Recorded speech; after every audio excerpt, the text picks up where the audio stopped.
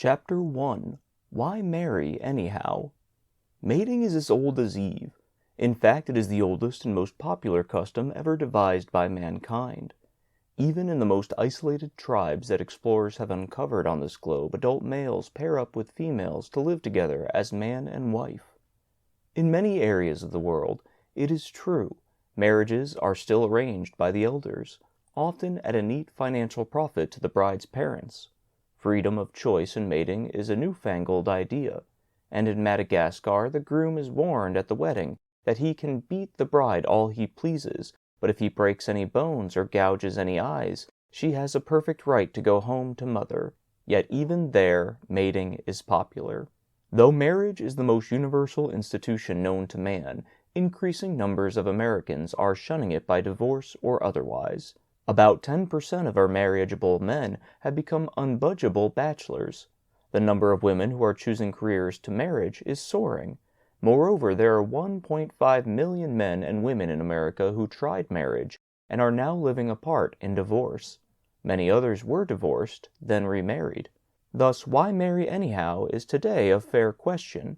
So let's face right at the start the main reasons why people do not marry or stay married. Many people do not marry because they don't relish the idea of giving up their freedom, their independence. Some men do not like the idea of being saddled with family responsibilities and being tied down to one woman. Likewise, some women have become so accustomed to living alone and are so reluctant to give up careers that they hesitate to give up their independence until it is too late. Many other girls and men do not marry because they are too particular. Often they have a fantasy ideal of the mate they want, and can't find such an interested party in real life. Girls, for example, often sigh that they want a man tall, dark, and handsome, and graying at the temples. Without realizing it, at least a quarter of all girls yearn for a man who looks like their own father, and a quarter of men pick someone who looks vaguely like their own mother. There are still other people who don't marry because they lack a decent opportunity. Girls who choose nursing as a career, for example, cut their marriage prospects at least 50%. It is much the same for librarians and social workers. In fact, a girl can reduce her chances of marriage merely by going to a girls' college. Then there is a large group who do not marry because they have been disappointed in love. Perhaps an early love affair ended in disappointment or grief. It produced a physiological scar that prevented the person from achieving happiness through marriage with anyone else. The death of Anne Rutledge shook Abraham Lincoln so profoundly that though he finally married years later, for appearance's sake, he was a miserable husband. A boy who imagines himself passionately in love, and then is jilted by a girl who doesn't even let him down gently, may lose faith and crawl into a psychological shell in his relations with other women. One college girl became enamored, during her sophomore year, of a prominent man about campus. She came from a fine Philadelphia family and was an attractive, sincere girl, but she was very naive. This man began rushing her. He took her to parties at his fraternity, took her for several moonlight rides in his roadster, and told her she was the girl he had always dreamed of. Within 3 weeks she had lost her virginity. In a few more weeks he had lost interest and was off to make new conquests, and she came to the sickening realization that he had merely been exploiting her love for physical pleasure. Disillusioned, she had to change colleges to keep from facing her friends. She did not tell this story to the counselors at the Penn State Marriage Counseling Service, Compatibility Clinic, until 2 years later. During those 2 years she had been so crushed and full of bitterness that she had not let another man touch or even kiss her. Occasionally men and women do not marry because they have family responsibilities. Perhaps a widowed mother or younger orphan brothers and sisters, which make them feel they can't afford or have no right to take on a mate. Still others have physical handicaps. There are some handicaps, of course, that are severe enough to be a real handicap, like the loss of both arms, but more often the handicaps are not serious in themselves. They are serious because the possessor magnifies them in his mind and begins feeling inadequate and inferior. The same applies to a person who thinks he is ugly. Irregular facial features in themselves are never a serious handicap if their possessor has self-confidence and a pleasant personality. The main reason why people do not marry, however, is that they have an unhealthy attitude which makes it virtually impossible for them to adjust themselves happily to thoughts of marriage. They are full of fears about the obligations that marriage may bring.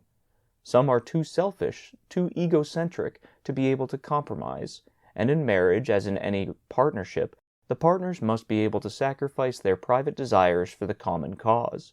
Marriage is no place for prima donnas. Other poorly adjusted persons are incapable of accepting the many responsibilities that go with marriage. Perhaps their mother or father tied them down so closely as a child that they never had a chance to develop their own feeling of self-sufficiency and independence. There are parents who cannot turn their children loose. They object to dating until the youngsters have become so old that learning to get along with the other sex is difficult. Such children have a fixation for the parents and cannot see another person entering the picture as a possible substitute or replacement. This is called the Oedipus complex, and it is no bogey dreamed up by psychologists. A boy may not marry because he is still jealously in love with his own mother. A girl may not marry because she is in love with her father. This kind of fixation is made more acute when the parent is selfish or lonely and builds a network around the child which makes escape impossible. There are some people who are suspicious or jealous by nature. Their emotional instability usually frightens away prospective mates.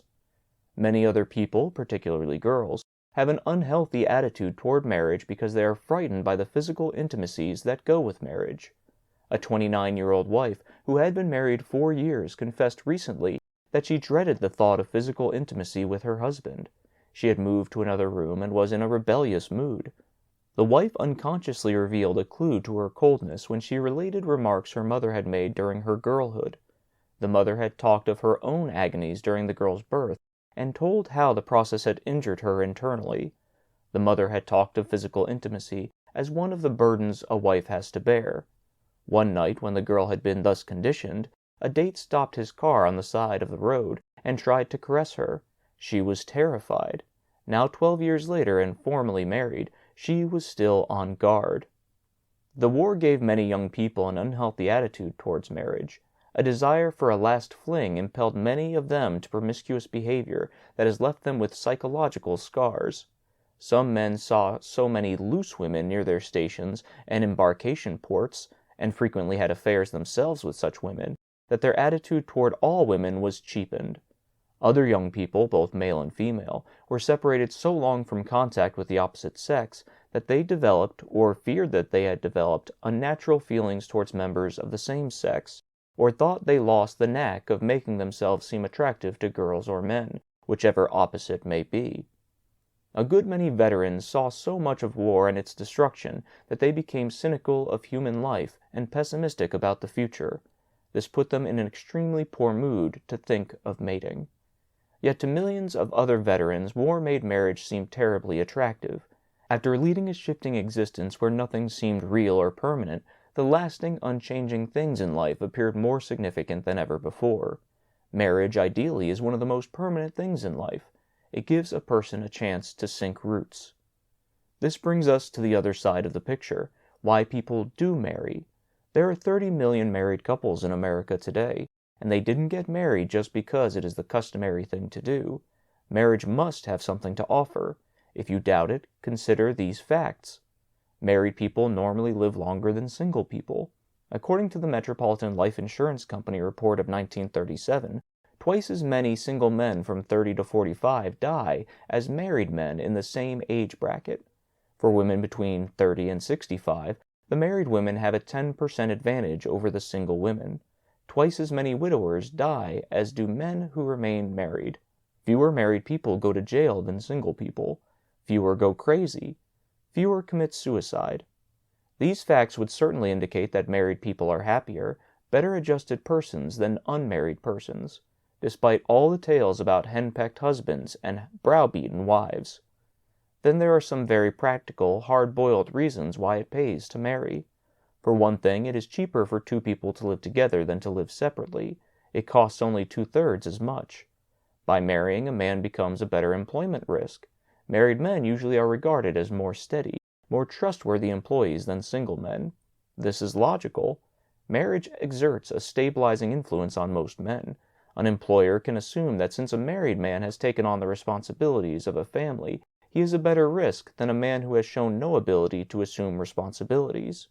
Another point is that the married man is less apt to leave a good job than a single man. Furthermore, a married person is regarded more favorably socially than a bachelor or spinster. This is not just a ganging up of spouses against anyone not similarly coupled, though that may be a factor. It's a fact that there is a greater feeling of belongingness to the community for the married person than for the bachelor or spinster. A married man is better able to entertain acquaintances in his own home, and right or wrong, most people feel there is something a bit unnatural about an adult remaining unmarried. Psychiatrists agree that except in exceptional cases, women who live alone will become neurotic and frustrated. Living alone is an abnormal state for a woman. She overcomes this hazard only by accepting her fate realistically and setting out intelligently to find enrichment and satisfaction in life. Married people are less lonely than single people because they have someone with whom to share life's dull as well as exciting moments and to share their problems and hopes and ambitions. Also, married couples who raise families frequently have an insurance against old age, the knowledge that in their growing children there will be someone to take care of them if necessary. Life is also more comfortable if you are married than if single, at least for a man. It provides him with home cooking in his own home and someone to keep his socks in order. A basic argument for marriage is that it offers a logical division of labor. Imagine how much more complicated and inconvenient life would be if men had to do their own cooking and sewing, and women, all women, had to compete with men for a livelihood. Finally, marriage offers a legalized way to achieve sexual satisfaction. Men and women can receive relief from their bodily tensions without the terrible feelings of guilt, anxiety, and remorse that often accompanies unmarried love. That's something. Modern psychology recognizes that sexual satisfaction is more than a physiological process of reproducing one's kind. It is a psychologically satisfying activity and releases many nervous tensions as well as tensions brought about by hormonal or glandular needs. Those, then, are the obvious practical reasons why marriage is so universally popular. But beyond those are some important but less understood cravings which marriage satisfies. Beyond the desire for sex satisfaction, for example, is the yearning of both men and women to share the love and affection of somebody of the opposite sex, someone who takes a genuine interest in them. This is sometimes called a need for sexually colored companionship. This is why married people don't feel the need to run around to shows and parties the way single people do. They have their own companionship within the family. Mark Twain, in his amusing Extracts from Adam's Diary, showed the bond created by such companionship when he quoted Adam as reminiscing. At first I thought Eve talked too much. After all these years I see that I was mistaken about Eve in the beginning. It is better to live outside the garden with her than inside it without her. Wherever she is, there is Eden. A desire for mastery on the part of most men and a desire to be led on the part of most women is another psychological motive that is satisfied by marriage. It is the thrill of mastery that causes a youth to careen dangerously down the highway at 80 miles an hour or to ride a horse at breakneck gallop. There is a desire for pride that is satisfied by saying, "my husband," or "my wife," or "my oldest kid." There is a desire for security, a need both real and psychological that afflicts all of us. We all like to know that there is someone who will look after us when we are sick, someone to comfort us when we are grieved, someone to help us when we are weary. Women particularly feel this need for security. In fact, some observers who work a great deal in testing the reactions of women to the problems of life say that in women this yearning for security overshadows everything else. Women feel the need for security so much more keenly because, if nothing else, they are the weaker sex. They are more dependent on men for their livelihood. On returning, veterans feel an intense need for another kind of security which marriage can give. After years of uncertainty, shifting, and tearing down of life and property, they desperately want to get a hold of something permanent, and to many of them, marriage looks like the very best way to do it. For much the same reasons, veterans want to raise families. After so much destruction, they want to build. They want to create life, life bearing their own likeness, life that will continue after they are gone. Watching and guiding one's own children while they grow up is one of the greatest pleasures of marriage. A couple who deliberately abstains from having children is a selfish couple. Surveys show they mostly do it out of selfishness, the desire of the wife for a career or a dislike for children. These reasons are those we would expect from maladjusted people. Certainly, by voluntarily remaining childless, they miss one of the greatest chances to achieve a happy marriage. By achieving a happy marriage and having children, many people make up for the frustrations and disappointments they have received from life, their dissatisfactions with their jobs, and their own childhood. Children bring them compensation from their own failures. Finally, marriage enables two people to work together in setting up common goals and, by dreaming, planning, struggling, to achieve those goals. Perhaps the goal is to build a home or take a vacation trip to South America together, or to put a son through college. The specific goals are not important. The enrichment comes from the two people's merging their hopes and efforts toward one mutually desired goal. Getting married is one of the biggest steps a person takes in life. In fact, for most people, life boils down to coping with three big problems: learning to get along with people, choosing a career and succeeding in it, picking a mate, and living happily thereafter. The three are interdependent. Marriage counselors have noticed the significant fact that the individual who makes friends readily, who likes his work, and is successful in it, is also the person who tends to choose an excellent mate for himself and work out with that mate a happy marriage.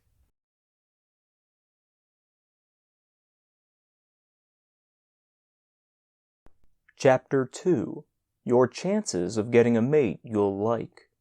First, you might ask, what are your chances of getting a mate of any kind? If you are a man and are interested, you can almost 100% be certain you will marry. More than 10% of the eligible men today won't marry, but that will largely be due to the fact that they prefer to remain bachelors. If you are a girl, the chances that you will marry are not quite as good. At the start of the war, about 13% of the girls were failing to marry. The prospect now is that for several years after the war, about 14 or 15% will fail. It will be a good market for men.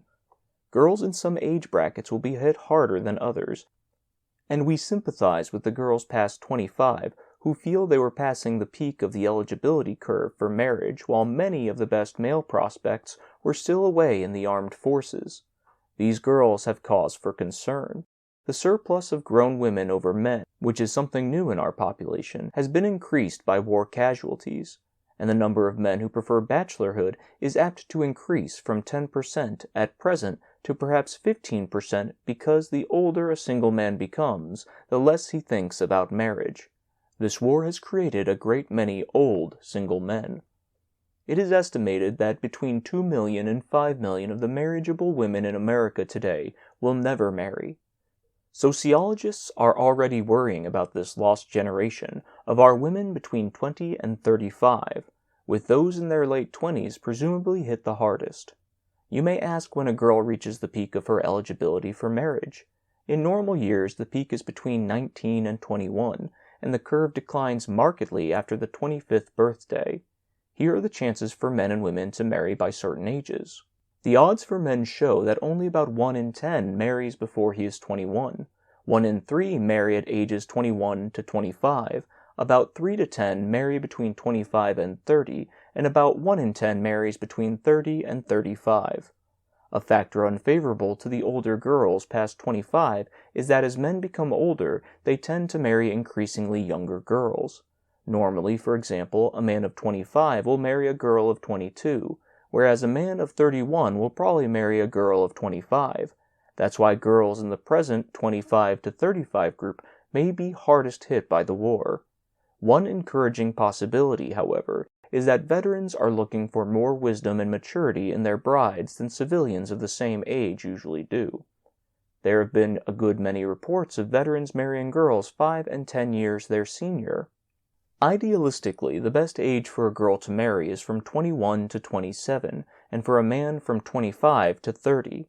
Of all women who do marry, about 56% are married by their 25th birthday, about 84% by their 30th birthday, and about 95% by their 35th birthday.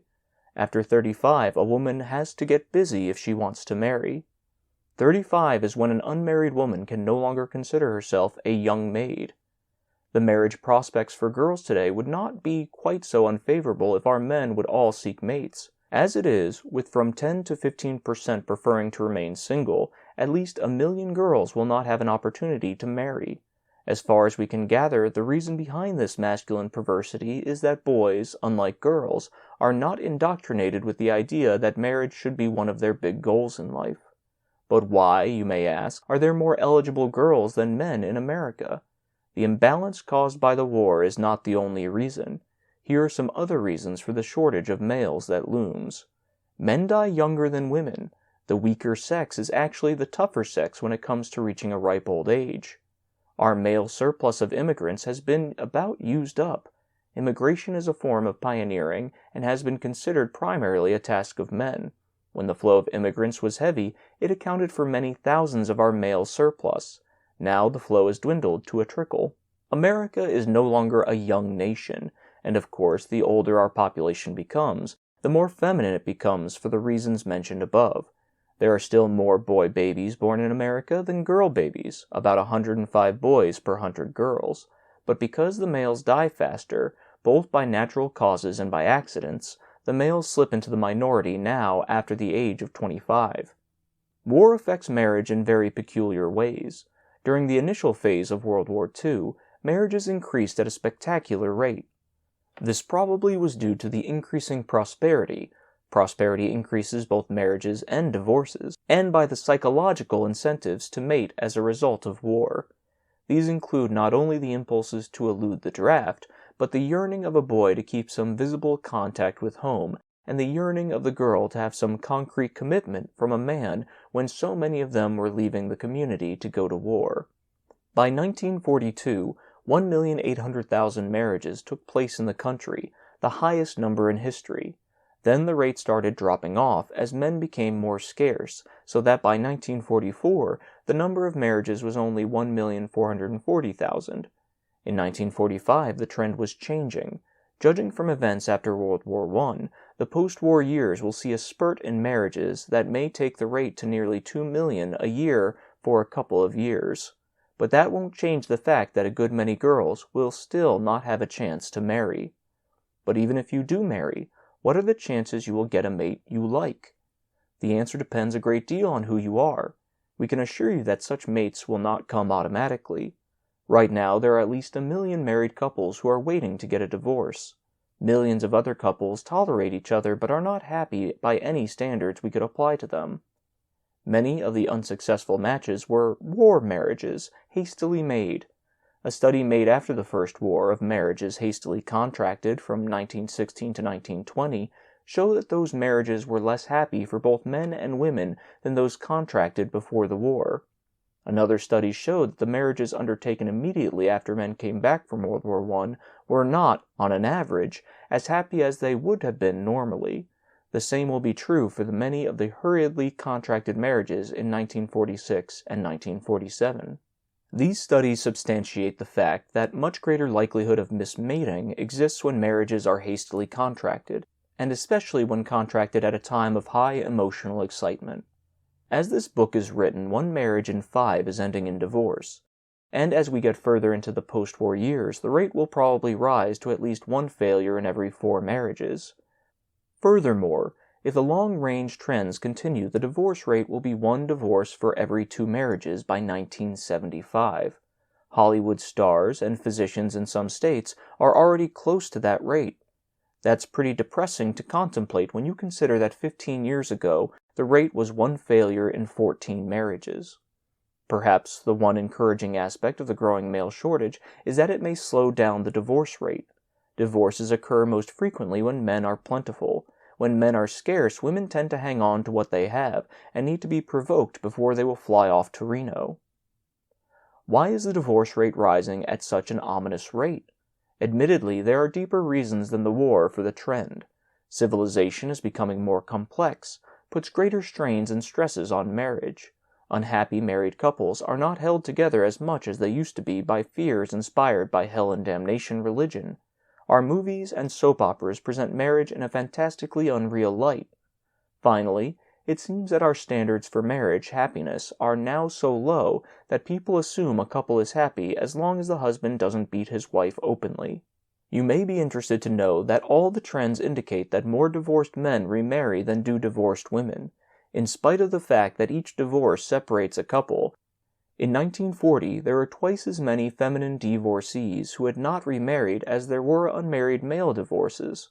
The records also disclose the interesting fact that only about 10% of the women getting divorces ask alimony, and that only 6% get it. Your chances of getting a mate you will like are even affected by your sex. If you are a girl, your chances are not as good as if you were a man. This is largely due to the fact that a girl cannot gracefully take the initiative in stalking a mate who looks attractive to her. Women enjoy being pursued, but men still don't. They don't want anything that seems too easy to win. If the woman takes the initiative, at least if she takes it conspicuously, the world will think her aggressive and unladylike. She will be thought common, for instance, if she goes to the phone and asks a boy for a date, or if she proposes marriage. Despite the progress of feminine emancipation during this century, and especially during World War II, this is still a man's world, and probably feminism will be on the defensive after the war, when the veterans return, and many of the women will be expected to retire gracefully to the kitchens. At any rate, our present moral standards apparently make it much more difficult for a girl to win some possible mate who interests her than it is for a man. Few of our younger people realize it, but there are also a host of other factors that often limit the number of acceptable mates they are able to choose from. Marriage counselors use the phrase assortative mating to describe the way two people of the opposite sex pair up on the basis of being pretty much like each other and living in much the same neighborhood. The term was first used to describe the way animals mate on the basis of similar size and color. Today's men and girls often set up criteria in selecting a mate that narrows their possible choices more than they realize. A man often has some pretty specific ideas on the kind of girl he wants to marry, and the girl has similar ideas about her husband-to-be. The chances of a person getting a mate he will like becomes less and less as he raises his qualifications. In the early days of American life, when civilization was much simpler than it is today, and when people differed less in their social and economic status, a girl or man usually could find among 5 acquaintances someone suitable for marriage. The situation is decidedly different today. One authority in this field estimates that a girl, for example, needs to know 20 or 25 young men in order to find that she may have sufficient range to find someone eligible for her needs. Let's look at the little considered factors that limit your choice. How educated must your mate be? All the studies that have been made of marriage show that as one's educational level rises, an individual tends more and more to make a rational and less emotional choice of a mate. The educated man has a greater range of choice than the educated woman, because he is much more willing to marry under his educational level, whereas a woman, again for reasons of prestige, is usually reluctant to do so. If she goes to college, she feels she has no choice but to restrict her selection to college men, by so confining herself and by leading a more cloistered life than her cousin who never went past high school. A college girl definitely reduces her chances of marrying. Whereas in the past nearly 90% of our women have married, it is estimated that only about 75% of college women have married. How much money must you have? If you have money yourself or have it in your family, you are more apt to make a hard-headed choice for a mate than one who has little money. He will marry more spontaneously. If you think back, you may remember that during the Depression of 1929 to 33, people of high economic status postponed marrying until more stable times, whereas the people with small incomes went right on marrying, if they could possibly manage it. Generally, people tend to marry pretty much into their own economic class. The girl who was raised in the poor section of town and is now working as a sales clerk in a 5 and 10 store may yearn to marry a sophisticated man from a wealthy family, but that is not the kind of mate she needs. It is doubtful she could be happy with him because their differences are too great. There are exceptions, of course. Occasionally we read about and cheer a news report of a modern Cinderella, but we usually frown when we read of the opposite, of a rich girl marrying a poor man. That somehow seems abnormal to us. The girl may lose caste. A man of moderate means who himself married a debutante expressed his views on such arrangements, however, when he said to us, "Never marry for money, but it's just as easy to fall in love with a rich girl." How about the mate's national background and religion? Are you an American of Italian extraction who would not consider marrying a girl of Swedish background? Are you a Catholic who would not think of marrying anyone but another Catholic? You may have good reasons for your exclusiveness, but the fact remains that your field has been narrowed. How is your job affecting your prospects? People tend to marry mates who live conveniently near and have similar interests. About a fifth of all married couples meet each other at work. A school teacher, for example, is much more likely to know school teachers of the opposite sex than to know physicians of the opposite sex. Yet many occupations are such that far more of one sex enter them than is true of the other. For example, there are normally nearly 5 women teachers to 1 man teacher, 7 or 8 feminine librarians to 1 male librarian, some 25 or 30 women in nursing to each man in somewhat similar work. Is it any wonder that the rate of marriage among school teachers, librarians, and among nurses is much lower than average? Girls who choose nursing for a career cut their marriage prospects by at least 50%. Finally, how is geography affecting your prospect for mates? Though the conditions of World War II broadened the matrimonial horizon of many men and girls as they moved about the country, the fact remains that location is an important factor in confining the choice of millions of people. In a study of several thousand marriages in Philadelphia, it was discovered that 4 out of 5 young people there selected their mates from within their own city. In 1 out of 3 of their marriages, the couple had lived within 5 blocks of each other before marriage. Looking at the country as a whole, some towns and sections offer better marriage prospects than others. This is a little-known fact. For example, the cities of New England offer the poorest possibilities for young women to marry out of any section of the country. This is mainly because the textile industries in that area attract so many more women than men. Of the 30 United States cities offering the poorest opportunities for marriage for women, 22 are in New England. And of the 30 offering the best opportunities for women, about half are in Michigan, Ohio, and northern Indiana, where the automotive industries, which attract far more men than women, are located. It is interesting to note that during World War II, the marriage rate increased very rapidly in areas with new war industries requiring a great number of men: shipbuilding, aircraft, metalworking. In Baltimore, the marriage rate went up nearly 40%. In Hartford, important in aviation, it went up 25%. Areas that considerably favor girls by providing a surplus of eligible men are the far west and the southwest, particularly Texas.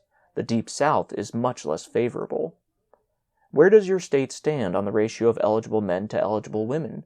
The typical American male marries at about 25.5, and the typical female at 22.5, or about 3 years earlier. Thus perhaps the fairest comparison would be to take the single men between 23 and 28, and the single women between 20 and 25. The following table shows how each state rates in such a comparison. It is based on the 1940 census. Nevada leads the list as the paradise for girls, since there are 177 men there for each 100 girls. At the other end of the scale, Rhode Island is overpopulated with females due to its many textile mills, and so is an unpromising place for girls to find a mate, but a fine place for men. There are 100 girls for every 83 men. Notice that all of the first 9 states offering the best possibilities for girls are in the West, and that the 5 most favorable states for men are in the East. Perhaps the old slogan, "Go West, young man, go West," might be revised to read, "Go East, young man, go West, young woman." There is another age range that needs consideration. That is, the groups who have not married by the time most people marry. These groups are the men between 30 and 35, and girls between 25 and 30. Both these groups need to get busy because they face a very definite possibility of becoming crusty old bachelors or disgruntled spinsters. Since men past 30 tend to marry women who are more than 3 years younger than themselves, it might be valid to compare the number of girls 25 to 30 to the men 30 to 35. Here again, the West is the great land of opportunity for girls, while the Carolinas and the New England textile states are still less inviting to girls. One interesting thing is that in the southern states of Kentucky, Virginia, and Louisiana, a girl's ratio is pretty favorable up until 25 years, but after that they become definitely not good places to find a husband. If we take all single men as a whole and compare them to single women, without regard to age, here is how the states seem to shape up. The 10 best for women and poorest for men: Wyoming, Montana, Idaho, Washington, Arizona, California, North Dakota, Oregon, South Dakota, Nevada. The 10 poorest for women and best for men: Massachusetts, Rhode Island, Connecticut, New Hampshire, New Jersey, New York, Pennsylvania, Ohio, North Carolina, Missouri. Of the 10 best states for women, all are west of the Mississippi, and of the best states for men, all but one is east of the Mississippi. While the states themselves are pretty good guides as to where to go to pick up a mate, the location within a particular state may be of even greater importance. For example, in Virginia, Norfolk rates as a fine place for a girl to find a husband, but Richmond rates way down on the scale. Here is a comparison of the number of white single girls in the 25 to 30 age group and of the white single men aged 30 to 35 in our 106 cities having a population of 50,000 or more. In such a comparison, incidentally, virtually all of our cities show a surplus of older girls over older men, when those two age groups are compared. Here, however, we are interested only in the relative desirability of cities. Girls on farms and in small towns may fret to get to the big cities, but their chances of marrying will be better in their rural communities, where there are 104 men for every 100 women, than in cities where the ratio is 96 men per 100 girls. Women's colleges and all-male colleges may have their advantages educationally, but they can deprive you of the chance for normal contacts with the opposite sex, and thus reduce your chances of marrying. To get a fairly accurate idea of just what your marriage expectancy is, considering all factors, you should take the test reproduced with this chapter on what is your marriage expectancy. If your marriage expectancy rating is low, do not become pessimistic. That's the worst thing that could happen. Rather, decide what you want in a mate. Find where such a mate exists. Establish friendships that will lead to introductions. Make yourself attractive to possible mates by studying their wants and needs and appearing to fill them. This is a formula that will get almost anyone a mate if he or she really wants one. Chapter 3. Are you ready for married life? The answer to this question is deceptively simple. You are ready if you are old enough. But how old are you? There are several yardsticks beside the calendar for measuring your age. Educators enjoy telling the story of the wise young orphan. When a sweet old lady leaned over and asked him his age, the young man removed his glasses, polished them thoughtfully for a minute, and then replied, "My physiologic age, madam, is 12 years. My moral age is 10 years. My social age is 8 years. My anatomical and physiological ages are, respectively, 6 and 7, but I have not been informed of my chronological age. That, I understand, is a matter of comparative insignificance. When we ask you if you are old enough to marry, we mean mature enough, and maturity, as it bears on your readiness for marriage, can be measured in at least 5 ways: physiological, mental, vocational, sexual, and emotional maturity. By these standards, some people are not old enough to marry when they are 35. How old are you physiologically? The adolescence of the early teens is characterized by rapid bodily growth in height, weight, and sexual development. By 18, however, you are nearly as tall as you will ever be. Sexual growth, while not complete, especially for a girl, has reached a point where reproduction is possible. General growth slows down considerably, and by 24 has just about stopped. For purposes of marriage, the average person is mature physiologically by the age of 20, but some require more time because of glandular disturbances. How old are you mentally? We do not mean what is your IQ, which is a measure of your capacity to learn, but rather the accumulation of your learning. In short, how wise are you? Normally, a person must live 21 or 22 years before he has seen enough of life through schooling and practical experience to take on the responsibilities that go with marriage. If you have led a sheltered or one-sided life, it will probably take longer.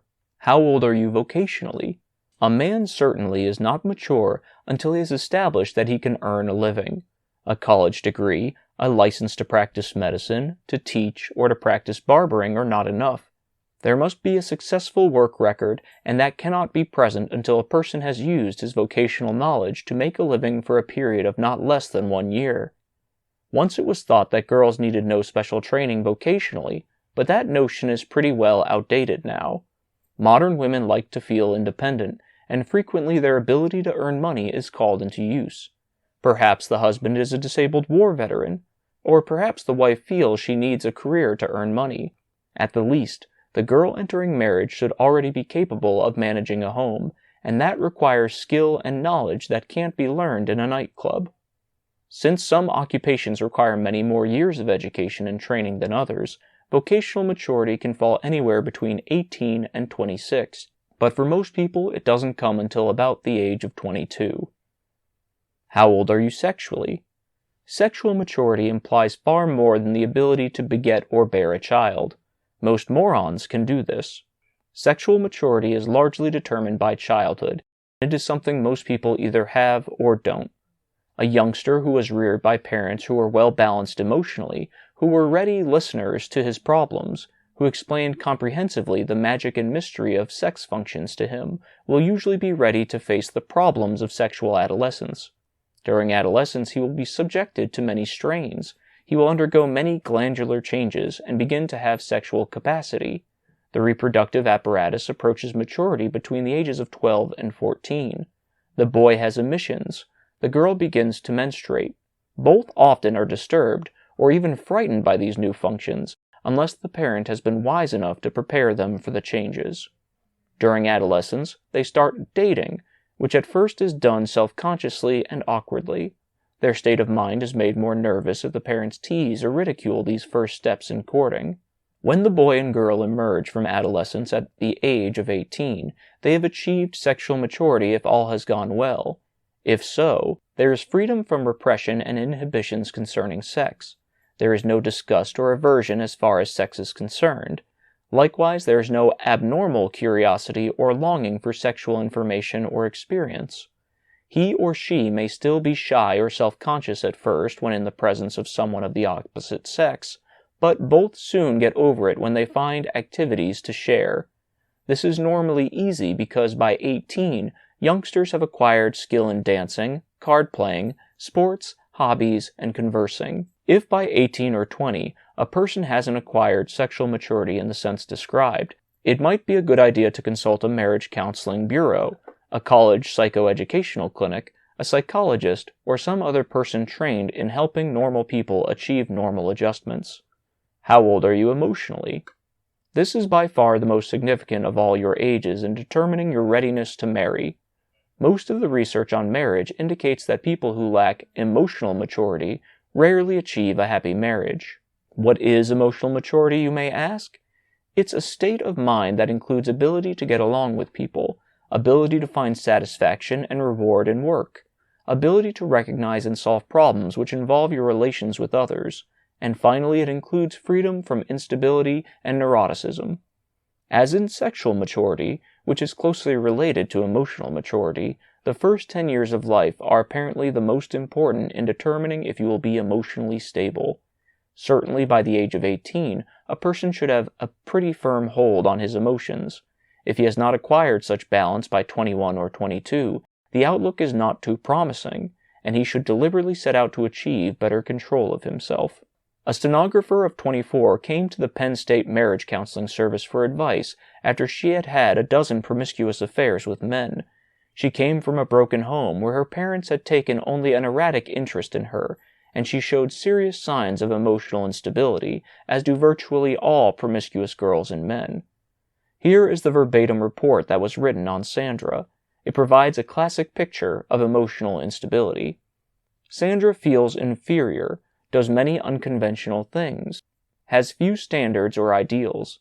Badly maladjusted, she flirts from one boy to another, seeking new thrills. Quite promiscuous and highly sexed, she has had sexual affairs with 12 or 13 men. Somewhat popular while in college, with attractive face and nice figure, she was dated by many boys, none of whom even went with her for more than 4 dates. Easily persuaded to any course of action, she could readily excuse any breach of behavior. Changeable and selfish, but anxious to be known as a campus queen, she openly sought dates and a sort of dubious and short-lived popularity. Because of her instability, total lack of standards, ideals, and morals, and her selfishness and shallowness, she is unlikely to marry unless she catches a rich sucker. She is in 6 danger zones on her audit profile. May the Lord help the poor man who is inveigled into marriage. No boy has ever proposed marriage to her, a fact that has hurt her vanity. To pin emotional maturity down more specifically, here side by side are 8 traits, one or more of which are frequently noted in persons who are considered emotionally immature, and 8 noted in mature persons. Immature is aggressive and domineering, is rebellious and bullheaded, is full of hates and prejudices, is often victim of illusions, has many phobias, inhibitions, is victim of imaginary pains, stuttering, hysteria, tremors, insomnia, is high-strung, is often indecisive and anxious. Mature, gets along with people, has satisfying home life, profits from his mistakes, is successful in work, respects authority and customs. He faces his problems, accepts responsibility for own acts. He is consistent and predictable. A person can be emotionally unstable and not show all of those symptoms, but he undoubtedly will show some of them. What can anyone do to improve his control over his emotions and thus achieve greater emotional maturity? Here are a few suggestions. Try to look at yourself objectively.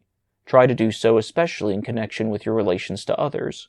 Are you reasonable rather than prejudiced? Can you recognize that a man may be a fine person even though he is a Republican or a Democrat? That he is a good person even though he may be a Protestant or a Catholic? Do you honestly try to make decisions on the basis of facts rather than the basis of feelings or imaginary facts that are more agreeable to you? Sit down every few weeks and try deliberately to look at yourself as others must see you. Would you like yourself if you were someone else? Learn to laugh at yourself.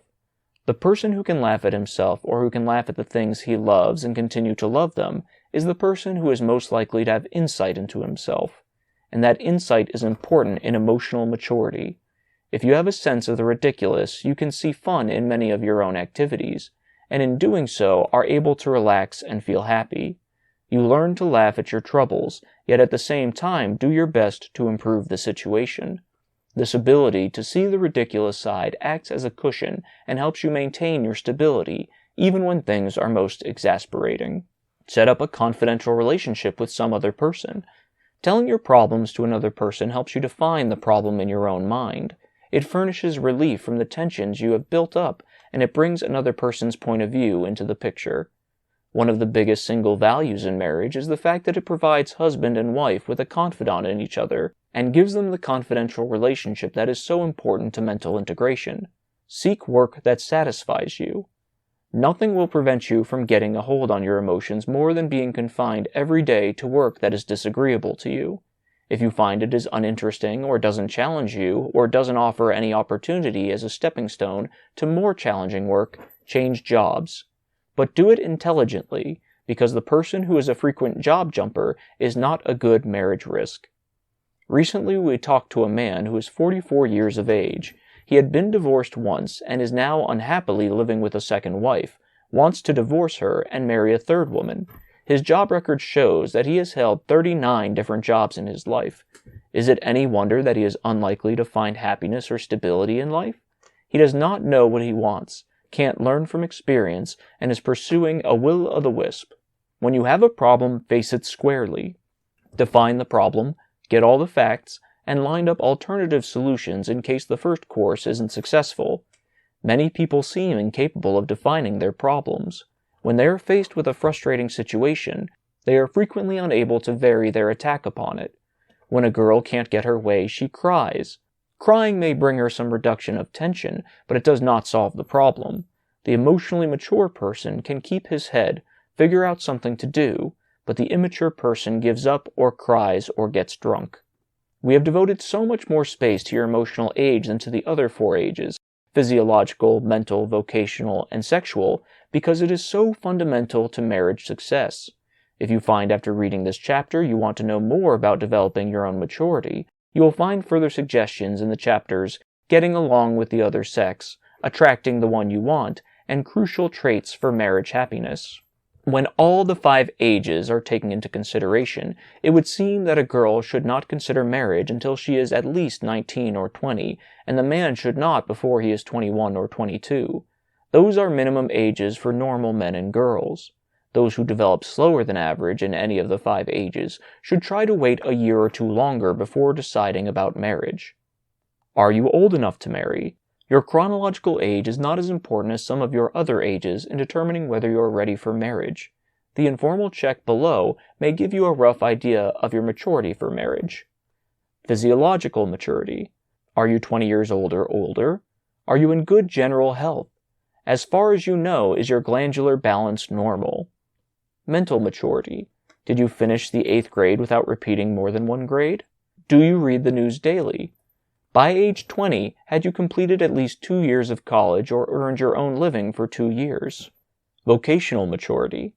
Are you prepared by education or experience to make a living in a specific occupation or in managing a home? Have you attained your 22nd birthday? Do you have a job doing work for which you have prepared? Sexual maturity. Have you been dating at least once a month since age 16? Are your attitudes towards sex free from disgust or aversion? Were your parents easy to talk to about sex? Emotional maturity. Do you get along well with people? Do you trust people and do they trust you? Do you usually do today what is supposed to be done today? Give yourself 1 point for each yes answer. You should have a total score of at least 12 and should have no less than 2 yes answers in each category if you are to be judged old enough to marry. Are you grown up emotionally? More than almost anything else, your rating on emotional maturity reveals your chances of achieving a happy marriage. Here is a more detailed test of your rating on this crucial trait. Answer yes only if you are sure. Can you accept criticism without having your feelings hurt? Are you normally free from jealousy? When you have differences with people, can you usually work out compromises that satisfy you and don't leave hard feelings? Do you behave yourself because it seems the natural thing to do, and not because you fear the consequences of misbehaving? Do you think most people are honest, decent, and worthwhile?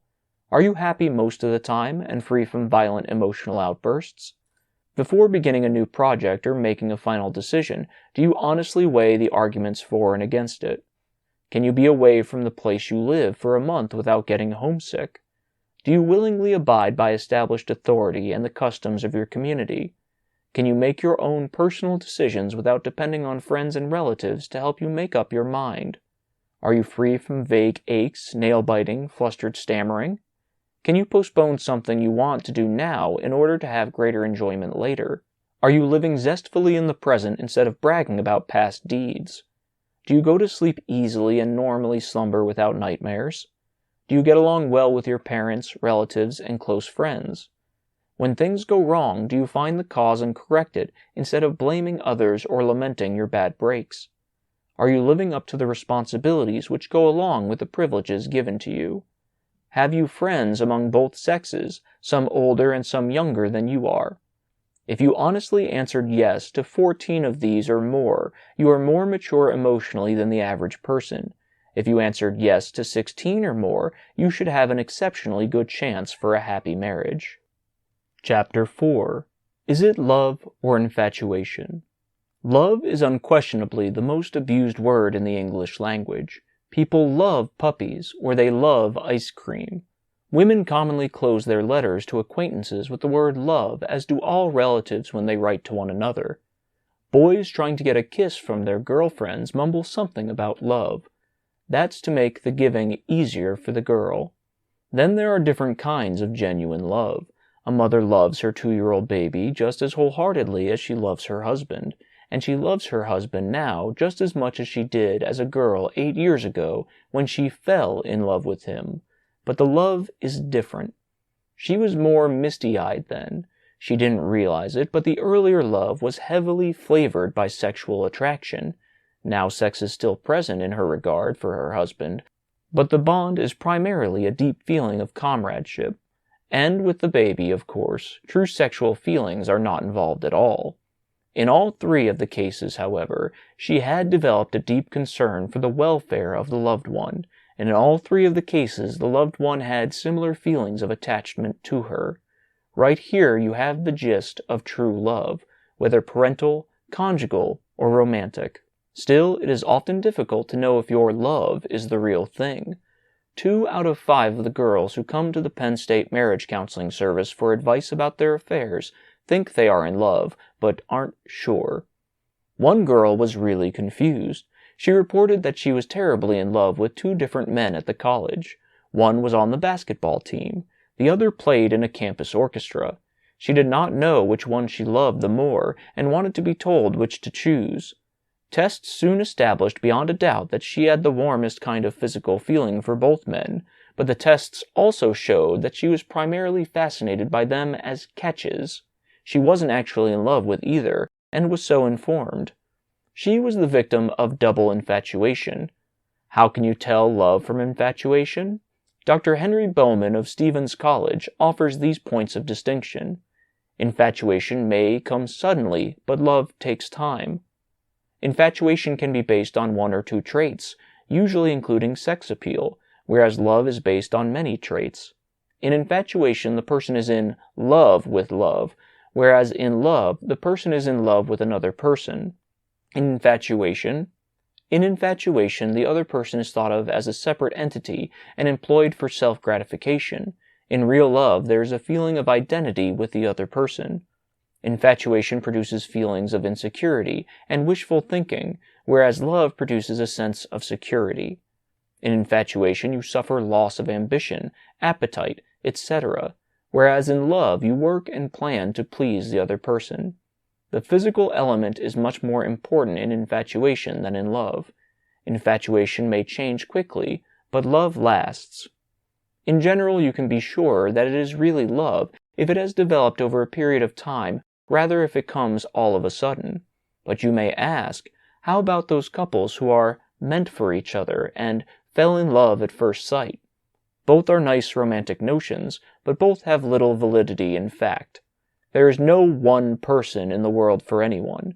We don't expect happily married couples or happily engaged couples to believe that, but all the evidence indicates it is true. There are hundreds, indeed thousands of people that you could fall in love with and be happily married to, and there are, of course, thousands and perhaps millions of people you would be miserable with as mates. The only sense in which there can be a one and only for you is that there may be only one good prospect within your range of possible acquaintanceship. It is the multitude of good possible mates that sometimes makes it difficult for a girl to choose between two men. It is the multitude of possibilities that produces triangular situations after marriages. And it is this multitude of available mates in America that makes it possible for a girl to find and love a man in her own community rather than to have to go from Maine to California to meet a one and only. As for instantaneous love, a girl has about as much chance of falling in love at first sight as she does of becoming Cinderella. At times, couples experience infatuation at first sight, which may or may not later mature into love, and ordinarily the infatuation is based about 80% on sexual attraction. Love at first sight also often occurs when you come across someone who happens to match your fantasy ideal for a mate. If you have always dreamed of a bride with large brown eyes and a turned-up nose and a shapely figure, and you are ripe for mating, you fall first for the girl matching that description. It is a mighty hazardous way to try to pick a mate.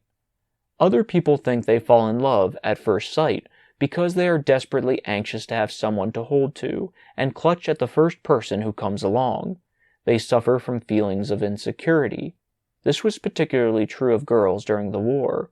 One girl who came to the Penn State Clinic was rapturous about her coming marriage to an Army lieutenant stationed temporarily at the college. Why did she love him? She was pretty vague about that and seemed to resent the question. What did they have in common in the way of interests and ideals? The only thing she could think of was that they both liked to bowl. It was soon developed that she was in love with the idea of getting married. She was 27 and nervous about her future. That she was sincerely convinced she was in love with the man was a tribute to her own powers of self-deception. She realized that she should, in all decency, be in love with the man she was going to marry, and convinced herself that she was. Frequently, two people fall so madly in love soon after meeting that they feel they must marry immediately.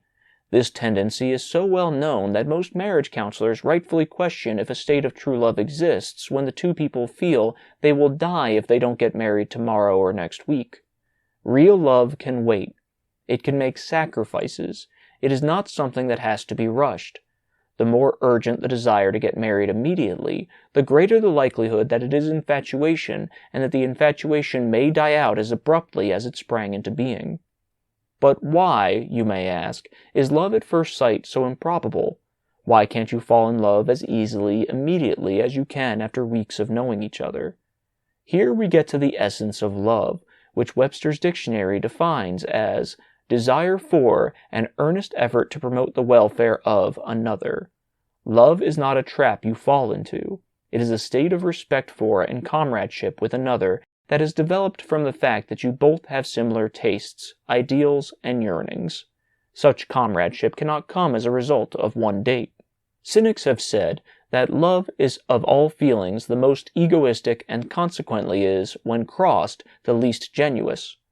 That assumes love is possessive and selfish.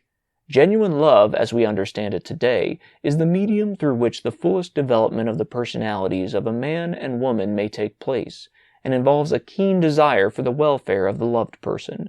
There is nothing egoistic about real love.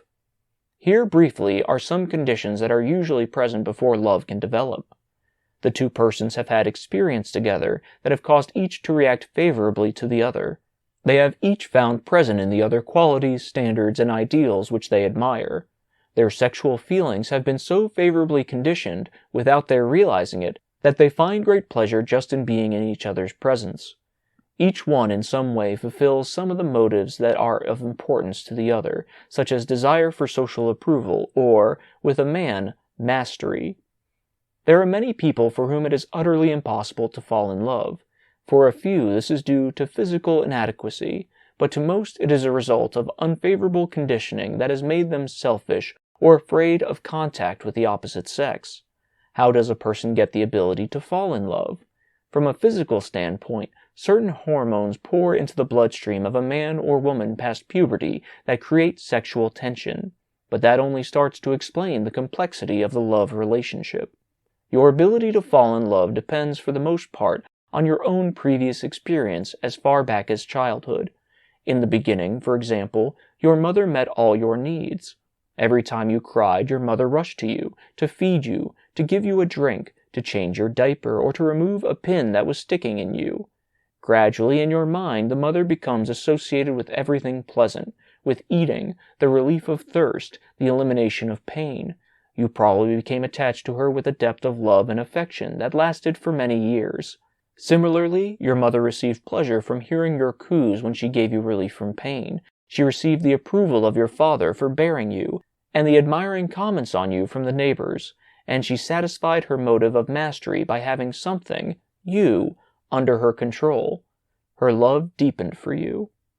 It has been observed in the South, where the nursemaids may often spend more time with the child than the mother does, that the child becomes more favorably conditioned to the nursemaid than to the mother.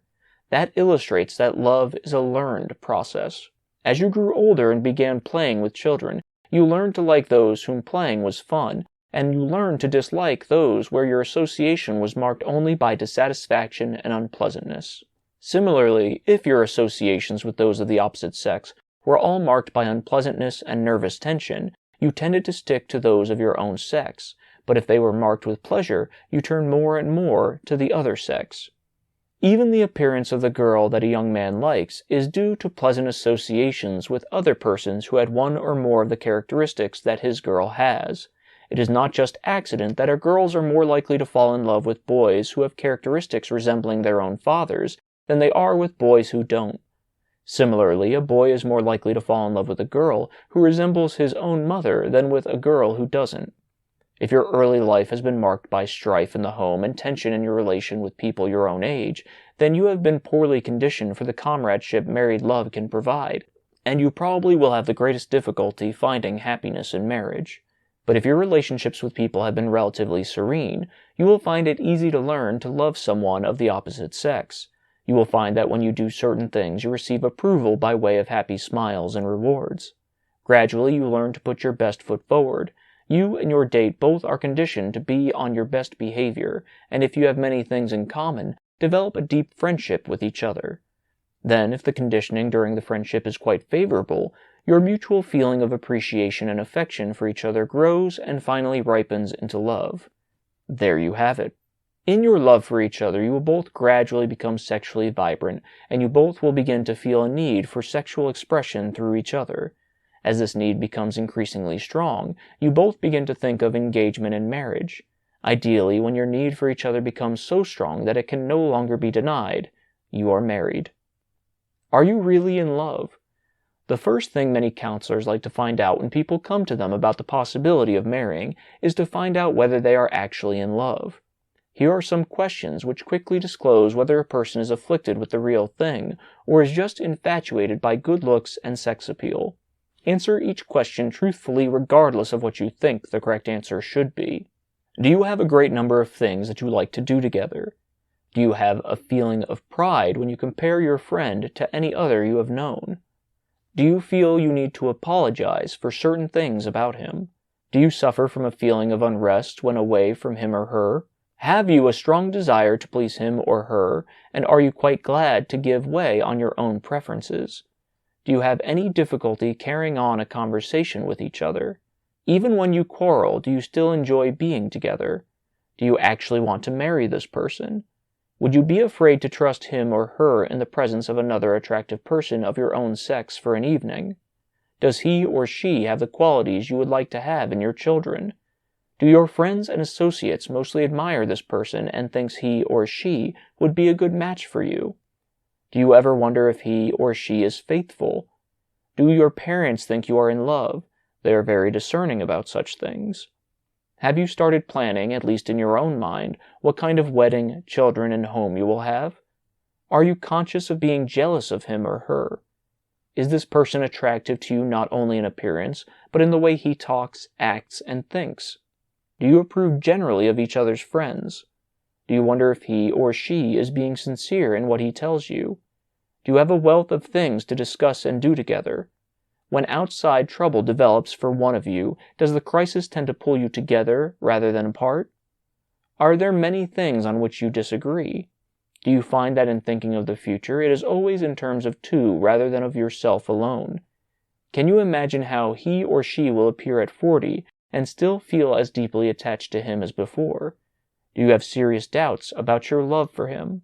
If you have a perfect score, you answered every third question, 3, 6, 9, 12, 15, 18, 21, 24, with no, and all of the others with yes. Do you have 20 or more correct answers? If so, we would judge you to be solidly in love. If you did not, you should be skeptical until you receive further proof. Chapter 5. Growing Up Sexually. Your ability to undertake marriage successfully has already been determined in large part before you even start. It has been determined by experiences you have had with sex generally and with the opposite sex particularly. Possibly you are already seriously handicapped by repressions and fears on the subject. To ignore or fear sex is no more sensible than to ignore any of the other emotions you possess. Sexual desire is a natural desire. Without it, your personality would become impoverished. Without it, there would be few marriages. Without it, there would be few children and few homes. Sex is nothing to be ashamed of or be whispered about. You can have love without sex and sex without love, but neither alone is very satisfying or enriching. For example, many men are capable of sexual activity with women for whom they would find no pleasure in social associations. Were it not for this fact, there would be no prostitution. Likewise, it is true that there are many wives who love their husbands and engage in sexual activity with them, but without feeling any sexual urge whatsoever, and without feeling any physical satisfaction. The ideal arrangement, however, is that in which the two people have genuine love and affection for each other, and at the same time have strong sex desire for each other, and find sexual satisfaction in each other. A very large proportion of the fears, repressions, and anxieties that people suffer from involve sex one way or another. Many of these repressions are revealed in such things as frigidity and impotence. The individual who is ashamed and afraid of sex will be repressed in married life unless the attitude is corrected, and will find it difficult to adjust to marriage. When such persons are married, the feelings of shame or guilt about sex may prevent sexual satisfaction.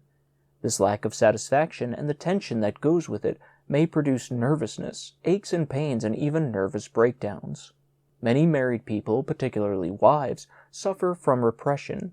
While sexual maladjustment is not the only cause of unhappiness in marriage, it does play a significant part.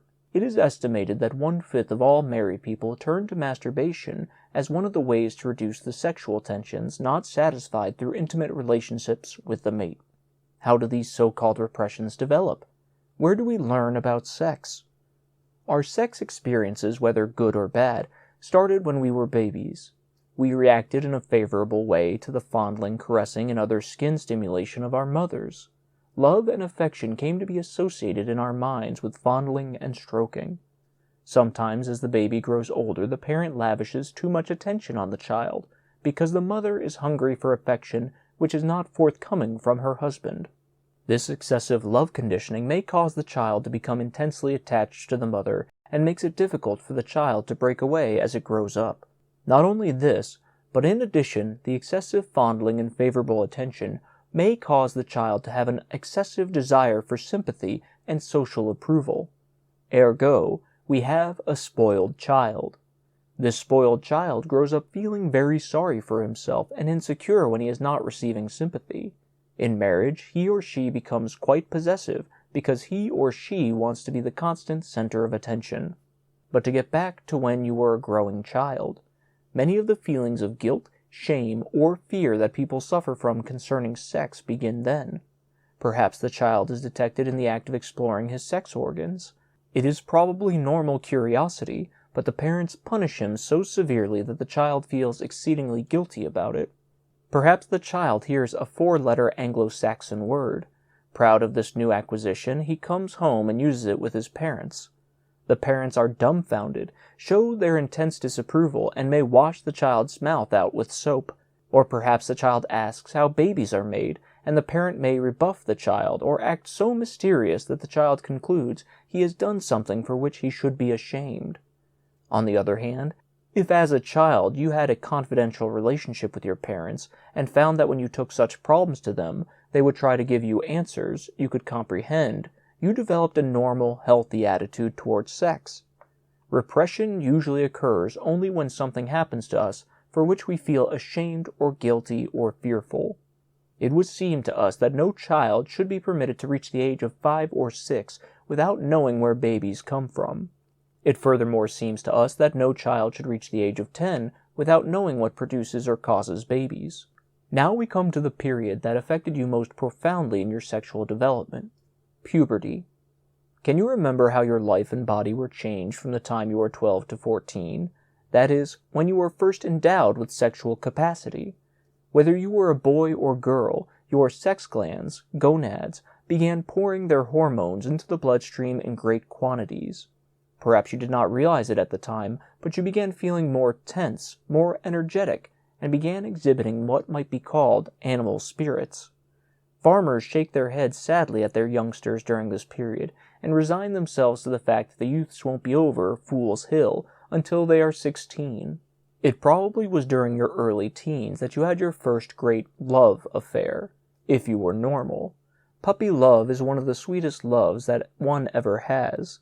It usually makes its appearance at about the time a girl begins to menstruate and the boy becomes capable of having sexual emissions. This first love of yours was romantic and idealistic.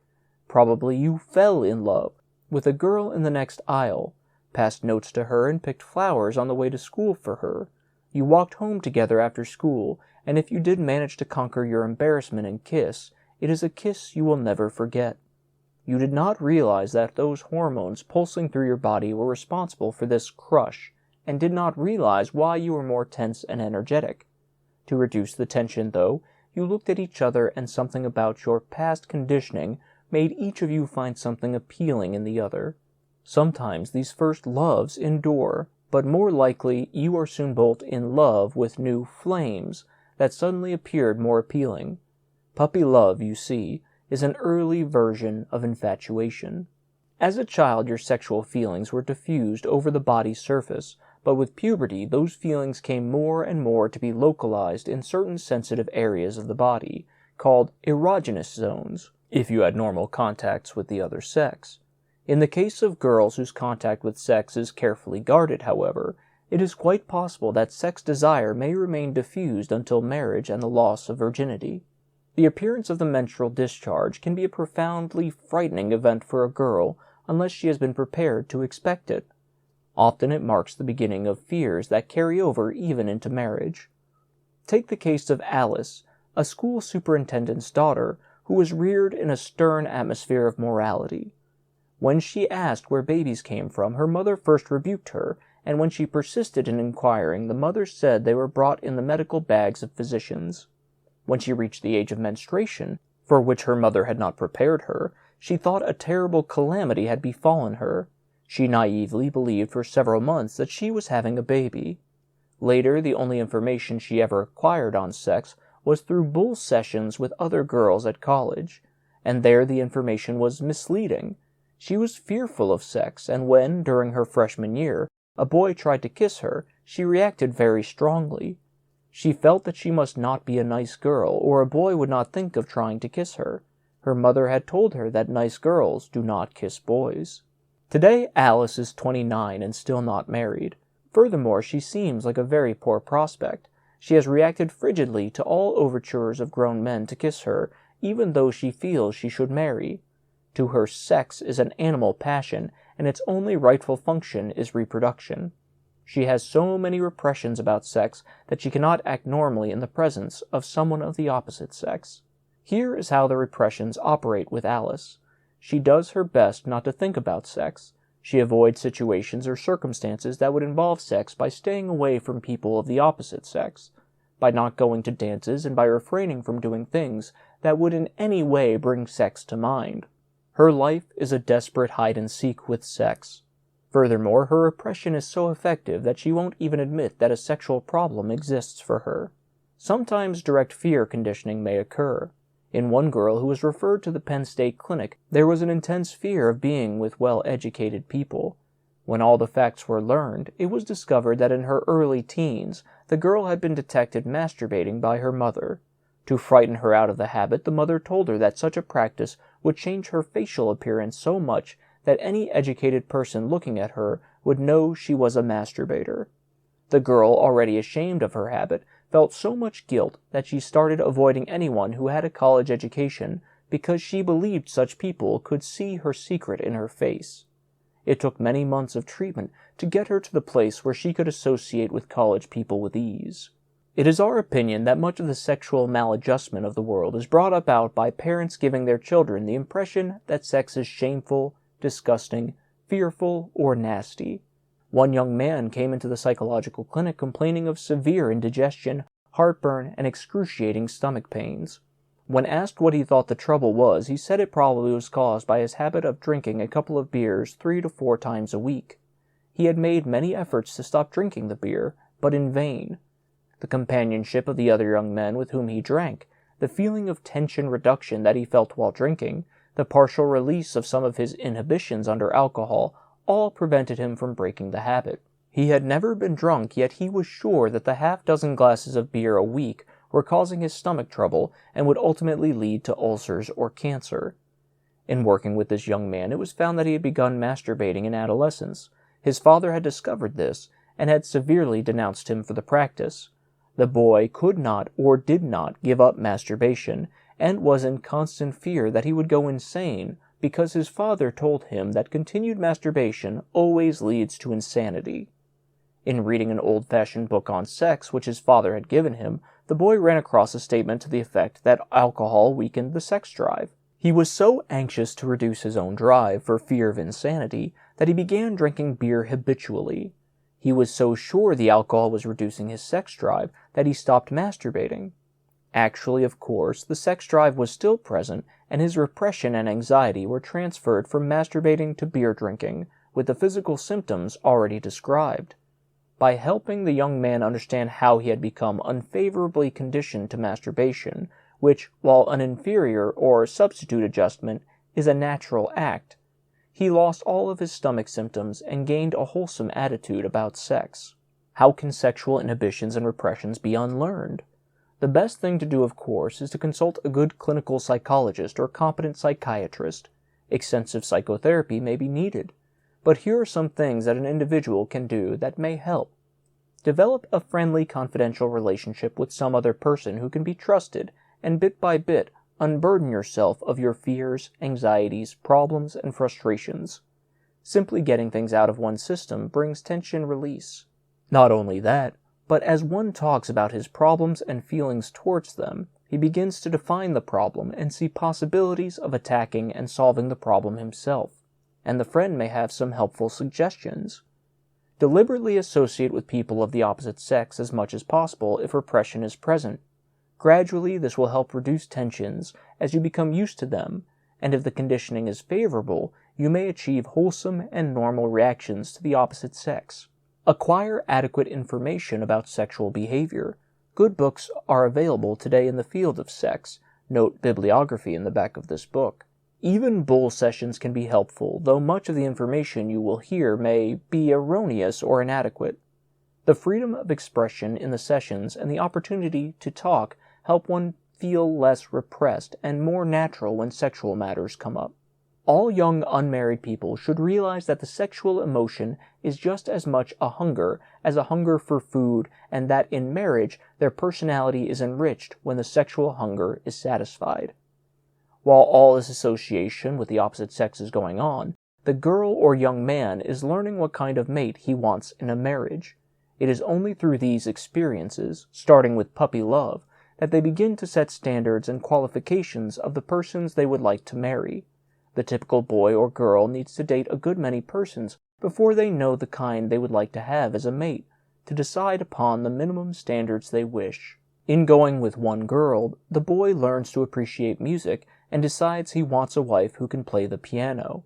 In going with another girl, he finds he wants a girl who is brunette, who is reasonably tall, who is relatively slim. In going with a third, he discovers he wants a person who has as much education as he does, and who is interested at least politely with mechanical things, which happen to be his passion. In going with still another girl, he discovers that it is important to him for her to have control of her temper, to be friendly to people, to be gracious in manner, to be kind and considerate. And so it goes. It is only through such experiences that a man gradually learns what he wants in a wife and what is important to him. In contrast, it is ignorance of what one wants that may prevent you from ever achieving a happy marriage. Not knowing what you want or need, you may marry the first person with whom you become infatuated. Today there are nearly 25,000 different occupations in the country.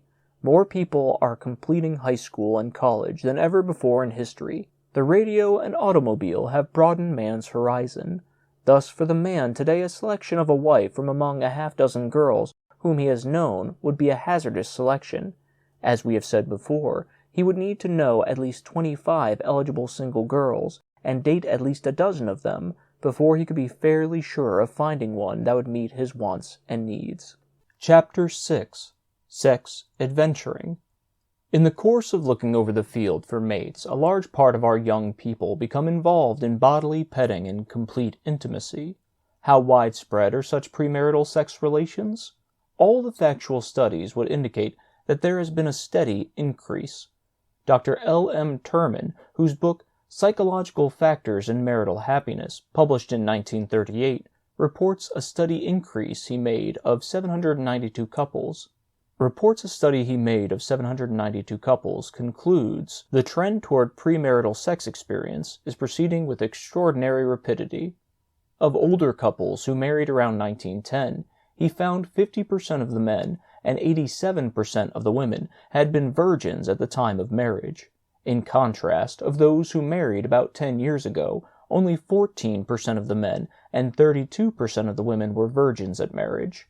Dr. Terman predicted, if the drop should continue at the average rate shown, virginity at marriage will be close to the vanishing point, for males marrying after 1955 and for girls marrying after 1960.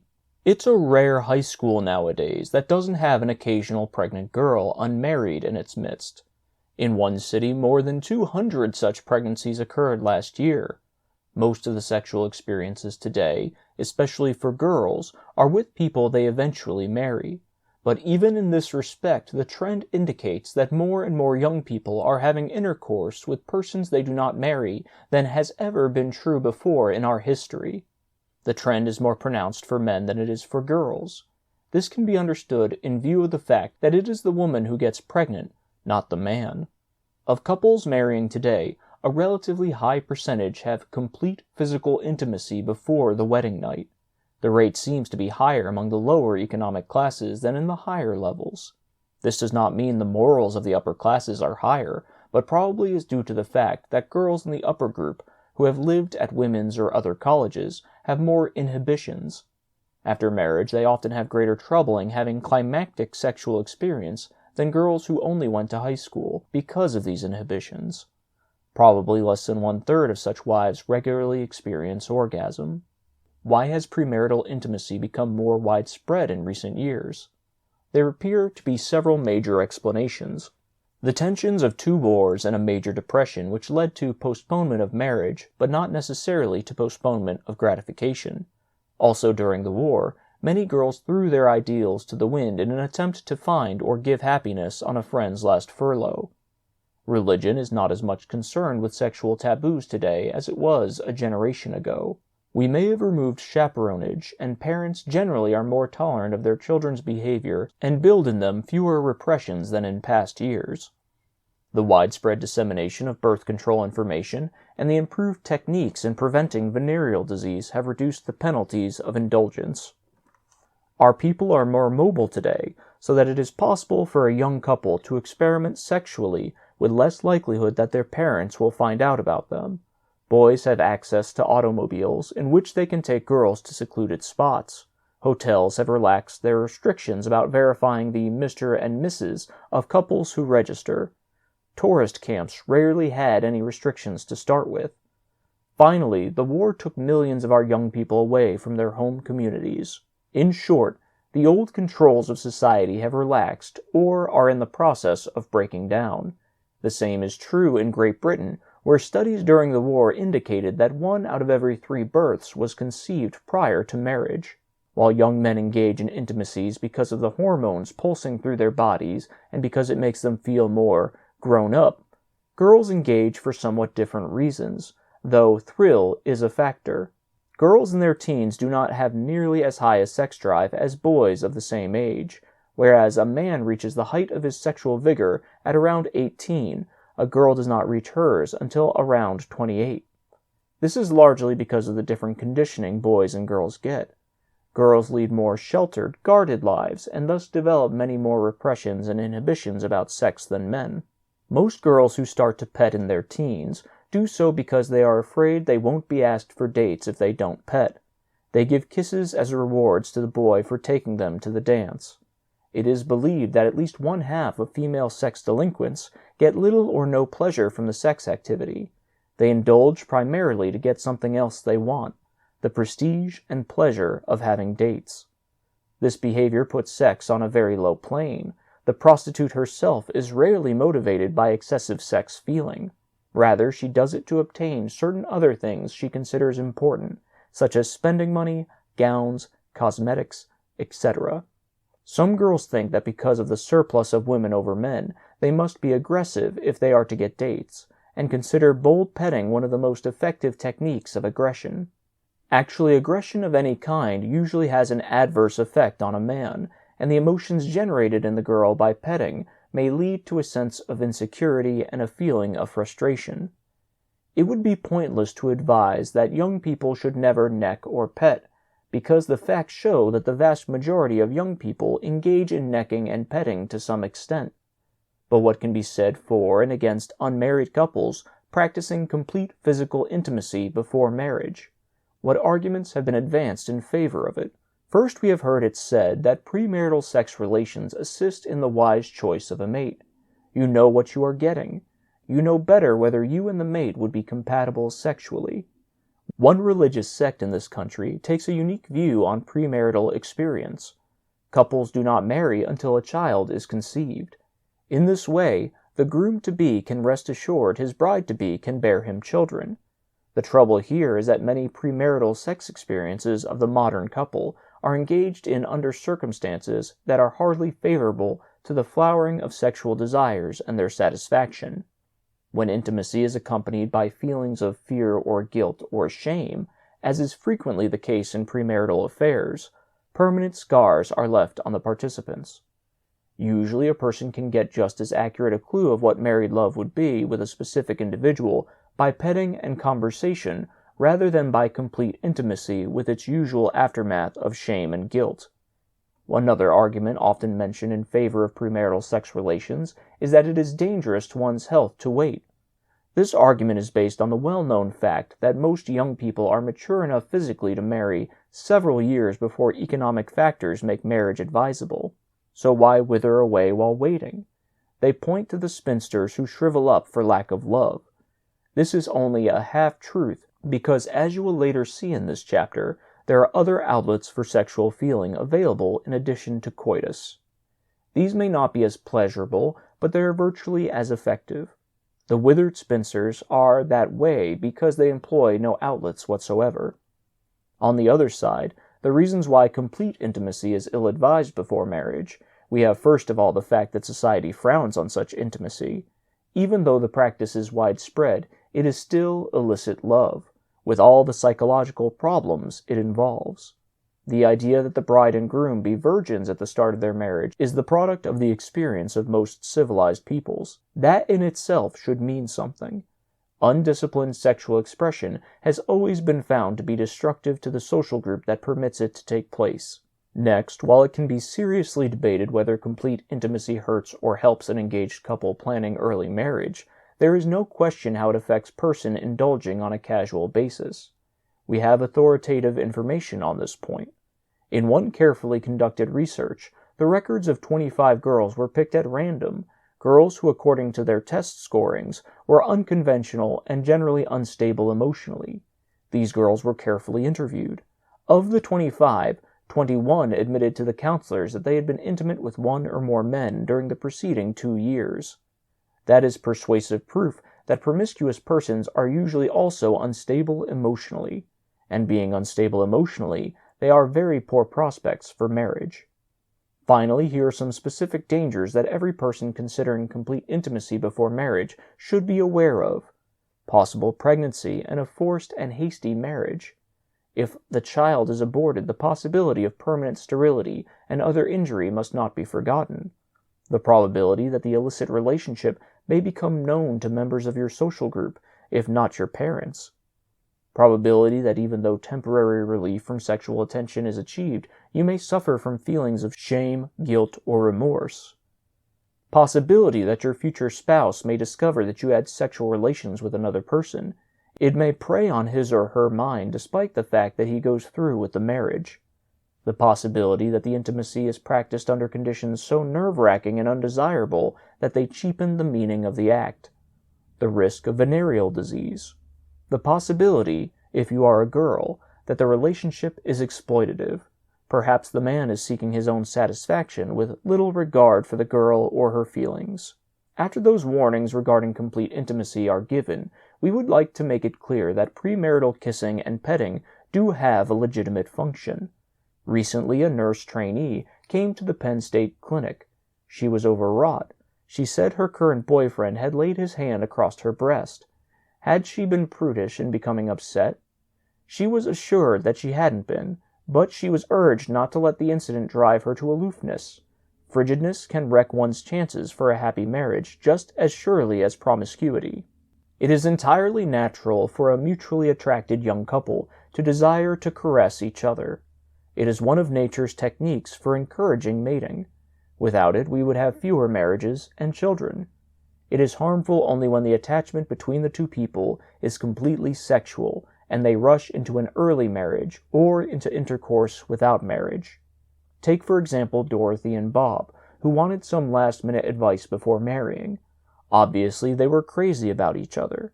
To them, a kiss or embrace was a way to convey their adoration. Everything pointed to their being truly in love, and the tests showed them to be well matched. To deny them such expression of affection when together would not only frustrate their love, but might even impair their adjustment in marriage.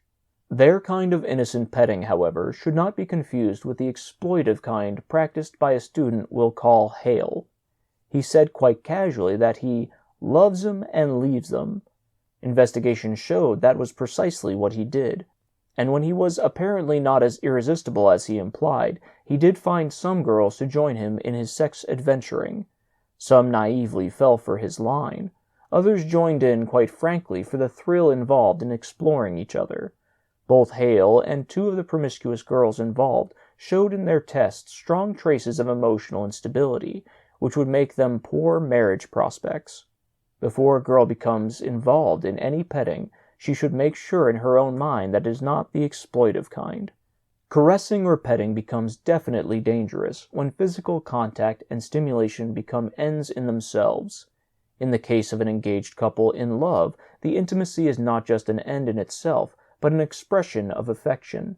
The important thing is that sexual feelings should develop and grow out of the friendship and courtship of two people.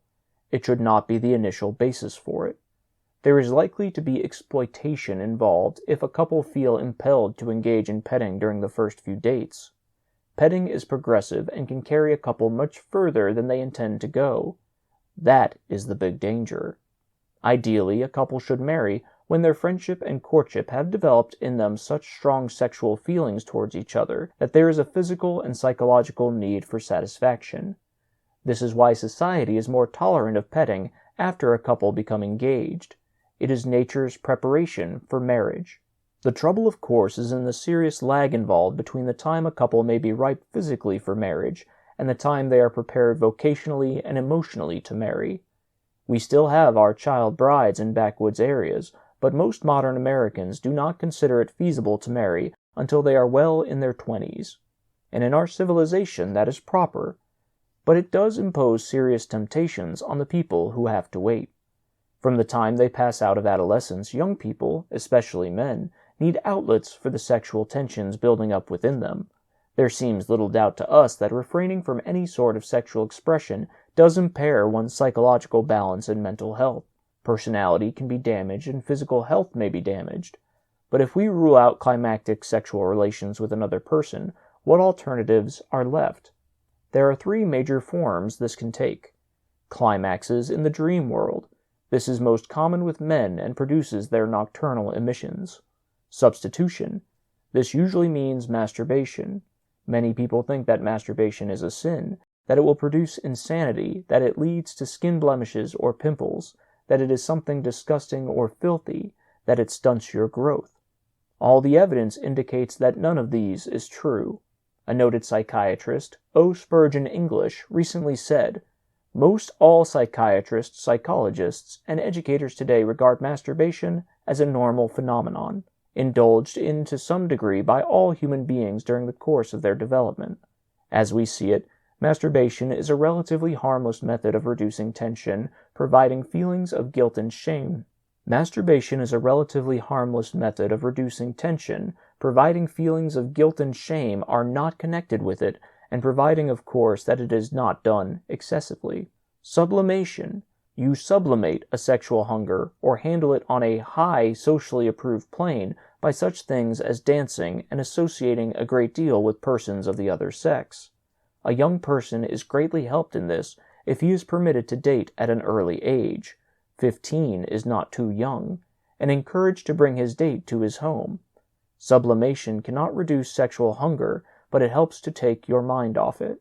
If there is no outlet for these feelings through normal and natural associations with the opposite sex, and if parental instruction on sex has been inadequate, really abnormal sex behavior may result. The most common form of maldevelopment probably is homosexuality.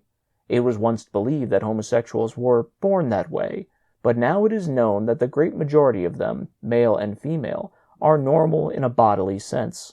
Their abnormal behavior is clearly the result of unfortunate conditioning. Perhaps a boy was pampered too much as a child and has had little chance to mingle with the other sex, and then is rebuffed when he attempts to make dates because he seems namby-pamby or effeminate. While being forced away from associating with girls, the hormones are being poured into his bloodstream. The boy becomes tense without realizing why, and without any outlet to reduce the tension. Bit by bit, he may turn to persons of his own sex for sexual satisfaction, first perhaps through mutual masturbation, and finally through homosexuality. It is known that there is much more homosexuality in girls' or boys' schools than there is at coeducational institutions. One study showed that 1/3 of married women have had at some time in their unmarried days intense emotional relations with other women, even though some did not recognize the behavior as sexual in character. There is every reason to believe that more women engage in homosexual behavior than is true of men. This is understandable in view of the fact that expressions of affection between women are much more acceptable than is true of expressions of affection between men. Nobody thinks anything of two women greeting each other with a kiss, walking hand in hand, or with arms clasped about each other. Men would be looked upon suspiciously if they engaged in any such behavior.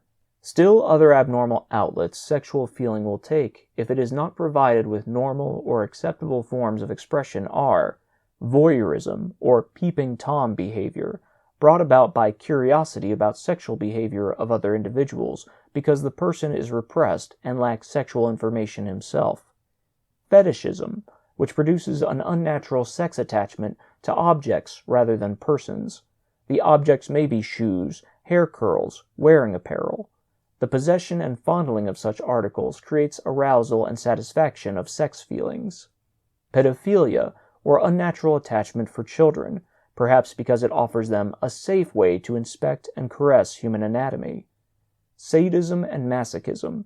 The first feeling comes from inflicting pain on another, the second from having pain inflicted on oneself. This involves the sensual feeling of pleasure after pain, which we have already mentioned. But to get back to the problem of finding socially approved outlets for sexual feeling before marriage, we would advise couples rigorously to refrain from direct sexual stimulation and other below-the-shoulder petting until marriage is fairly imminent if they hope to abstain from intercourse before marriage. The excitation of such petting is apt to swirl a couple into complete intimacy despite their best intentions not to go that far. We would not undertake to advise young people how far they should go in their petting, but feel that every young person, as a part of his or her personal philosophy of life, should decide just what his limit should be. When the limit is set, here are some hints on how to make it stick. Reserve even your goodnight kisses for people you are genuinely fond of. A girl should not cheapen them by letting a casual date lead her to the Davenport to collect a reward for taking her out. And don't fall into the error of thinking that free and easy petting will increase your popularity. It won't, except with the people who would make unstable mates anyway. Limit carefully the time you are alone with a person of the other sex under romantic conditions. It is almost a rule of love that the longer a couple are alone with nothing much to do, the greater the likelihood they will pet. Several college girls tell us they never agree finally to a date until they are sure there will be something definite to do. Go to the movies, dance, or play gin rummy. If parents or school authorities set a time limit for you to be home, they are really doing you a favor. Learn to sense when either is becoming physically aroused and stop. Again, college girls tell us that when they recognize the danger signals, they suggest to the man that they dance, go for a soda, or take a walk. Learn that alcoholic beverages may relax your inhibitions to the point where you will go much further than you intended. That is why some people wisely refrain from drinking or limit themselves severely while on a date. Are you warm or cool by nature? Some people respond to their mates with a greater intensity of emotion than do others. This test should reveal your own responsiveness. Were you reared in an affectionate family? Do you become excited at a close football or baseball match? Are you strongly moved by sentimental music or a romantic movie? When friends are away a week, do you feel their absence a great deal? Do you have a wide circle of acquaintances and friends? Does it help you to take your troubles to friends? And do you want them to bring their troubles to you? Are you fond of children? Do you compliment others frequently and sincerely? Does it distress you to see someone in pain? Do you feel you are actively affectionate with the person of the opposite sex that you like best? Do you feel you are free from repressions? When your feelings are hurt, do you get over the hurt quickly? Do you participate in 2 or 3 social organizations? Do you find it easy to mix with casual acquaintances? In associating with people of the opposite sex, are you open and natural rather than standoffish? Do you consider yourself well-adjusted sexually? Do you like to look after a sick person? Were your own parents affectionate? If you answered yes to 15 or more of these, you are a warm, ardent person and should be able to work out a satisfying sexual adjustment in marriage.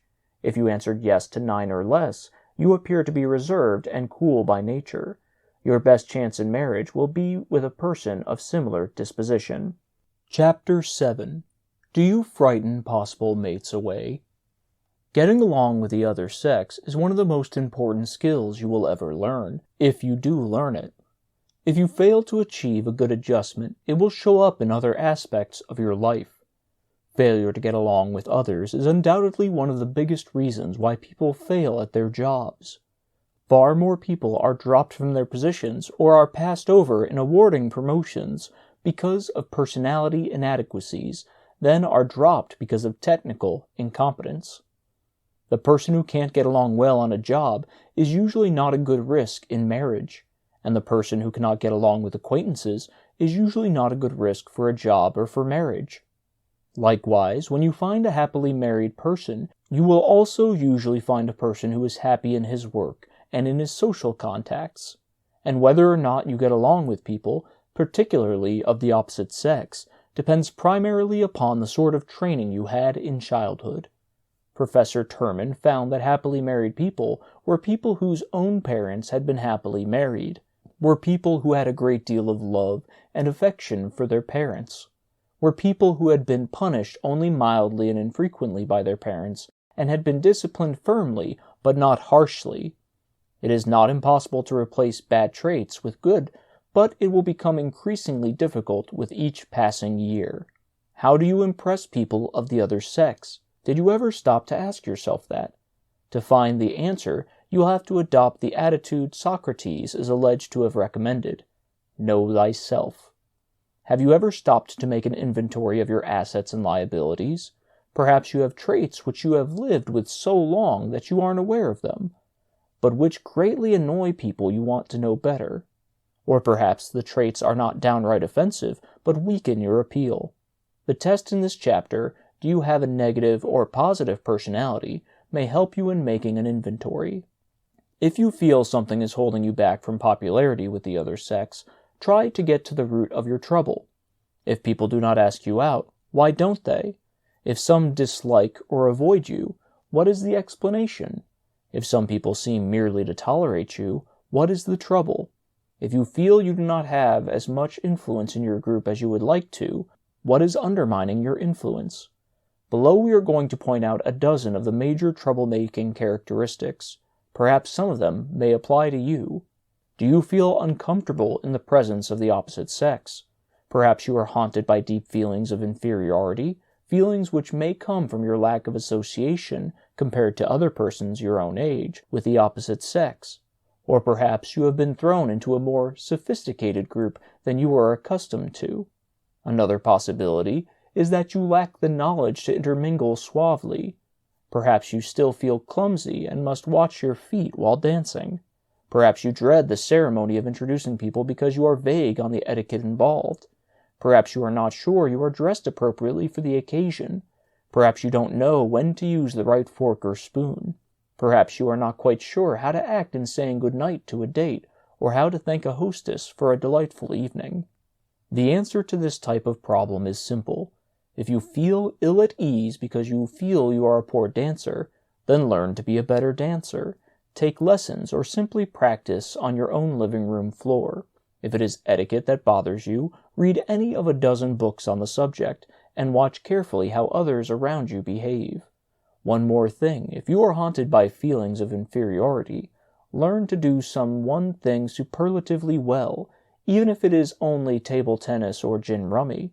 This will bring you recognition from the group and ease your feelings of self-consciousness. General Eisenhower has said that self-confidence is the greatest asset one can have in the world. John Powers, the originator of the famed Powers Model Agency, tells his new models that the biggest thing they have to learn is self-assurance, and he quotes to them General Eisenhower's remark, "Are you aloof?" Many young people, after they have been bruised a couple of times in their early contacts with the opposite sex, wrap their ego up in a protective shell so that no one can hurt them again. Other people, particularly girls, want to be dated so badly and feel so anxious about not being dated, more that they freeze when anyone approaches them for a date.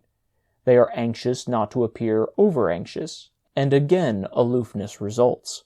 Finally, girls who teach often frighten men away through their aloofness. The teacher often carries into her dating, unconsciously, the reserve she develops in the classroom for disciplinary reasons.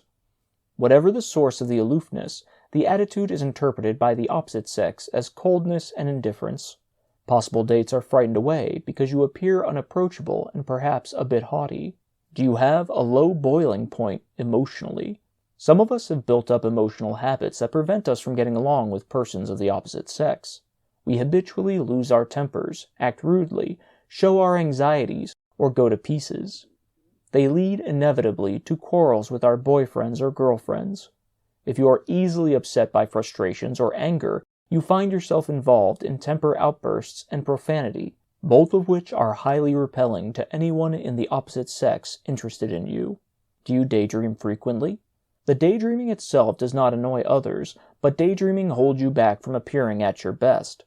Daydreaming is usually simply the imaginary representation of satisfactions you do not achieve in real life. When you let your daydreams become a substitute for real achievement, your personality is definitely slipping, and the outcome may be dangerous. If you must daydream, make it planful. Do you often complain about your health? It is bad enough for your marriage prospects to appear unhealthy. It is even worse if you complain about your aches and pains. You not only bring the other person's attention even more to your shortcomings, but reveal yourself to be something of a hypochondriac, who is defined in Webster's dictionary as a person suffering from a mental disorder characterized by morbid anxiety as to the patient's health. Do you blame your troubles and mistakes on others? This is one of the most vicious mental habits one can get into. Psychologists call it the habit of projection. You project your failures upon somebody else. The boy says he is not able to get along with girls because his father will not let him have the car. The girl blames her failure to have dates upon her mother for not giving her the right kind of clothes. Such a habit is much more serious than first appears. In the first place, one's listeners are not fooled by such projections, and in the second place, the individual who gets into such a habit fails to profit by his mistakes. Thus he loses opportunity for making improvement. Are you intolerant of people who are not like you? Broad-mindedness or tolerance is a trait we must have if people are to like us. To be broad-minded or tolerant, you usually need to be both intelligent and well-informed. Intolerance and bigotry are either based on ignorance of other people or on a mind that knows the facts but is all twisted up. One should not confuse broad-mindedness with low standards and ideals. A broad-minded person may be tolerant of an individual whose standards are low. A broad-minded person may be tolerant of an individual whose own standards are low, even though the broad-minded person tries to live by practical, realistic, and decent standards. You can be an unchanging believer in a particular religion, or be an invariable follower of one political party, but at least you should keep from ramming your personal views down the throats of others. When you voice intolerances, you usually antagonize acquaintances who are startled by your narrow views. Are you argumentative? Many persons, because of their biases or prejudices or emotional tension, constantly wait to argue. They hope by arguing to convince others of the correctness of their own views. The louder they shout, the more persuasive their argument, so they think. Actually, arguing rarely ever convinces anyone, and the one sure result is that it will create hard feelings, if engaged in vehemently. As long as a discussion can remain good-humored and considerate, with nobody raising his voice or becoming agitated, worthwhile ideas may be exchanged. Do you bore people by your talking? Do you chatter inanely, or do you annoy people by constantly talking shop? One can talk about one's job without talking shop. The important difference is that he talks about those aspects of his occupation that will interest an outsider with normal curiosity, and he talks about his job only if the listener shows by smiling or nodding his head that the subject intrigues him. Being able to talk is not nearly so important as being able to talk in a congenial way. The congenial person sees that conversations cover only topics that are mutually interesting, and he avoids talking too much. Further, he is sensitive enough to catch the mood of the other person, and is flexible enough to join in that mood. Finally, the congenial talker is sensitive enough to lead the conversation away from subjects that will only bring conflict. Are you self-centered? Perhaps you were spoiled as a child, or are so richly endowed with physical charm or with talent you feel yourself to be the center of the universe. For example, the girl may have temper tantrums in public. She may humiliate her escort by biting sarcasm or devastating scorn. Often her escort simply serves as a foil for her brilliance or good looks. She frightens her man away because he sees himself going through life as a planet in her orbit. Such a girl is not seeking a husband as such. What she wants is a background for her own personality. After being hurt by her a few times, a man runs away and seeks a girl who will pour balm on his injured ego. Are you aggressive? A man may offend decent girls by being aggressively on the make. A girl may be aggressive by being a gold digger and scare men away by being both expensive and inconsiderate. Or she may be aggressive simply in the sense that she is worried about the shortage of males and sets out grimly to get a man before it is too late. In matchmaking, man is jealously proud of his role of pursuer and does not want his traditional role usurped by the skirted sex. Thus, most men resent overt signs of aggression by a girl. Are you repelling physically? Most girls like to have a man who is taller than they. Feelings of prestige are involved.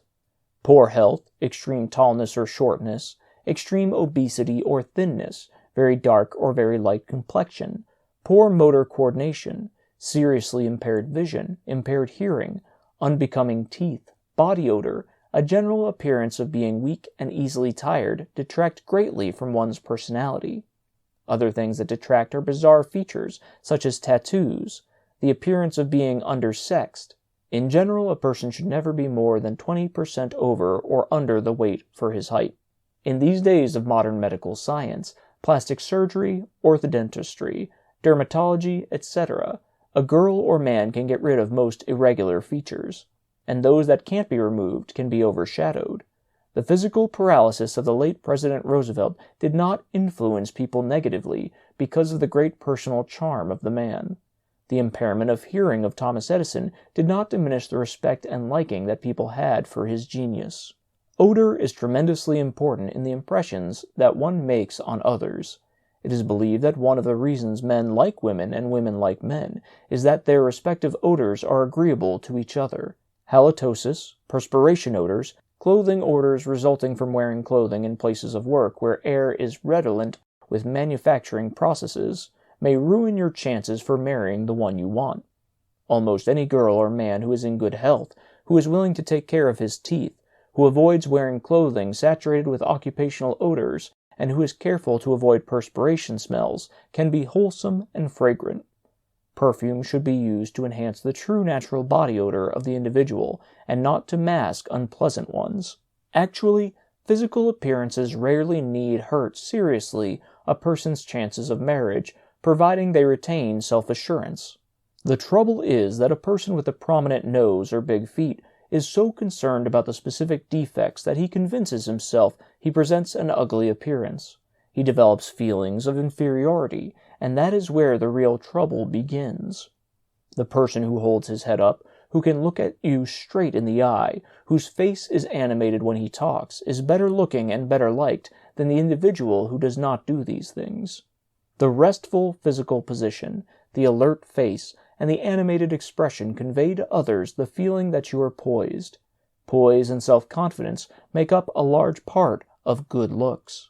Assuming that after reading this chapter you have concluded that you have some bad habits that are hurting your chances of getting a desirable mate, how can the habit be broken? It is not easy. There are two major thoughts to keep in mind in trying to break a habit. First, once you decide to break the habit, you must not let any exception occur. The reforming drunkard who has trouble walking past bars knows that just one nip will set off a chain of violations. The longer he can keep from drinking, the weaker the urge to drink becomes, and soon he can pass bars without any trouble at all, and in fact with scorn. The second idea in breaking a habit is to substitute something in the habit's place. A person wants to stop eating sweets. Several years ago, one of the cigarette manufacturers sold millions of cigarettes by proposing that a person with a sweet tooth should reach for a cigarette instead of a sweet. This was the principle of substitution. A substitute for a boy who bites his fingernails may be something like this. He can reason, I have a desire to bite my nails, but I have a bigger desire not to bite my nails. While it is difficult not to bite my nails, it is much more important that my nails look acceptable if I am to get dates. I would rather have dates than bite my fingernails. Such a bigger goal may help you break any habit that offends people you want to impress. Girls probably are more concerned about the impression they create than men. Here is some advice to women that one investigator, a man, offered after making a study of the habits of women. Don't wear styles that men consider queer. Don't neglect the romantic illusion. Men are disillusioned by such things as hair curlers, awkward positions and postures, unattractive sounds in the throat, making up in public. Don't fail to answer a man, and promptly when he addresses you. He may feel slighted by inattention. Don't nag a man. Men flee to office, club, other women, anywhere but where the nagger is. Don't tell off-color stories or use coarse language. Most men resent them in women. Don't show jealousy. All men abhor a jealous woman. Don't compare your male companion unfavorably with another man. Don't giggle, shriek, or otherwise be loud to attract his attention. Do you have a negative or positive personality? Subtract 5 points for each of the repelling traits you possess. Be honest. And add 5 points for each of the appealing traits you can honestly claim as a consistent part of your personality. Repelling traits: jealous, irritable, unbecoming teeth, unpleasant body odor, intolerant, uncomfortable in groups, full of anxieties, hot-tempered, inclined to daydream, rude, blame others for mishaps, go to pieces when upset, bite your nails, loud in talking, profane habitually, laugh at mistakes of others, flaunt your knowledge, talk about your bad health, argumentative, brusque, aggressive, uncooperative, lack confidence in self, domineering, selfish, crude, egocentric, conceited, gossipy, unpredictable, envious of others. Appealing traits: broad-minded, loyal to friends, truthful, tolerant, considerate, affectionate, optimistic, good-humored, tactful, generous, enthusiastic, ability to accept criticism, admit mistakes, don't make excuses, dress appropriately, possess good health, friendly, modulated voice, reasonable, congenial conversationalist, neat, clean, correct use of English, good posture and carriage, high ideals, consistently dependable, naturalness, frankness, attractive teeth, unselfish. If you ended up with a negative score, you can feel fairly sure that you are being handicapped in your association with the other sex by an unattractive personality. In fact, if you check more than 8 of the repelling characteristics, regardless of the number of appealing traits you checked, you have grounds for concern about the impression you create. However, if you checked 5 or less of the repelling traits and ended up with a total positive score of more than 100, you apparently have an unusually appealing personality. Chapter 8. Attracting the One You Want. Will you marry the one person you have met whom you would like to most to marry? Will you have to be content with a second choice, or will you have no choice at all? The answer will depend on how appealing a person you are, and frequently that appeal can be enhanced by knowledge of techniques for winning the romantic interest of persons of the other sex. The person who wants to win a mate must put 3 thoughts in the prospective mate's head. You must make that person feel the need of a mate, that you are the person who can best fit that need, and that the time is ripe for marriage.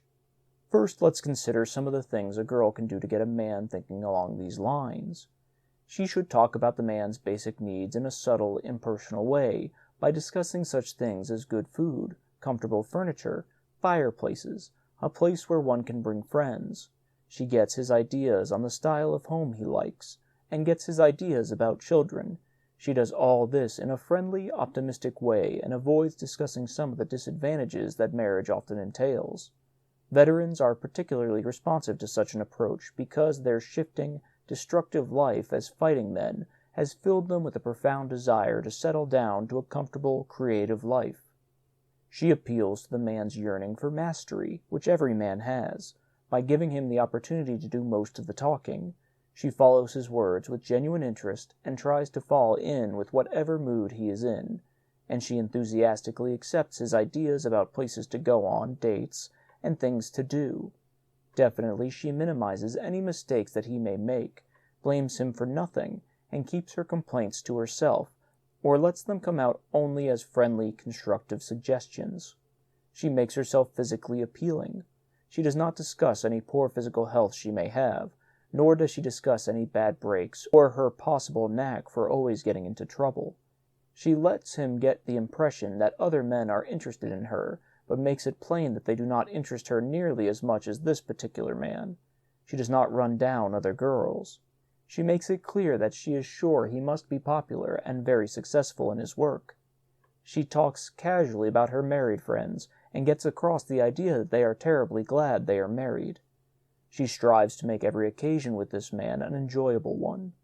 Finally, she is not afraid to let him know that she likes him and that his feelings toward her matter a great deal. In short, the girl constantly sets up conditioning situations which make the man feel good inside for having been with her. Soon he'll start thinking that it would be nice to have that good feeling inside for the rest of his life. That is the mood in which proposals germinate. What are some of the things a man can do to get a girl in a receptive mood for a proposal? Here are a few. If he is a shrewd, practical psychologist, he can detect the chief source of her feelings of inferiority. Most girls feel inferior about something, usually something about their appearance, since that looms so important to them. Perhaps they are acutely conscious of big hands or thick ankles, or mouse-colored hair. In such cases, the man should reserve his most enthusiastic compliments for those sites of anxiety. He does not need to mention them specifically, but he should word the compliments in such a way that those features are obviously included in his admiration. The girl will be so grateful that she will want to be with the man as much as she can just to hear him say such nice things. The man should be romantic if it kills him. He should remember that women inherently are much more sentimental than men. If it weren't for feminine sentiment, there would never have been a Valentine's Day. The actual sex urge is not as strong in girls as it is in men, so they are much more interested in the forms of courting than in sex expression itself. They want to be told again and again that you adore them. The man, if he is adept, can play effectively on the girl's feeling of insecurity. Security is the most important thing in the world to women. Though girls can make their own living nowadays, most of them still feel their greatest chance for real security lies in marriage. How can the man play on these feelings of insecurity? By talking to the girl in detail about her job, about her aspirations, her plans for the future. He can accomplish the same result by the reverse technique of talking casually and impersonally about all the things that stand for security in a woman's mind. He can analyze house plans in a magazine with her. He can talk about his own future at his job and the prospects that someday he will have a job commanding respect and a substantial income. The man should be self-assured with the girl and just a bit masterful. Despite all the feminine emancipation of the past few decades, women admire he-men and sometimes yearn to be swooped up, whisked away, and relieved of all their problems. He should be considerate and gentle with the girl, and be careful that he observes all the amenities of politeness. Women are more impressed by etiquette than men. He should be careful not to reveal any anxieties he has about his job or his future generally. He should let the idea seep out that he is now in a marriageable state of mind and that other girls seem interested in him. Girls have a more fiercely competitive spirit in their mate-seeking than men. For people who are still a little baffled about the whole business of courtship, we can pass on a tried and true formula for winning a mate. We have seen it work wonders in scores of cases. The amusing thing is that it was not designed for snaring mates, but for snaring customers for American products such as refrigerators. It is sometimes called the AIDA advertising formula, named from the first letters of the formula's 4 key words: attention, interest, desire, and action. To get a person to buy a refrigerator, you must first attract his attention, then generate an interest, instill a desire to own the refrigerator, and then give him the final prod that will impel him to go in and lay down his hard-earned money for the machine. When applied to your situation, it involves these 4 stages in winning a mate. First, the prospective mate's attention must be directed toward you. Upon noticing you, he must see something that will arouse his interest. Then he must be stimulated to have a desire to know you better. When desire is aroused sufficiently, action, agreement to marry, results. There are, of course, many approaches to attracting a person's attention. A man has more liberties here in making himself seen than a girl, but let's consider some of the socially approved approaches a girl can make. She can arrange for relatives, friends, and social and business acquaintances to introduce men to her. In this, her role can appear passive, or she can use the be where men are approach by attending parties, meetings, and community affairs by which their very nature will bring her into contact with men. After winning the person's attention, whether you are a man or a girl, the best way to arouse his or her interest is through conversation, and not just any conversation. Here, out of the whole universe, is one person before you. What kind of person is he or she? What are his or her interests? Unharness your curiosity and ask friendly, tactful questions. And you should make it clear that you regard the person's answers as worthwhile. Emphasize the you with such questions as, "What do you think about?" or "Your idea is the most sensible I've heard yet." Whether you are male or female, learn to be a good listener rather than a good interrogator. Lead the person into topics he or she seems to relish discussing, and if you see frowns or looks of discomfort, change the subject. Jim may be very much interested in photography. He will like if you ask him questions about his photography, whether he develops his own pictures, the kind of camera he has, the usual pictures he has taken. However, you must use insight. Nana may be an expert stenographer, but may not be very proud of her vocation, and so would be more appreciative of questions about her taste in clothes, about the different places she has lived, the books she has enjoyed reading, the movie stars she likes, the places she has visited. If you are a congenial conversationalist, you have undoubtedly gone a long ways towards arousing the interest of this person whose attention you have. Now, if you are still interested, begin asking more personal questions about the person's background. Perhaps this does not come until after several dates. The aim is to arouse in this person a desire to know you still better. Tell him the things you admire in the opposite sex. Intimate that you are sure he must be very popular. By attributing such a personality to him, you create in him a desire to know you better. Once this desire is firmly created, a courtship has begun that may very well lead to the altar. What traits do people especially look for in mates? One study of college women and college men found these traits to be mentioned most often. Girls want in men congeniality, intelligence, companionship, handsome form and features, wit, good nature, neatness, sincerity, dependability, good sportsmanship, sex appeal, flexibility, good morals, honesty, good manners. Men want in girls intelligence, beauty of form and figure, congenial companionship, neatness, appealing dress, good sportsmanship, modesty, good morals, sincerity, wit, sense of humor, sex appeal, honesty, truthfulness, friendliness.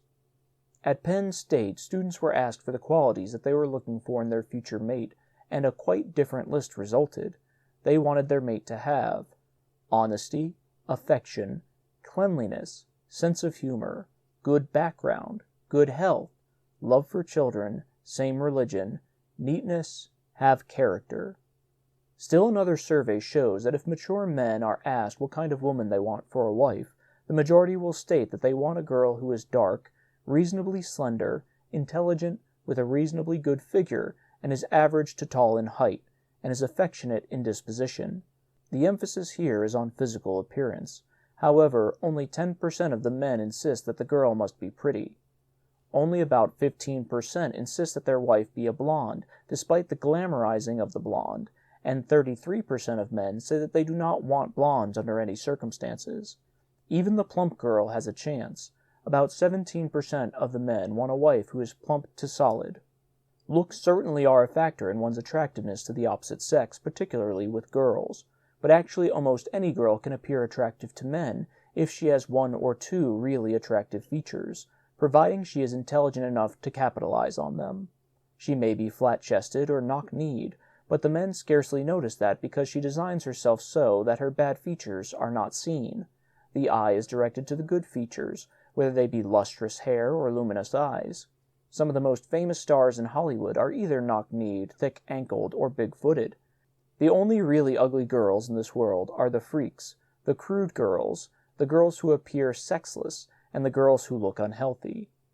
Good-looking girls are the ones who make a good first impression and have such attractive personalities that the impression persists. There you have an important distinction. Looks are important in attracting the possible mate's attention. There's a psychological factor involved. For reasons of prestige, a man usually wants to prove to his friends that he has picked a looker when he shows off his new girlfriend. But once the attention is secured, looks for either a man or girl become decidedly secondary considerations. From then on, a person stands or falls on his personality.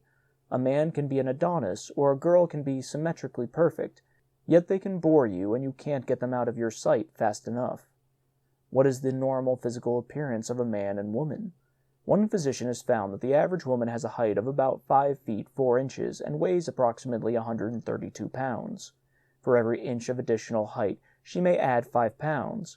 For every inch less of height, she should subtract 5. The man, on the other hand, has an average height of about 5 feet 7 inches, or 3 inches higher than the girl. He should weigh about 142 pounds. For every inch of height more or less, a man can add about 8 pounds if he has his clothes on. Some women want their men to be tall, dark, and handsome, but statistics would seem to indicate that only about 1 man in 200 attains the height of 6 feet.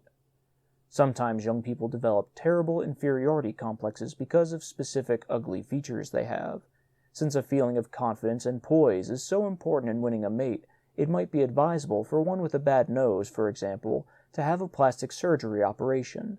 As everyone knows, plastic surgery made tremendous strides in the recent war. A good plastic surgeon will remake your nose for a price averaging about $300. The operation itself requires less than an hour, and you may be out of circulation for only a couple of weeks. Such an operation leaves no scars because it is performed through the nostrils rather than from the outside. Many other operations of this kind are possible. Operations that will eliminate scars, that will improve a bad chin, that will give the lips a configuration, etc. The operation may be worthwhile if it is the only way to remove a source of anxiety. In these days of modern medical science, plastic surgery, orthodontistry, dermatology, etc., almost any person can rid himself of really abnormal features. And once you have achieved fairly harmonious features, your personality is what counts. It is significant that in defining a truly beautiful woman, John Powers, the model agent, listed these 4 things as being in the top 10 ingredients of beauty: a radiant personality, integrity of character, complete self-assurance, intellectual curiosity. One Hollywood columnist wrote in his column the following 2 sentences that should cause anyone to think. Beauty is a drug on the market. Personality can command any price. Complete self-assurance, tempered by modesty of course, is undoubtedly the most helpful characteristic anyone can have in competing for mates. The person who has an inferiority complex may have developed it because of physical features which prey on his mind, or because of some inadequate behavior in the past. He may have made poor grades in school or not have been able to earn a letter in athletics. There are many ways to acquire self-confidence. Here are some: starting a savings account, going to the right places, participating in amateur shows, dressing as well as you can, owning a good collection of books or classical records, joining a fraternity or fraternal organization, taking part in church activities, buying property or organizing a business, becoming a scout leader. But one of the best of all possible ways to rid yourself of an inferiority complex and to develop self-confidence is to become skillful in social activities that young people frequently enter into. Learn to be an expert at tennis, or golf, or ping-pong, or bridge, or canoeing, or swimming, or bowling, or skeet shooting, or gin rummy, or saxophone playing, or being an amateur magician. Nothing builds up confidence faster than to possess a secret skill that interests or amuses people of the opposite sex. Most important of all, learn to be a skillful dancer. If you can float about a dance floor, it instills confidence in you and admiration in your dancing partner. Besides, you will enjoy yourself more, and a person who knows how to enjoy himself is attractive to other people. Chapter 9. Is the one you want the one you need? The average young person considering his or her prospects of marriage, we find, thinks only in terms of what he wants in a mate. But actually, anyone facing realistically the problem of selecting a mate should realize that 3 things, not 1, ought to be considered. 1. What you want. 2. What you need. And 3. What you can get. Perhaps the ideal in your mind of the mate you want is not only something you can't get, but also something you have no need for. What you want may be unattainable in the community in which you live. For example, if a girl would not marry a coal miner, though she lived in a small coal mining community, she might either have to modify her standards, move to a different community, or become an old maid. Ordinarily, you might think that the kind of mate you want would be the kind you would need, but it often happens that a person's desires are based on frivolous or impractical considerations, or upon the desire merely to marry into money. During the past several years, students in Penn State's psychology classes on preparation for marriage have been asked what amount of money they would consider an absolute minimum on which they would be willing to marry. The girls consistently specified more than the men. The average for the boys is $2,450, and for the girls, $2,950. More than 10% of the girls have specified that they will not marry until their groom has an income of more than $5,000. Obviously, such girls are insisting on incomes which are more than they need, and almost certainly more than they can get. Take the case of Miriam, who specified that her man must be earning at least $4,000 a year before she will consider marrying.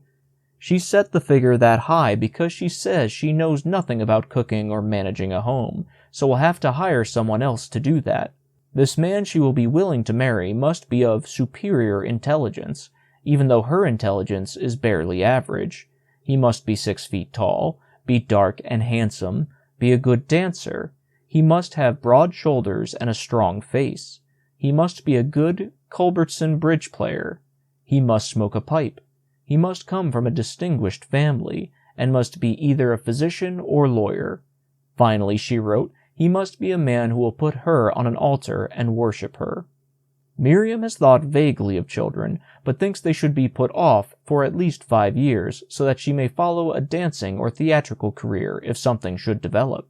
It is conceivable, of course, that she can find such a man, but considering her background and talents, we doubt that she could interest him in marriage. Often what we want in a mate is based on our wants at the moment rather than upon basic or long-range needs. A couple in their early 20s may insist that each be a good dancer as one of the main qualifications for marriage. They dance so much that dancing looms large in their life. But 10 years from now, when they will probably dance only a few times a year, it may be an unessential qualification, while the ability to manage finances may add to the total family income and help weather a serious depression. Qualities that may make a boy or girl a wonderful date are not necessarily the qualities that will make a wonderful mate. The two can be profoundly different. A girl wants a date for a party or dance. She wants a man who can dance, who will be admired as good-looking, who will be a good mixer, who may be a catch, perhaps a football star or a radio actor. While these may be qualities needed for a date or dance, they probably will not be important qualities she will need in a mate for happiness in marriage. Don't confuse a good date with a good mate, for what you want in a date may be far removed from what you need in a marriage. Too many times people fall in love with glamorous traits in the other. A girl falls in love with Bill because she loves his flattery, or his dancing, or his car, or his taste in clothes. They cast such a halo effect that the girl gives little thought to the fact that Bill is a chronic heavy drinker. If she could see that his drinking will probably wreck any marriage he undertakes, she could spare herself much heartache. Some people set their mate goals so high that they would rather remain unmarried than marry anyone below these standards. Years later, they may be terribly disappointed and frustrated as a result. In the summer marriage classes at Penn State, which are largely made up of unmarried school teachers, many have confessed that they could have married when younger, but somehow the man didn't seem quite good enough. Now, too old to hope to marry, most of them wish they had been more practical in their middle 20s and not have had wait until the late 30s or futile 40s to see their error. We know of young men today who would seem to be excellent prospects for mates, and they actually favor the idea of marrying, but we would be willing to predict that they will be bachelors. They are too fussy.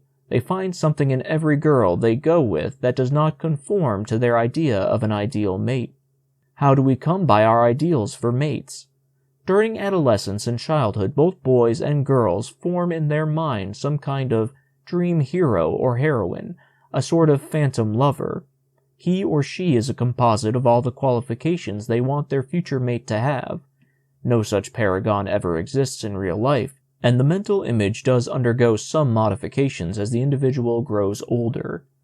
Often this ideal has the qualities of some of the people we idolized in earlier years. Sometimes the qualities seem to be those of a favorite movie star or of a heroine of literature. Sometimes they are inspired by qualities of an admired parent or older brother or sister. If you are brought up in a home by an adored and deeply loved mother, your fantasy ideal may have almost all the good qualities of your mother. But if you were brought up in a home where you and your mother were in constant conflict, then you may be interested in avoiding in a mate all the qualities you associate in your mind with your own mother. People who cling to their fantasy ideal after they have grown up do so largely because they cannot distinguish between what they want and what they need. They are convinced that their wants and needs are identical. Their families and friends may try to show them the difference, but their immediate wants are all that they can see. Most of us who are married can look back and see that the girl or man we yearned to marry at 20 would not be the kind of mate we need now. We thank heaven that we did not marry that one. Then what are the things we need in a mate? There are certain qualities that almost everyone would accept as desirable, qualities such as good health, sense of humor, fairness, dependability, unselfishness, patience. And there are some traits that are so fundamental that we will take them up in the next chapter under crucial traits for a happy marriage. However, most authorities are agreed that in considering possible mates, you should seek in general someone who is roughly near your own age, who has about the same education that you have, who comes from approximately the same social-economic level that you do, and who is of the same nationality, race, and religion. Intelligence is important only in a relative sense. Relative, that is, to you. Feeble-minded persons tend to marry feeble-minded persons. While geniuses cannot always marry geniuses, they do tend to marry highly intelligent people. The average man marries a woman who is slightly less intelligent than he is. That's why many brilliant women never marry. They do not come in contact with sufficiently brilliant men, or fail to disguise their brilliance in order to win a man of somewhat less intelligence. College males tell us that they want a girl for a wife who is intelligent, but makes them feel they are still more intelligent. Another thing we must concede. Some people have wants which are so intense that they become needs. We have a letter from a veteran, a young major. The girl he has long considered proposing to has everything he wants except beauty. He has gone with her for 4 years. He is 31, she is 27. She is sweet, understanding, affectionate, is well educated and supporting herself. She is a good cook and an excellent companion. She is neat and clean and plain, but she is not pretty. He knows she loves him, and he thinks he loves her, but every time he thinks of proposing, he is held back because she isn't attractive. Perhaps he should not marry this girl if her lack of beauty is going to gnaw at him the rest of his life. One alternative, and we suggested it, was that he suggest to her somehow that she take a course with a charm school. Another thought we suggested was that most beauty comes from within, and that 10 years from now, this girl would probably have a more appealing face than many of the so-called beauties of her own age today. In considering what you need in a mate, It might be helpful to consider what are the important things to your happiness in life. A marriage will be good for you only if it helps you satisfy these basic needs. These needs, after you have achieved subsistence from food, shelter, and clothing, are primarily psychological.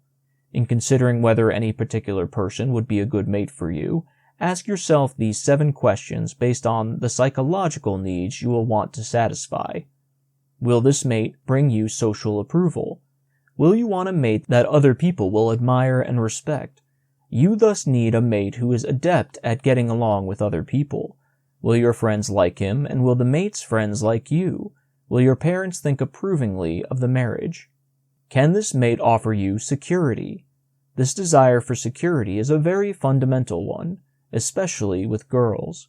It is based upon the bodily need for food, shelter, and clothing, but is much more complex. Will this mate be kind and considerate and give you a feeling of confidence and stability? Will this mate refrain from gambling, drinking, and other things that might imperil the security of your future home and children? In short, will this mate bring you a feeling that you have an anchor that will keep you steady? Will this mate help you get ahead? This involves the desire for mastery, which is a universal human motive, particularly with men. It produces the urge to succeed, to excel, to overcome obstacles, to keep on fighting, to master situations. It is this desire for mastery that makes a husband take a correspondence course, which may lead to a job promotion. The girl wants a mate who will be ambitious, and the man needs a wife who will show initiative, who will read books on how to prepare tasty dishes and how to rear children according to the best principles of child care, and who will not become easily discouraged or frustrated. Will this mate embarrass you by nonconformity? The man wants a wife who will not act unbecomingly in public, who knows how to say and to do the right thing when other people are present, who will conform to the customs that will cause the neighbors to think well of her. The girl wants a man who is not discourteous or sloppy, who will get to work at the time he is supposed to report, who will not embarrass her in public by doing things that will make them criticized by others. Will this mate be affectionate with you? We all want to be appreciated, to be approved by our own mate, to be given spontaneous tokens of affection, to be told that we are loved. It is tied up with our desire for praise and recognition. The man wants his wife to cherish him, to build him up, to show him in many little ways that she loves him, that she is close to him, and that she needs him. And the wife, perhaps to an even greater degree, needs to feel she is important to her husband, that he loves her and shows that love in many little ways. Will this mate satisfy you sexually?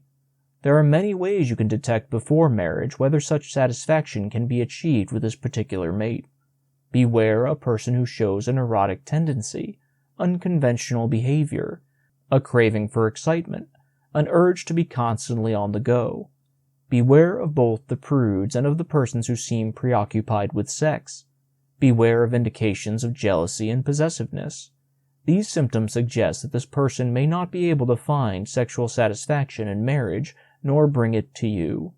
Finally, can this mate talk things over with you? This ability, in our opinion, is one of the biggest single values in marriage. Beware of suspiciousness, of demands for explanation, of resentment, of continual criticism of others. These things suggest you may be entangled with a nagger and a complainer who will constantly try to improve you instead of dealing with you as a partner. You will find it difficult to talk to such a person, to discuss your mutual problems. Being able to talk things over with another person without restraint, which psychologists call mutual psychotherapy, is probably one of the greatest things you can get out of marriage. If a couple have confidence in each other, can confide their hopes and their ambitions, can encourage and stimulate each other when frustrated, then such a couple can go far in satisfying the basic needs in their lives. Chapter 10. Crucial Traits for a Happy Marriage. Thus far we have talked about what young people think they want in their mates, and about the basic needs which a good mate should fill, but we still haven't discussed the big question. What are the actual traits you should have and your mate should have if you are to achieve happiness in marriage? What makes a marriage happy or unhappy? A few years ago, no reliable answer was available, but within the past few years, a great deal of illuminating data has been turned up by investigators as a result of an upsurge of scientific interest in marriage. This interest was aroused by the frightening rise in marital bankruptcy as shown by the divorce trend.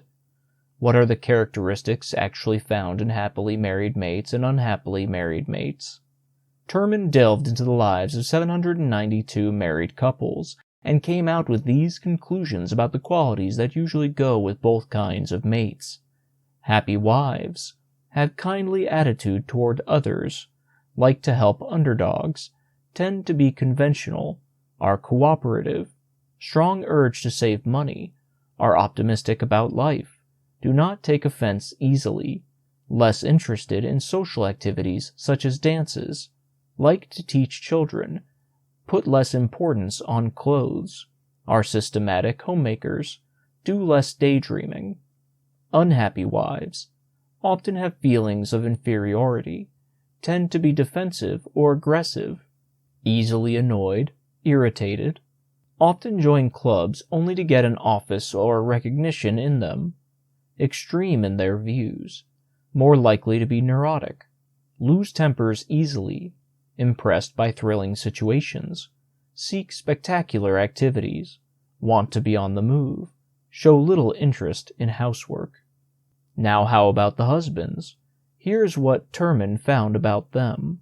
Happy husbands have greater stability, are cooperative, get along well with business associates, are somewhat extroverted, are more conservative in attitudes, willing to take initiative, take responsibility easily, do not get rattled easily. Unhappy husbands often have feelings of inferiority, compensate by browbeating wife and subordinates, dislikes details, more radical about sex morality, inclined to be moody, are more argumentative, like recreations that take them away from home, apt to be careless about money. Another approach Terman made was to find out what husbands and wives complain about most in their mates. He found that unhappily married couples were overflowing with complaints, while happily married couples voiced few criticisms. Here are the complaints he heard most often. Complaints from husbands: wife's feelings hurt too easily, wife too critical, trouble with in-laws, wife nervous or emotional, income managed poorly, has no freedom, wife has poor taste in amusements, wife is a nagger. Complaints from wives: insufficient income from husband, in-laws, impatience of husband, husband's poor management of income, his tendency to be critical, his preferences in amusements, his failure to talk things over, his failure to show affection. When Terman had accumulated all of his findings, he devised a prediction of marriage happiness scale, by means of which an unmarried person could determine his own chances of finding happiness in marriage. This has nothing to do with the other person involved, but simply tests your own capability of becoming a good mate for someone.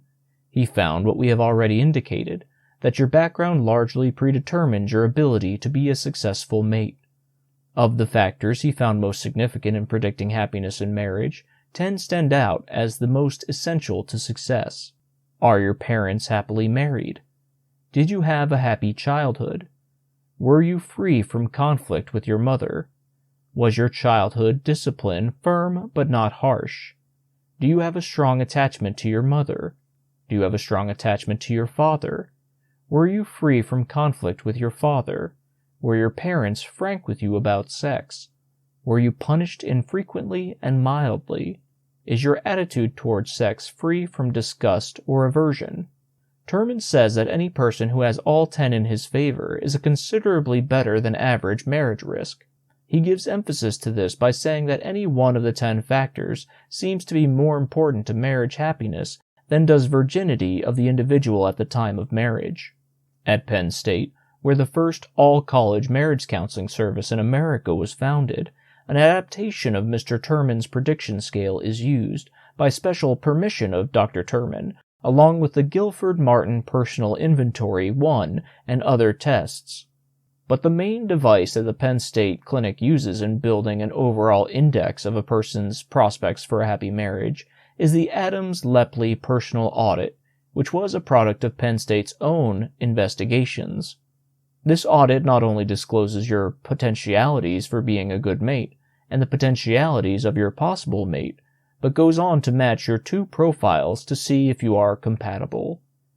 The happiest marriages the clinic has found are between persons who not only are good prospects for marriage individually, but who have markedly similar personalities. The clinic calls this compatibility. It is found that opposites may attract each other, but it is the likes who achieve the happiest marriages together. In the process of perfecting this audit, the clinic not only tested it on thousands of persons and couples, but followed up hundreds of those couples who later married to find out how well the predictions bore up after the couple had been living with each other a year or so as man and wife. They bore up very well indeed. Now the clinic believes it knows just what traits are crucial for men to possess and what ones are crucial for women. They sometimes differ. The audit measures you for 9 separate and distinct traits of personality: sociability, conformity, tranquility, dependability, stability, idealism, steadiness, flexibility, and seriousness. A personality trait has 2 extremes, just as height has the 2 extremes of tallness and shortness. These are the opposite poles for the 9 traits just listed: reserved, sociable, agreeable, nonconforming, tranquil, irritable, dependable, evasive, bold, fearful, broad-minded, idealistic, calm, emotional, rigid, flexible, thoughtful, frivolous. Let's consider these 9 traits and their significance when found in a mate. You can also apply them to yourself. Trait 1. Is he reserved or sociable? Another way to put it is this: is he introverted or extroverted? The reserved person is usually quiet, ambitious, serious, agreeable with intimates, and confines his socializing to close friends. Sociable or extroverted people are extremely social and aggressive. They are talkative and carefree, and sometimes show little regard for other people's rights. They are the glad-handers. Perhaps the man is a salesman, or the girl is a sorority president. The Penn State investigators found, surprisingly, that the happily married men tended to be just a bit more impulsive, to be more sociable, to be more talkative, and to have broader interests than did unhappily married men. Women, on the other hand, could tend to be either reserved or sociable and still be happy, as long as they were not extreme introverts or extreme extroverts. Trait 2. Is he an agreeable sort, or is he an individualist? The agreeable person tends to conform to the norms set by society. He's usually poised, cooperative, can concentrate easily, and tends to wholesome recreations. The individualist enjoys the idea of being different, is apt to hurt people's feelings by his brusqueness and impatience with things that bore or irritate him. In extreme cases, he is bullheaded and argumentative. Trait 3. Is he tranquil or irritable? The tranquil person has an even disposition, works methodically, is patient, gets along well with folks. The irritable person tends to fly off the handle, to be easily annoyed, to find fault, to be erratic and peevish. For men, tranquility is a crucial trait, the Penn State investigators found. The happily married man is less easily annoyed, less irritable, less peevish, less critical than the unhappily married man. To a girl, this means she should be careful about marrying a man who is irritable.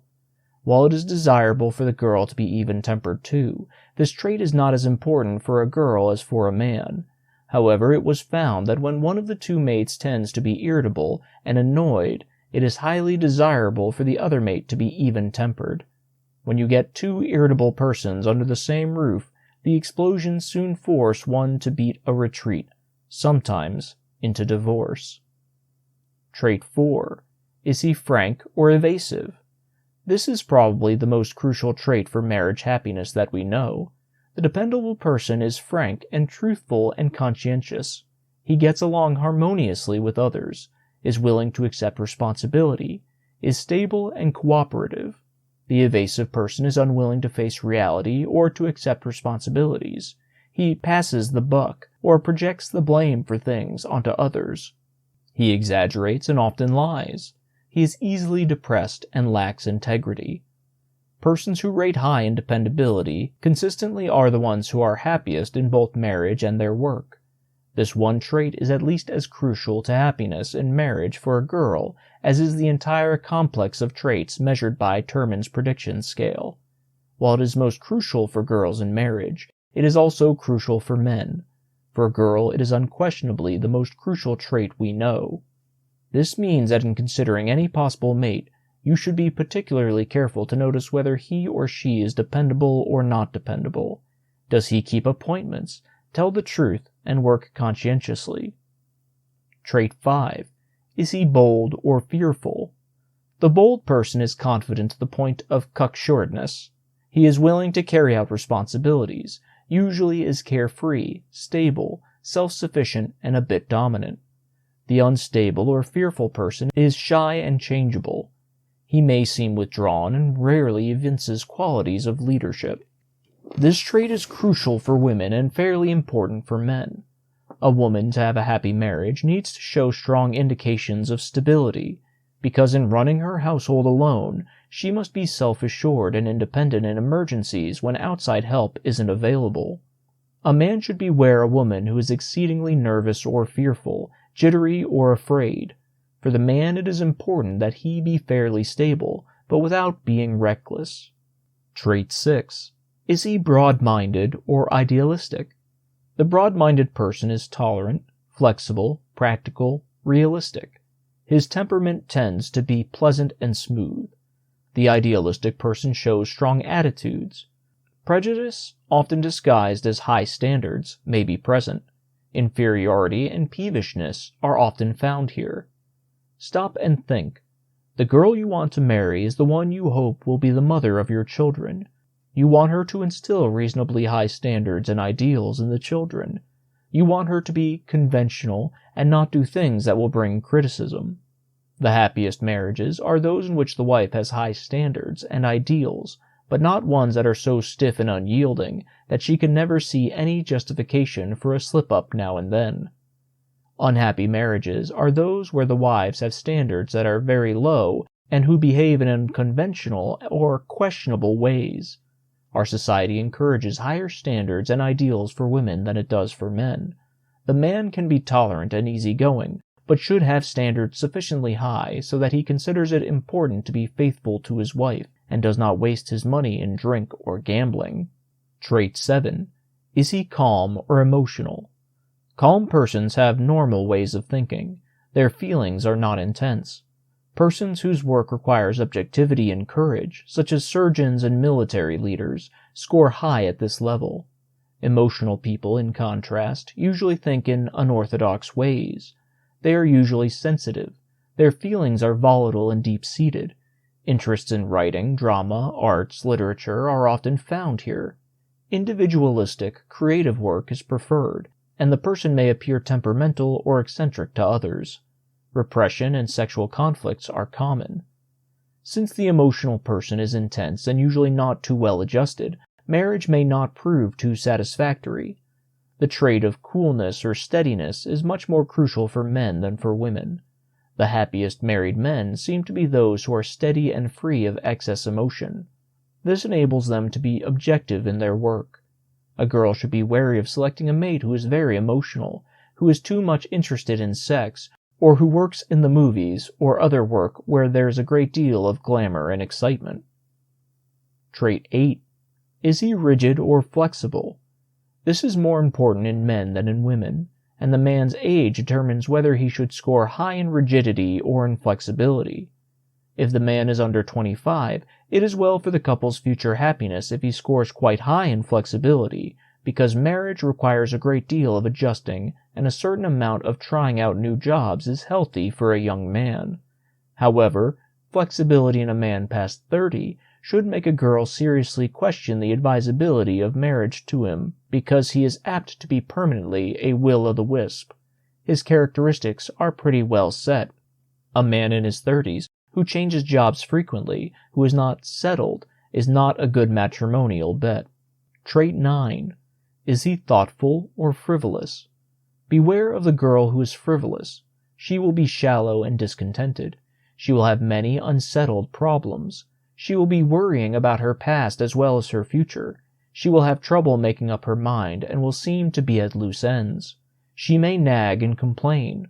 For women, thoughtfulness ranks second only to dependability in importance to marriage happiness. There you have the 9 traits. As you have probably noticed, it is much more crucial for women to have the right personality traits than for men. This is due largely to the fact that marriage looms much larger in a woman's life than it does in a man's. A wife has to do the larger part of the adjusting to marriage. She usually has to give up her name, her job, her residence, and many of her friends. The man can go on pretty much the same as he did before marriage. The wife must spend the greatest part of her day being a wife, homemaker, whereas the man serves actively in the role of husband only a few hours a day. In summing up, what advice would we give the young man in order that he can select a mate who will be happy in marriage and contribute to his happiness in marriage? Ideally, he might well look for a girl who is frank and dependable, whose family background has been such that she was reared in a happy home, who is thoughtful and not beset by conflicts revolving around her adjustments to the opposite sex, who is stable and self-sufficient and free from neuroticism, who is objective and free from excessive sensitiveness, who is friendly, kindly, and considerate, who is cooperative in her relations with others, who is flexible and adaptable, who is steady and free from emotional behavior, who is tranquil and not easily irritated, who has average to high standards and ideals, who can be influenced by people who have sound ideas, who is somewhat extroverted and carefree. All of these traits, of course, are not vital, but it is advisable that she fit into the general pattern outlined above. Next, what should a girl look for in a young man? Ideally, he should be a man who is tranquil and not easily irritated, who is dependable and frank, who is objective and has feelings that are not easily hurt, who gets along easily with others, who is cooperative in group projects and likes to help people, who is cool and free from emotionality, who is concerned about what other people think of him, who was reared in a happy home, who is free of cares and has broad interests, who is fairly well contented with his lot in life, who can be influenced by others when their reasoning is sound. The big question is, how can you know if you and any prospective mate have qualities that make you good marriage risks? You will find in the next chapter 10 tests that should provide the answer. They will record your rating on the 9 traits we have just discussed, plus a rating on your family background. Chapter 11. Test your mate and yourself. Now you are going to take 10 tests that will record how well qualified you are to marry. Your overall score will indicate your chances of achieving a happy marriage with whomever you may marry. These tests can be taken by either men or girls, and we suggest that after you take the tests, you have your favorite date take them too. Then, in the next chapter, you can see how well you are matched. In addition to scoring your desirability as a mate, the tests will help unveil for you your own personality. They will present you as you appear to other people. Be honest with yourself. There are no catch questions. If you wish, you can get a piece of paper to write your answers on. If you do this, you will not mark up the book. Nobody will know how you answered, and any other person taking the tests will not be influenced by your answers. Don't look up the correct answers until you have finished all the tests. After you have completed all 10 tests, you can then see how they should be scored. Some of these traits are more important to marriage happiness than others, and some are more important for one sex than the other. Be sure not to talk over any of the questions with anyone until after you have taken all the tests. Now go ahead and work rapidly. Trait 1. Sociability. Indicate the degree of your liking for each of the following activities by drawing a circle around M if you would like it a great deal, around S if you would have some liking for it, around L if you would have little liking for it, around N if you had practically no liking for it. 1. Introducing strangers at a party. 2. Entertaining a group of friends. 3. Raising money for charity. 4. Taking part in some athletic contest. 5. Going on a picnic. 6. Playing games like golf, tennis, croquet, or darts. 7. Reading the sporting section of the newspaper. 8. Playing games like bridge, pinochle, or Monopoly. 9. Keeping a pet, such as a dog or cat. 10. Attending a masquerade party. 11. Performing on the radio. 12. Being a delegate to a convention. 13. Making long-distance telephone calls to friends. 14. Preparing for an examination by studying with classmates. 15. Helping a stranded motorist change a tire. Trait 2. Conformity. 15 experts, each of whom had won success in a different field, were asked to give an opinion on the statements below. At least 8 or more of the experts marked each statement below as true. Read each statement, and if you agree with the experts that the statement is true, draw a circle around A. If you agree but only with reservations, draw a circle around R. If you disagree with the experts, draw a circle around D. 1. Shows with scantily dressed performers should not be performed. 2. No cultured person would ever use profanity. 3.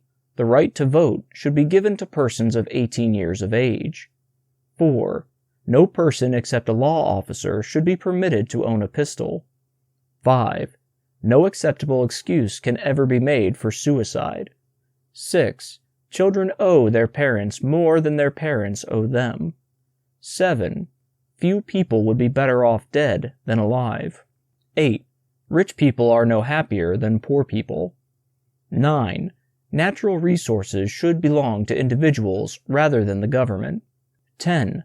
Parents can decently support and educate 2 children in a city of 5,000 with a total income of less than $200 per month. 11. Parents should be permitted to punish or whip their children. 12. Stealing cannot be excused on any grounds. 13. Anything injurious to the human body, such as tobacco, should be outlawed. 14. Highly intelligent people are just as happy as average people. 15. The average person needs more mathematics than the 8th grade provides. Trait 3. Tranquility. Below is a list of the common annoyances which affect most people to some extent. Indicate your degree of annoyance for each of them by drawing a circle around M if it annoys you much, around S if it annoys you some, around L if it annoys you a little, and around N if it never annoys you. 1. To have stoplight turn red as you drive up to it. 2. To drop an article when you have your arms full. 3. To have to stand up in a streetcar or bus. 4. To have to talk when you don't feel like it. 5. To be interrupted when reading a very interesting story. 6. To have a casual visitor outstay his welcome.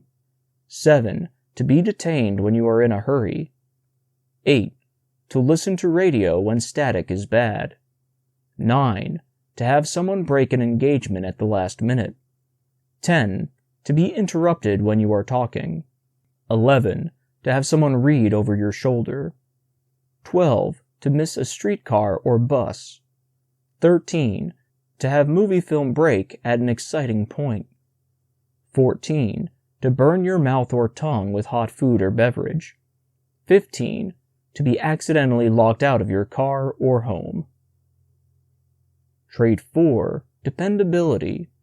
Of the statements below, draw a circle around T for the ones you believe to be usually true. Draw a circle around D for the ones whose truth you doubt, and draw a circle around F for the ones usually false. 1. Prohibition encouraged many people to drink who had never drunk before. 2. An unpopular person could often become popular by lowering his standards of conduct. 3. People who date a great deal before marriage often make poor marriage mates. 4. Students who are always taking the lead in class discussions are usually trying to get attention. 5. Policemen bawl out people largely to satisfy their own sense of importance. 6. People of high ideals usually have fewer friends than individuals whose ideals are not of the highest. 7. A person is often a failure because of very high ethics. 8. A very pretty girl with little ability often is more successful than the plain girl who has real ability. 9. What you know is not so important to success as whom you know. 10. Getting the breaks is more important to success than being well qualified. 11. Few employees would loaf on the job if they were paid sufficient wages. 12. Man is powerless in the hands of fate. 13. People often try to impress others by saying that they are very fond of highbrow music and books. 14. The law is harder on the poor man than on the rich man. 15. The good bluffer succeeds nearly as well as the person who can deliver the goods. Trait 5. Stability. Below is a list of the common fears that most people experience to some extent. Indicate your degree of fear for each of these things by drawing a circle around M if you would usually have considerable fear, around S if you would usually have some fear, around L if you would have a little fear, and around N if you would usually feel no fear. 1. Being buried alive. 2. Being bitten by a snake while walking alone in the woods. 3. Being drowned at sea or while swimming. 4. Friends losing confidence in you because of untrue rumors. 5. Walking past graveyards alone late at night. 6. Having friends learn about your worst faults. 7. Touching mice, rats, worms, or lizards. 8. Losing your wife or sweetheart to somebody else. 9. Getting too deeply in debt or having financial misfortune. 10. Looking down from the edge of a precipice. 11. Being punished in the next world. 12. Elevator falling while descending from the top of a skyscraper.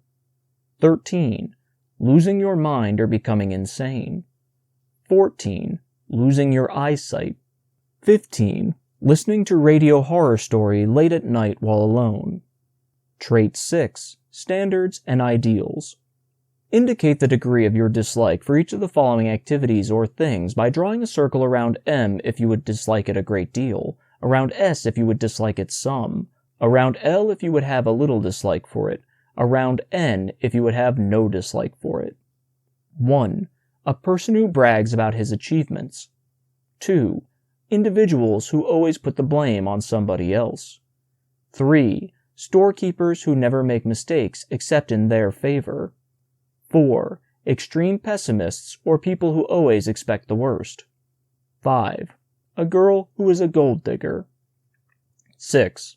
The person who forgets to pay his share of the check. 7.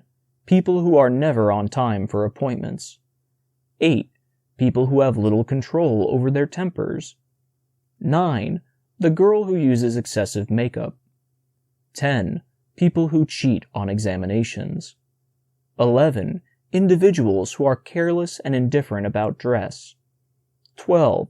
Radicals or recreationaries who impose their views upon you. 13. Individuals who are always bored and never having a good time. 14. A person who gambles for money. 15. Listening to scandalous gossip. Trait 7. Steadiness. Each word in capitals is followed by 4 words. Draw a circle around the word that seems to you to go most naturally with the word in capitals. Mark only one word in each line. For example, travel, boat, ship, train, car. Here, car has been encircled. There are no right or wrong answers. Work rapidly. 1. Past. Yesterday, forget. Sorrow, hidden. 2. Sleep. Rest, dream, need, together. 3. Immoral. Vulgar, person, vile, criminal. 4. Dream, vision, night, trance, romance. 5. Love, adore, esteem, worship, yearn. 6. Baby, home, future, unwanted, cost. 7. Lonely, solitary, friendless, miserable, forsaken. 8. Debt, obligation, weight, necessary, nightmare. Sweetheart, love, engaged, wistful, lost. 10. Money, currency, pay, lack, urgent. 11. Enemy, foe, hated, dangerous, destroyed. 12. Filthy, dirty, disgusting, mind, body. 13. Parent, home, love, depend, strict. 14. Sin, wrong, vice, guilt, black. 15.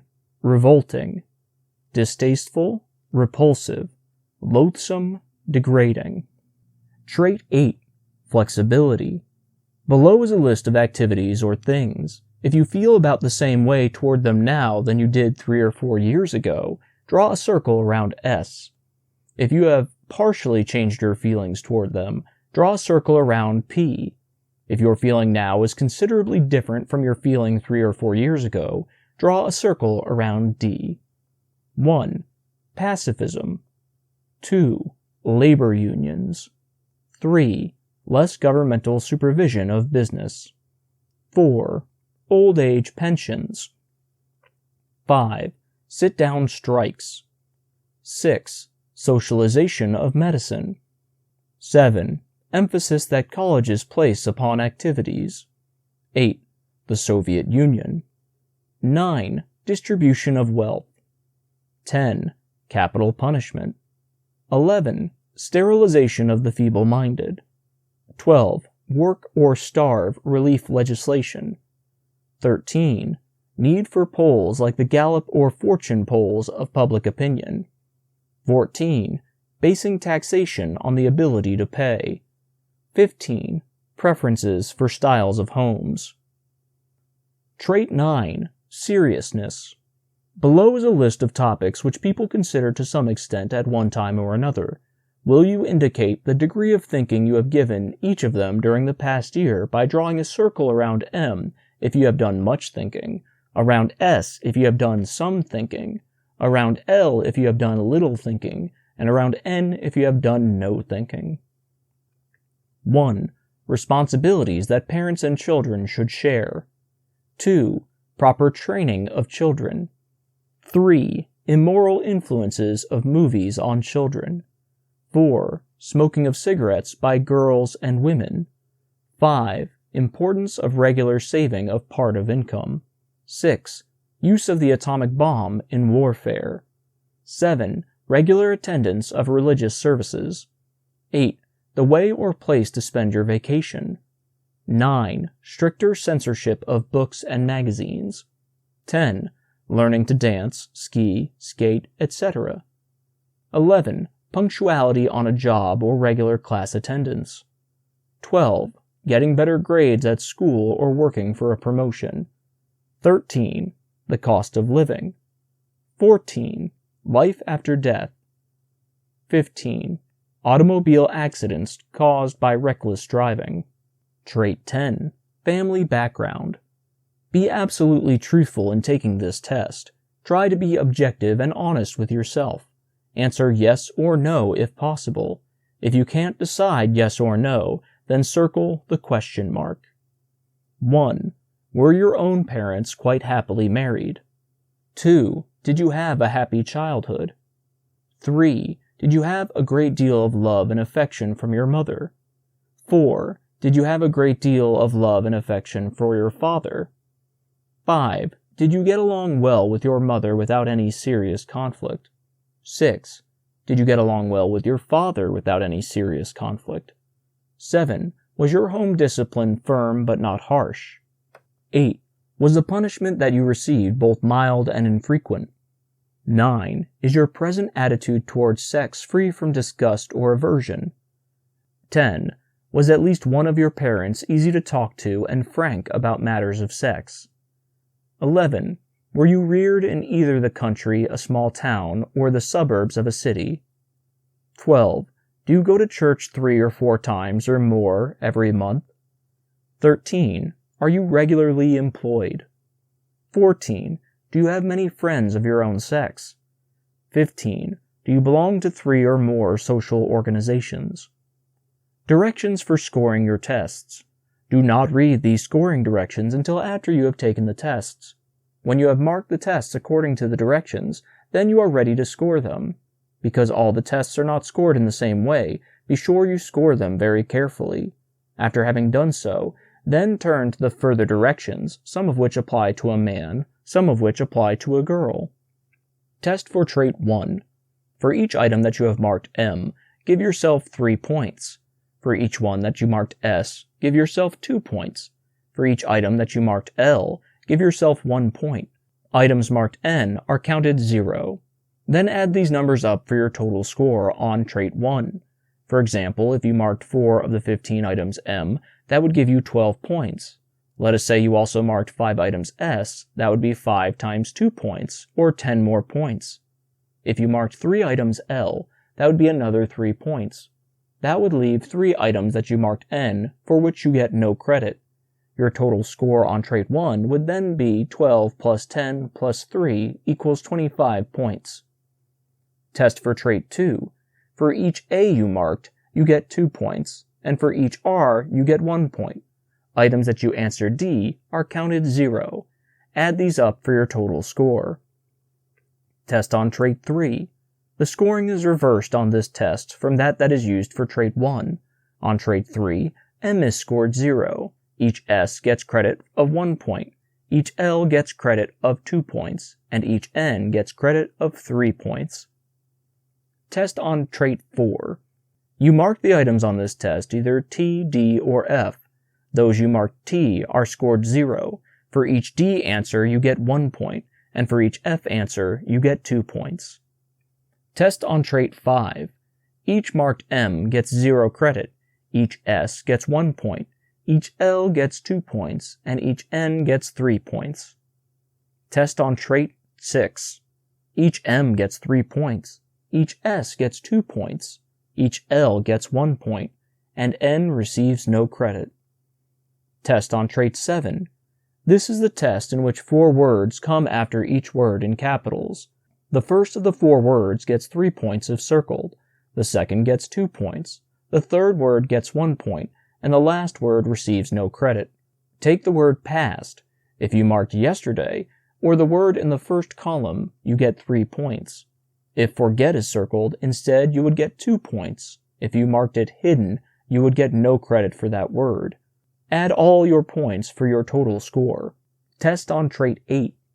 The items of this test were marked S, P, or D. Items marked S get no credit. For each item marked P, give yourself 1 point credit. For each item marked D, give yourself 2 points credit. Test on Trait 9. Each M gets 3 points, each S 2 points, each L 1 point, each N gets no credit. Test on Trait 10. In this test, you are asked to mark your answers either yes, question mark, or no. For each yes, give yourself 10 points. For each question mark, credit yourself with 5 points. You receive no credit for any question that you answered no. If you have followed carefully the directions that you have been given, you now have 10 separate raw scores, 1 for each of the 10 traits on which you were tested. We are now ready to see what these scores mean. Using the little outline below, put down your scores. Your raw score, trait 1, 2, 3, 4, 5, 6, 7, 8, 9, 10. Now find your adjusted score. Trait 1. If you are a man, repeat raw score. If you are a woman, repeat raw score. Trait 2. If you are a man, repeat raw score. If you are a woman, repeat raw score. Trait 3. If you are a man, double raw score. If you are a woman, repeat raw score. Trait 4. If you are a man, double raw score. If you are a woman, multiply raw score by 4. Trait 5. If you are a man, repeat raw score. If you are a woman, double raw score. Trait 6. If you are a man, repeat raw score. If you are a woman, repeat raw score. Trait 7. If you are a man, double raw score. If you are a woman, repeat raw score. Trait 8. If you are a man, repeat raw score. If you are a woman, repeat raw score. Trait 9. If you are a man, repeat raw score. If you are a woman, double raw score. Trait 10. If you are a man, repeat raw score. If you are a woman, repeat raw score. Total score. Add the 10 scores. Thus, if you were a man, you repeated all of your original raw scores, except in traits 3, 4, and 7, where you doubled the raw score. For example, if your raw score on 3 was 28, your adjusted score should be 56. Likewise, if you were a girl, you repeated your raw scores in all but 4, 5, and 9. You quadrupled the score in 4, and doubled each of the other 2. Interpretation of your final adjusted scores. Trait 1. If your score was 30 or above, you would seem to be a very sociable person, quite fond of the company of others, one who has very broad interests, and who will probably enjoy talking things over with your mate. A score of 25 is about average. If your score is 20 or less, you are probably cautious about making friends, have rather specialized interests, and are not very talkative unless the topic is quite interesting to you. It may be wise, if you have a low score, to try to develop more friends, have more of a social life, and to get out of your shell. Trait 2. If your score was 15 or more, you are probably a conforming person, agreeable and poised. You tend to be cooperative even though you are positive and firm when your mind is made up. A score of 11 is average. If your score was 8 or less, you may be bullheaded, domineering, and argumentative. It may be wise, if you have a low score, to try to remember that the other person has a right to his own opinion, and that you may lose friends and make enemies unless you act more diplomatically. Trait 3. If your score was 56 or more if a man, or 28 or more if a girl, you are probably a tranquil person who is not easily irritated or annoyed. You rarely fly off the handle or become impatient. This is particularly important if you are a man. A score of 46 for a man or 23 for a girl is typical or average. If your score is 36 or less if a man, or 18 or less if a girl, you are probably an irritable person who is easily annoyed. You may lose your temper too easily and stay peeved too long. You should make an effort to control your temper and to think before you speak, especially when you are annoyed or provoked. Trait 4. If your score is 50 or more if you are a man, or 100 or more if you are a girl, you would seem to be a frank, dependable person who makes few excuses and who tries to face reality and do a good job. A score of 40 for a man and 80 for a girl are average. If you are a man and have a score of 30 or less, or are a girl and have a score of 60 or less, you tend to blame your mistakes on others, may shirk your responsibilities, exaggerate and daydream too much. If your score was low, you should try to improve, especially if you are a girl for whom this trait is quite crucial in marriage happiness. Try to be more honest with yourself and others. Be less unreasonable, and stop being suspicious and resentful of people who do not think and act as you do. Trait 5. If you are a man and have a score of 40 or more, or are a girl and have a score of 80 or more, you may appear to be a stable person, confident and responsible. You can work with others, or can work by yourself without getting lonely and depressed.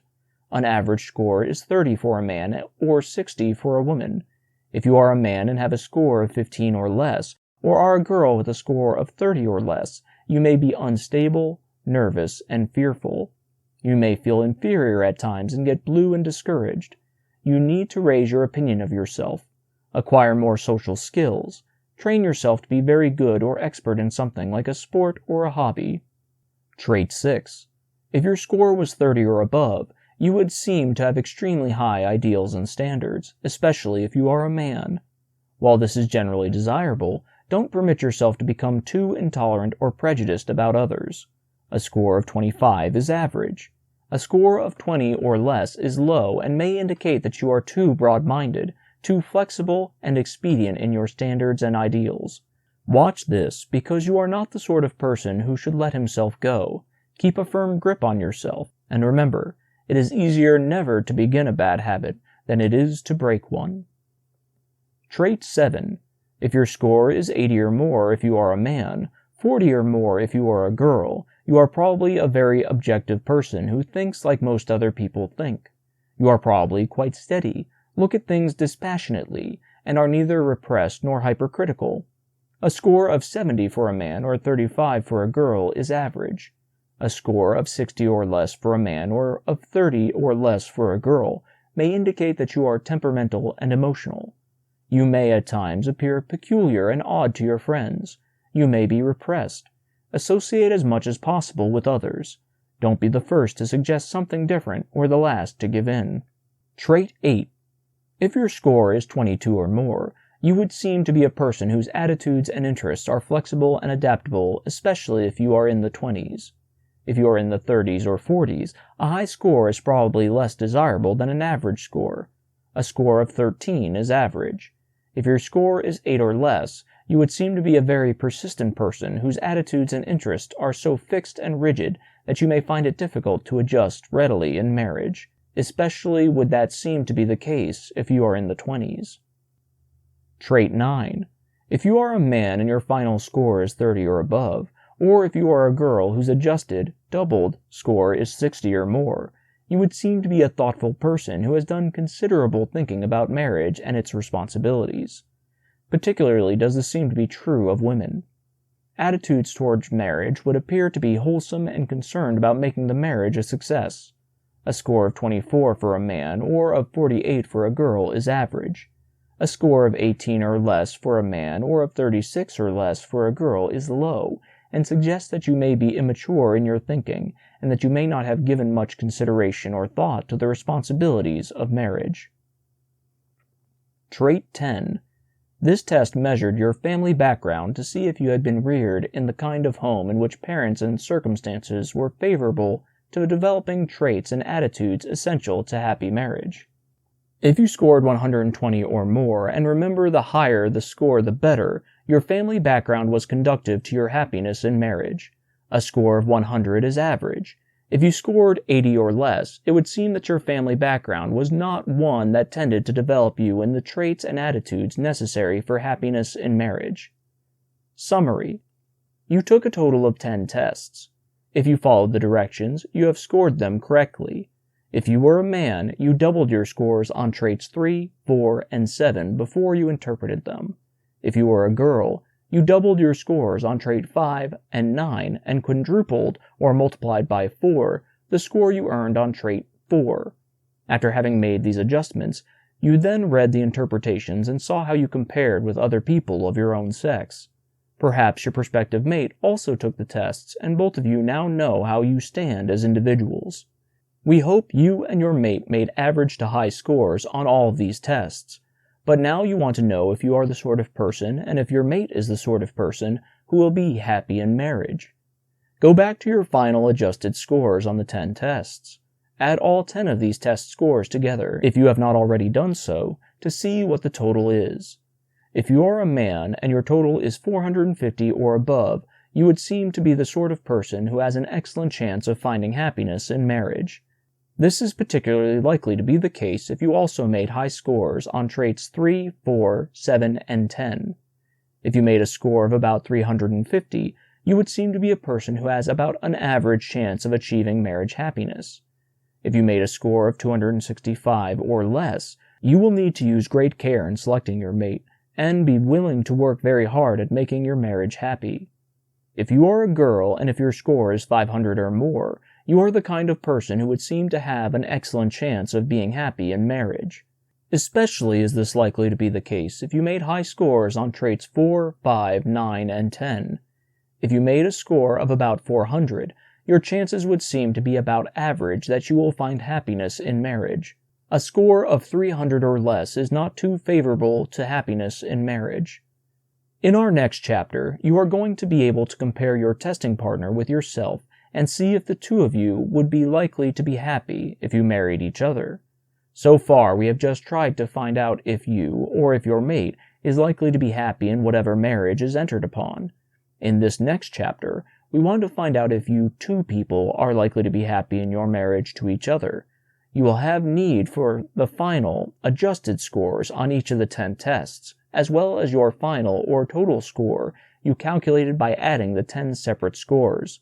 With these scores for both yourself and your mate, plus the answers to several other questions, you will be able to find out if the two of you are likely to be happy when you marry each other. Chapter 12. Now, see how you match as a couple. In the last chapter, you, and perhaps a testing partner, took 10 tests to determine your individual chances of achieving happiness in marriage. The tests recorded your rating on 9 important personality traits and on your family background. Now we will see how well matched you are. It is possible that you can get a rough idea how well you are matched to an absentee person without having him take any of the tests in these 2 chapters. Suggestions for procedure in such a case are given at the end of this chapter. However, it is much more desirable, if you want a really accurate picture, to have the other person take the tests and do the matching with you. The matching of you two will be based not only on the scores you made in the 10 tests just taken and your total score on the tests, but also on 10 other factors which we have found are important in predicting marital success. They include such things as age, education, length of courtship, and tendency to quarrel. These factors together with your test results will present an accurate overall picture of your compatibility for marriage or lack of it. And incidentally, a matching of 2 people is not as important when both the man and the girl made a high score, above 400, in the 10 tests just taken, as it is if one made a low score and the other a high score, or if both made low scores. First of all, let's pair up your scores on those 10 tests in the last chapter to see what your scores mean on each trait when they are paired together. Trait 1 is a sociability factor. You can see how 2 people, one who is sociable and something of a gadabout, and the other a homebody who isn't sociable, might not be well matched.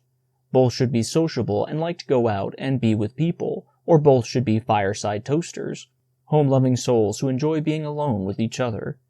Trait 2 is a measure of tranquility or lack of irritability. While it is better for both to score high, if one scores low, it is important that the other should score high, or there may be considerable bickering and angry feelings. Trait 4 is a measure of dependability, frankness, and willingness to accept responsibility. This trait is of great importance to happiness of both men and women. It is especially important that a girl score high here. Both should score high, but if one scores low, it is quite important that the other score high. Trait 5 is a measure of stability. Our research shows that it is of the greatest importance that the 2 people make about the same scores on this test.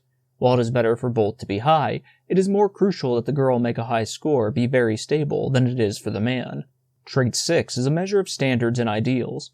Both should have high scores, but it is more important that the man have a good score than the girl because girls have been trained to have higher ideals than men. If one mate has a very low score, then the other by all means should have a high score. That combination will provide a balance wheel. Trait 7 is a measure of steadiness and freedom from excess emotionality. While more important that the man score high because in most cases he will be the income earner, both should make about the same scores. Trait 8 is a measure of flexibility and adaptability. While average to high scores are important, and while agreement or about the same scores are desirable, if one must score low, it is better for the man to do so than for the woman. Trait 9 is a measure of thoughtfulness and consideration. This is a much more important trait for women than for men, yet at the same time, marriage happiness is definitely promoted by both making about the same scores. Trait 10 is important for either the man or the woman, because it measures the family background of both people. It is important that both score as high as possible on this trait. It is even more important for the girl to score high than it is for the man. But if either mate should score low, it is most important that the other score high. To sum up, it is important that both people make about the same scores on sociability, 1, conformity, 2, dependability 4, stability 5, idealism 6, flexibility 8, and seriousness 9, and the higher the better. If one scored low on the other 3, tranquility, steadiness, and family background, it is important that the other score high. But how can you get a more detailed, concrete picture of your compatibility or lack of it? On the following pages, you are going to see your degree of compatibility emerge from a series of 21 figures. When those 21 figures are totaled, you will have your average. Instructions. First, glance over these "Do you match" tables on the next few pages to familiarize yourself with them. In the 21 blocks, you will match yourselves on the 10 traits already tested. You will match your total scores on those traits, and then in the last 10, will match yourself on 10 other factors. Take the very first item, Test 1. This matches you on sociability. Suppose the man had an adjusted score of 27 when he took the sociability test in the last chapter, and the girl had a score of 24. Look over the 5 alternative combinations to see where such a scoring fits. It fits in combination D, so you should write a credit of 3 points in the block on the right. On Test 2, suppose the man made an adjusted score of 18 and the girl of 7. That's a big difference. Since no such combination is shown, write a 0 in the block. Do you match? Test 1. A. Both scored 30 or above, give credit of 10 points. B. One scored 30 or above, other scored 25 to 29, credit 5 points. C. Both scored 25 to 29, credit 5 points. D. One scored 25 to 29, other scored 21 to 24, credit 3 points. E. Any other combination receives no credit. Test 2. Both scored 15 or above, give credit of 8 points. B. One scored 15 or above, the other scored 11 to 14, credit 4 points. C. Both scored 11 to 14, credit 2 points. D. Any other combination receives no credit. Test 3. A man scored 56 or above, girl 28 or above, credit 12 points. B. Man scored 56 or above, girl 23 to 27, credit 10 points. C. Man scored 46 to 55, girl 23 or above, credit 8 points. D. Man scored 37 to 45, girl scored 23 or above, credit 3 points. E. Any other combination receives no credit. Test 4. A. A man scored 50 or above, girl 100 or above, credit 20 points. B. Girl scored 100 or above, man scored 40 to 49, credit 15 points. C. Girl scored 100 or above, man scored 31 to 39, credit 10 points. D. Man scored 40 to 49, girl scored 81 to 99, credit 8 points. E. Man scored 31 to 39, girl scored 81 to 99, credit 5 points. F. Any other combination receives no credit. Test 5. A. Man scored 40 or above, girl 80 or above, credit 15 points. B. Man scored 31 to 39, girl 80 or above, credit 12 points. C. Man scored 21 to 29, girl 80 or above, credit 10 points. D. Man scored 40 or above, girl 60 to 79, credit 8 points. E. Man scored 31 to 39, girl 60 to 79, credit 5 points. F. Any other combination receives no credit. Test 6. A. Both scored 30 or above, give credit of 10 points. B. One scored 30 or above, other scored 25 to 29, credit 5 points. C. Both scored 25 to 29, credit 5 points. D. One scored 25 to 29, other scored 21 to 24, credit 3 points. E. Any other combination receives no credit. Test 7. A man scored 80 or above, girl 40 or above, credit 12 points. B. Man scored 80 or above, girl 35 to 39, credit 10 points. C. Man scored 71 to 79, girl 40 or above, credit 8 points. D. Man scored 71 to 79, girl 35 to 39, credit 5 points. E. Man scored 61 to 69, girl 40 or above, credit 3 points. F. Any other combination receives no credit. Test 8. A. Both scored 22 or above. Credit 10 points. B. Man scored 22 or above. Girl 13 to 21. Credit 8 points. C. Man scored 13 to 21. Girl scored 22 or above. Credit 5 points. D. Man scored 13 to 21. Girl scored 13 to 21. Credit 3 points. E. Any other combination receives no credit. Test 9. A man scored 30 or above. Girl scored 60 or above. Credit 15 points. B. Man scored 24 to 29. Girl scored 60 or above. Credit 12 points. C. Man scored 19 to 23. Girl scored 60 or above. Credit 10 points. D. Man scored 30 or above. Girl 48 to 59. Credit 8 points. E. Man scored 24 to 29. Girl scored 48 to 59. Credit 5 points. F. Any other combination receives no credit. Test 10. Both scores 120 or above. Credit 20 points. B. One scores 100 to 119. Other scores 120 or above. Credit 15 points. C. Both score 100 to 119. Credit 10 points. D. One scores 120 or above. Other scores 81 to 90. Credit 8 points. E. One scores 100 to 119. Other scores 80 or less. Credit 5 points. F. Any other combination receives no credit. Total test score. Total of all 10 tests as scored in Chapter 11. A. Man 460 or above, girl 500 or more, credit 25 points. B. Man 400 to 459, girl 500 or more, credit 20 points. C. Man 460 or above, girl 425 to 499, credit 15 points. D. Man 400 to 459, girl 425 to 499, credit 10 points. E. Man 350 to 425, girl 400 or above, credit 5 points. F. Any other combination receives no credit. Now score your compatibility on the 10 additional factors following and fill the proper credits in the blocks just as you have been doing. On factors 7, 8, and 9, bear in mind that you cannot count as a part of your acquaintanceship, courtship, or engagement any period of time of 3 months or longer when you did not see each other, as in the case where a man was overseas. 1. Parents. A. Both sets of parents happily married. Credit 15 points.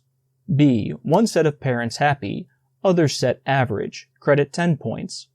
C. Both sets of parents average in happiness. Credit 8 points. D. One set happy, other set not happy. Credit 5 points. E.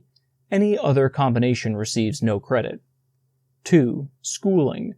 A. Both members of the couple have had education beyond high school. Credit 10 points. B. Both have completed high school. Credit 8 points. C. One has some college, the other has finished high school. 5 points. D. Any other combination receives no credit. 3. Religion. Both regularly attend the same or similar churches. Credit 15 points. B. Both are Jews, Catholics, or Protestants. Credit 10 points. C. Although basic religions differ, both have about the same views. Credit 5 points. D. Any other combination receives no credit. 4. Parental approval. A. Both sets of parents approve this match. Credit 12 points. B. One set approves, the other is not opposed. Credit 10 points. C. One set approves, one set opposes. Credit 5 points. D. Any other combination receives no credit. 4. Age comparison. A. Both people are within 3 years of age of each other. Credit 10 points. B. Girl is 3 or more years older than man. Credit 5 points. C. Any other combination receives no credit. 5. Years of age. A. Man is at least 25 years, girl at least 22. Credit 10 points. B. Man is at least 23 years, girl at least 20. Credit 5 points. C. Man 22 years or older, girl at least 19. Credit 3 points. D. Any other combination receives no credit. 7. Acquaintanceship. A. Have known each other 6 years or more, credit 20 points. B. Have known each other 3 but less than 6 years, credit 15 points. C. Have known each other 2 but less than 3 years, credit 10 points. D. Have known each other 1 but less than 2 years, credit 5 points. E. Any other combination receives no credit. 8. Dating. A. Have been dating and going steady 3 years or more, credit 20 points. B. Have been dating and going steady 2 but less than 3 years, credit 15 points. C. Have been going steady 1 year but less than 2 years, credit 10 points. D. Have been going steady 8 months to 1 year, credit 5 points. E. Any other combination receives no credit. 9. Engagement, if any. A. Have been definitely engaged for over 2 years, credit 20 points. B. Have been definitely engaged 18 months to 2 years, credit 15 points. C. Have been definitely engaged 12 months to 18 months, credit 10 points. D. Have been definitely engaged not less than 6 months, credit 5 points. E. If engaged less than 6 months, no credit. 10. Quarrels. A. There have been no quarrels to speak of during courtship, credit 20 points. B. Any misunderstandings have been quickly settled by mutual agreement, credit 15 points. C. While there have been conflicts, no one was so serious that the couple did not see each other regularly, credit 10 points. D. Misunderstandings have been infrequent and have been settled by one or the other giving in, credit 5 points. E. Any other answer receives no credit. Total final score. Now you have 21 scores and a total final score. Let us see what this score means. If the total final score for you two is 250 or above, then you would seem to be very well matched. Furthermore, it would appear that you two people should be quite happy in marriage. If there are no unfavorable factors present such as poor physical health or inability to make a living, and if you two people are really deeply in love, then your marriage should be a happy one.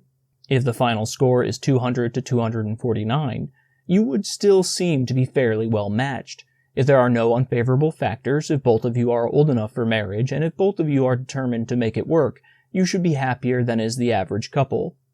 If your final score is 150 to 199, the outlook would not seem to be too favorable. Your marriage might not be as happy as that of the average couple. Why not wait another 6 months? Give yourselves time to see what some of your problems are. Do something active about them. It may help you to talk things over with a marriage counselor, or with your minister, or somebody else whom you trust and who is mature enough to help you analyze the situation. If your score is 149 or less, then it would seem that you two people should put off the marriage for 6 months or perhaps a year or longer. You can be sure that there are some factors present that should make you stop, look, and listen. Perhaps both of you are not well adjusted to separate personalities or to each other. Maybe you are of radically different religions or your parents are opposed to your marriage. Perhaps you need to have a much longer period of courtship or engagement. Whatever the reason, you should talk the matter over with some person competent to advise you.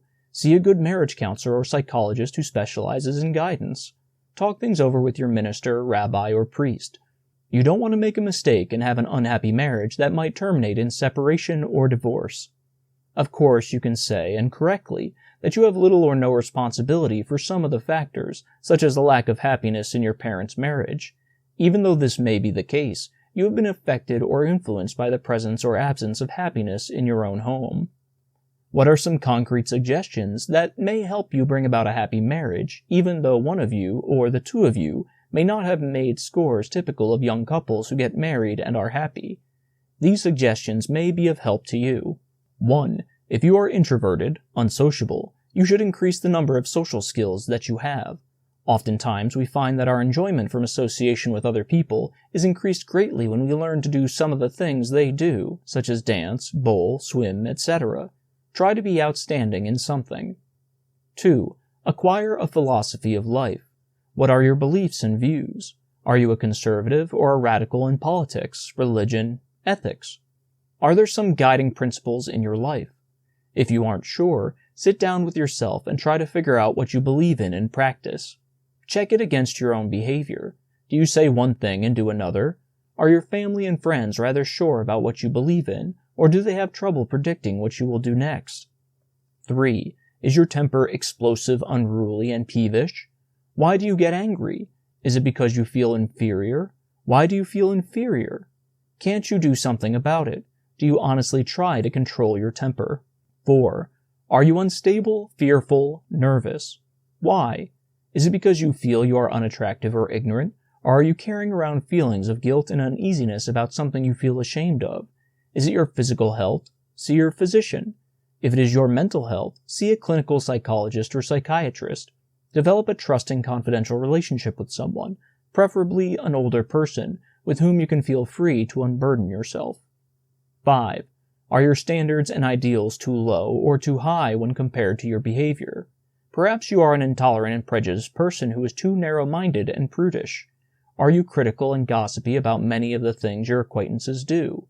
Do you know whether you have set your standards impossibly high, so high that you have a constant feeling of frustration because you are always falling short? 6.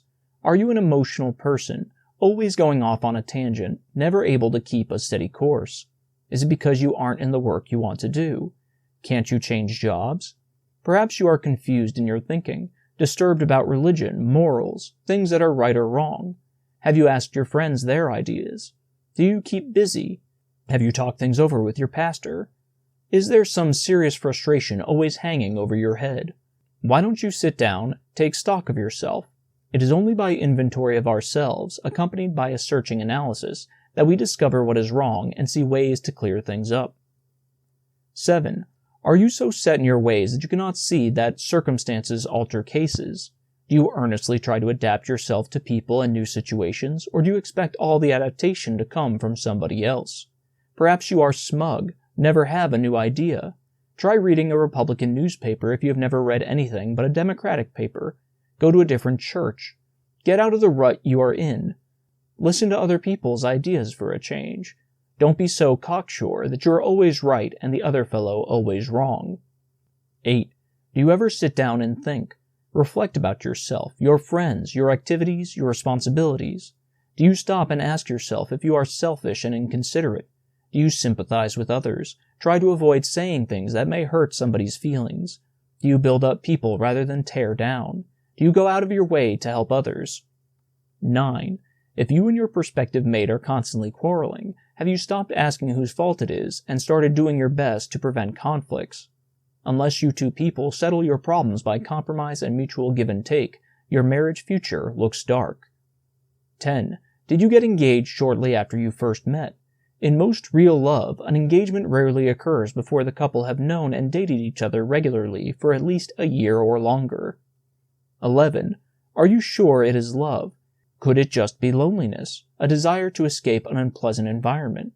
Are you sure it isn't a fantasy ideal? 12. Why don't your parents approve this marriage? After all, they may have something. Look back in the past. Weren't they right many times then when you thought they were wrong? Unless your friends warmly approve this marriage, your parents are probably right in urging you to wait. 13. Do you really know your mate? What makes one a good date doesn't usually make one a good mate. Although an hour's enjoyment of dancing, going to movies, etc. may be a wonderful pastime, it may be far from what you need in a mate. Are you sure what you want in a mate is what you need? Are you sure that what you have found is what you need in a mate? 14. Last but not least, is this prospective mate going to be the sort of parent you want your children to have? When you have finished asking yourself these questions, you will probably have some good ideas what to do if you and your mate didn't make a score above average. Take your time. It is easier to get married than it is to get separated or divorced, and much easier on one's disposition in the long run. You want to marry, but we want you to make a good choice and to find in marriage all the happiness and contentment that it can bring. Procedure if you are doing the matching alone. Some readers may wish to see how they match with another person, but would prefer to do the matching without consulting him. This can be done, though of course it would be much less accurate. Use the Do You Match tables in this chapter, just as couples working together did. You won't have much trouble scoring the last 10 of the 21 items, since they are based on known facts. Your greatest problem will be in estimating the scores your mate would make in the 10 tests on personality traits. Your estimates will necessarily be rough approximations, but if you have known this person for several months, you may have a fair idea how he would answer the various questions in those tests and estimate scores for him accordingly. Be rigidly honest when you imagine the answers this person would make. You can double-check your compatibility with such an absentee person by taking the following short test. It is a greatly abbreviated check on compatibility. Are you well mated? Here is a final checklist on compatibility, primarily for a person who took the tests in Chapter 11 by himself. This test, which can be taken by either a man or woman, provides you with a rough gauge for determining whether the person you are dating might make a good mate for you. If you are a man, change questions to read she instead of he. 1. Are you two about equally sociable? That is, are you both either gadabouts or both stay-at-homes? 2. Are you both stern-minded with high ideals, or else are you both broad-minded and practical? 3. Does he find satisfaction and reward in his work? 4. Is he over 20, under 40, and not divorced? 5. Is he regarded by acquaintances as a solidly dependable person not given to excuse-making and sly lies? 6. Have you been dating steadily for 2 years or longer? 7. Has your dating been relatively free from quarrels? 8. Do you and your mate have much the same beliefs and attitudes about religion? 9. Do both sets of parents favor this marriage? 10. Did he attend Sunday school regularly until he was at least 18? 11. Is he in good physical health? 12. Do you two have about the same emotional responsiveness or warmth of passion? 13. Was he free of conflict with his parents, and did they discipline him firmly but not harshly? 14. Were his parents happily married? 15. Is he free of jealousy and suspicion? 16. Does he have a calm, even temperament, especially if you are the one to fly off the handle quickly? 17. Do you both have a healthy attitude towards sex? That is, are you neither disgusted nor morbidly concerned with it? 18. Is he a temperate person not given to heavy drinking? 19. Are you two fairly close together, somewhere in the broad middle zone between being timid and reckless? 20. Do you both think you want children? If each had 16 yes answers or more to the above questions, then your romance would seem to be on a fairly solid ground. However, after you have taken the test, then go back and compare the two sets of answers on all the questions. If each had 17 yeses or more, and if there was mutual agreement, that is, if both had the same yes answers to at least 15 of the questions, then it would appear that your marriage is not so mixed that it cannot be made to work. Chapter 13. Beware of mixed marriages.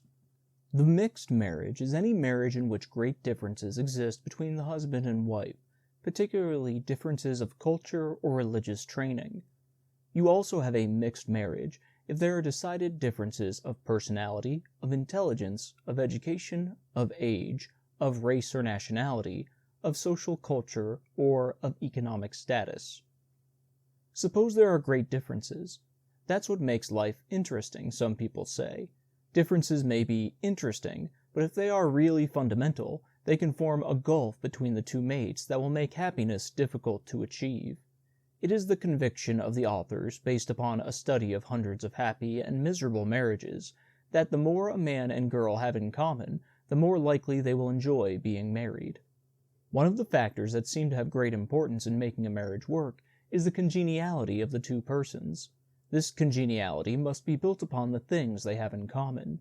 The more things they have in common and the fewer the differences, the greater likelihood of congeniality, and the greater the ease with which the two can talk over their mutual problems fully, frankly, and understandingly. The success of a marriage depends upon the total adjustment the two personalities can make to each other. Even when couples are highly compatible, far-reaching adjustments must be made.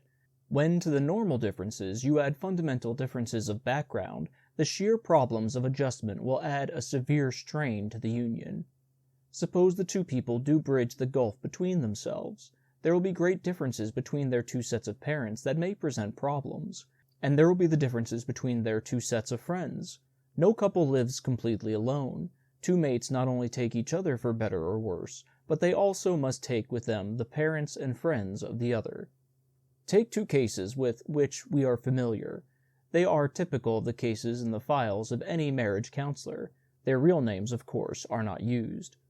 John is 42 years old, a Catholic, a Democrat, and had a high school education. His young bride, Margaret, is 24, has had 3 years of college at a fashionable finishing school. She is a Baptist and a Republican. These two people think they are in love. Perhaps they are. But on the other hand, Margaret was attracted to John chiefly for his maturity, his handsome appearance, the very nice compliments he paid her, and the success he had made of himself.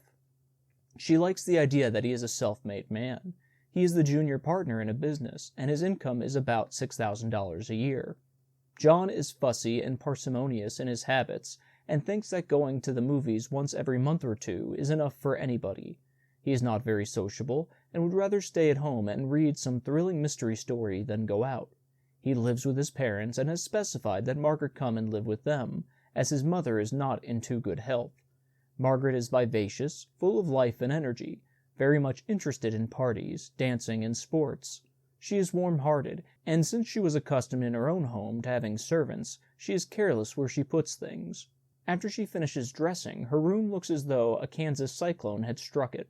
John was attracted to her despite her odd ways, because she had given him considerable appreciation for the progress he has made without much formal education. She is the most attractive girl who has ever shown an interest in him, and he subconsciously feels that her social position in the community will be an asset to him in the success of his business. Despite their present professions of love, it is hard for us to believe these two will find lasting happiness in marriage. They have too many points of difference. Jim and Mary, in contrast, are what we would call compatible. Jim is 28, a college graduate in business, and is a junior executive in an office supply firm. He is a sociable person, likes the movies, wants to go on an occasional dance, and has many friends among both sexes. Mary also likes to dance, has many friends, enjoys parties and sports. She was graduated in liberal arts in college, but in addition took a secretarial course. He is a Methodist, she is a Presbyterian. He is an independent in politics, though reared in a Republican home. Although Mary has voted the Republican ticket, she tends to be something of a liberal politically. They became acquainted in their senior year at college, and now both are working at the same firm. If they go through with their marriage, we predict they will find a great deal of happiness in it. They have so many things in common. In the last few chapters, we have already pointed out how crucial it is for a couple to have compatible personality traits. Studies have shown that unhappy couples frequently disagree on their friends, matters of recreation, the way they demonstrate affection, the way children should be reared, and other things that are a vital part of marriage. The research of the Marriage Counseling Service at Penn State has shown that the couples who disagree most are the couples whose personalities are least alike. Take the great difference of ideals in the case of the son of the traveling salesman, who is rushing the daughter of a clergyman. She is almost spiritual in her ideals, and at home learned to restrain all manifestations of affection. The young man is handsome and dashing, a fast talker and a social butterfly. He likes to tell dirty stories and to get drunk. It is unlikely that their romance will progress far enough to contemplate marriage, but if they should get married, the radical differences in traits will produce a great unhappiness. What are the other factors, besides personality traits, that can produce mixed marriages? Here are the main mixtures to watch out for. Are there fundamental differences of religion? If the couple are of different religious beliefs, their philosophies of life may be so deeply different that they may be liable to constant friction. One German study showed that the fewest divorces were in marriages between Jews, and that of the largest number of divorces occurred when a Catholic married a non-Catholic. In Maryland, 12,000 young people were asked the religious affiliations of their parents, and also asked if their parents were living together, divorced, or separated. Here were the percentage of broken marriages found in different groupings. When both parents Jewish, 4.6%. When both parents Catholic, 6.4%. When both parents Protestant, 6.8%. When religions mixed, 15.2%. In other words, a mixed marriage is 2 or 3 times more likely to end in unhappiness than when the marriage is not mixed religiously. And in intermarrying, some combinations seem to be more explosive than others.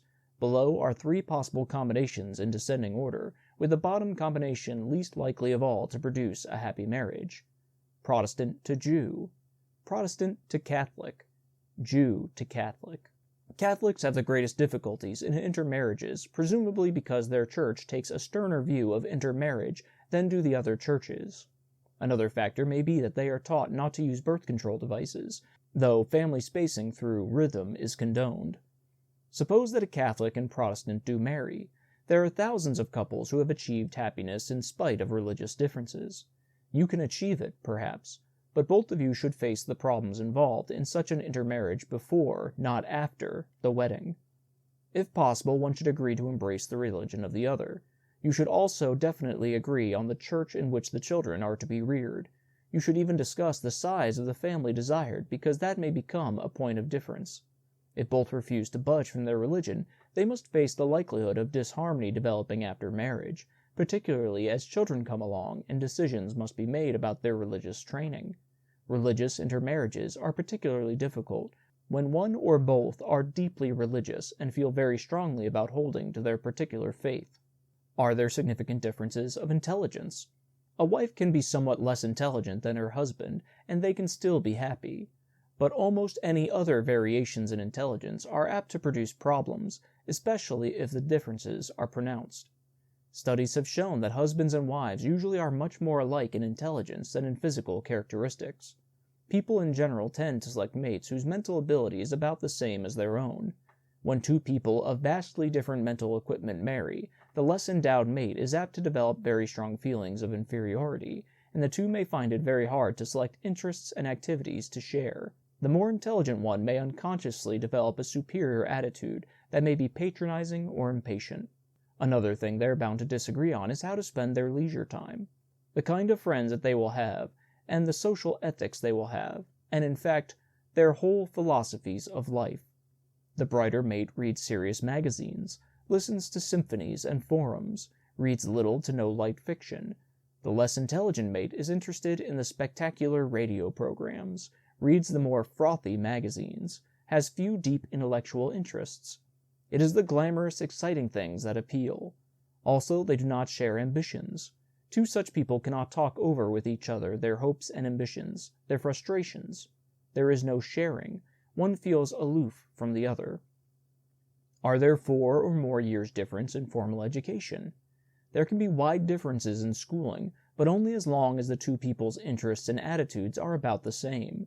And in these days of wide reading, radio information, night schools, and correspondence courses, two people may differ greatly in formal education, but differ little in their informal education. However, it does appear to be a fact that the happiest marriages seem to be those in which the two people met each other on a school campus, took similar curricula, lived in the same academic background. Are there wide differences in your economic background? This is closely related to the social differences. Mothers have encouraged wide differences in economic background by teaching their daughters to marry up the economic scale. They have urged to make good catches. It is only human for a mother to wish that her daughter will not have to scrimp as she has had to in her marriage. It also enhances a family's social prestige if a daughter can marry up. However, when there are wide differences in the incomes of the two sets of parents, those differences are accompanied by differences in social background, which are often hard to reconcile. Added to this is the factor of acceptance that invariably arises when either a girl or man marries way above his own economic level. The parents and friends of the wealthy mate often assume that the other married for money. That may produce serious tension and create a lasting in-law problem. Is there a wide difference in age? One study has shown that the least happy marriages are those in which the husband is 6 to 8 years older than the wife.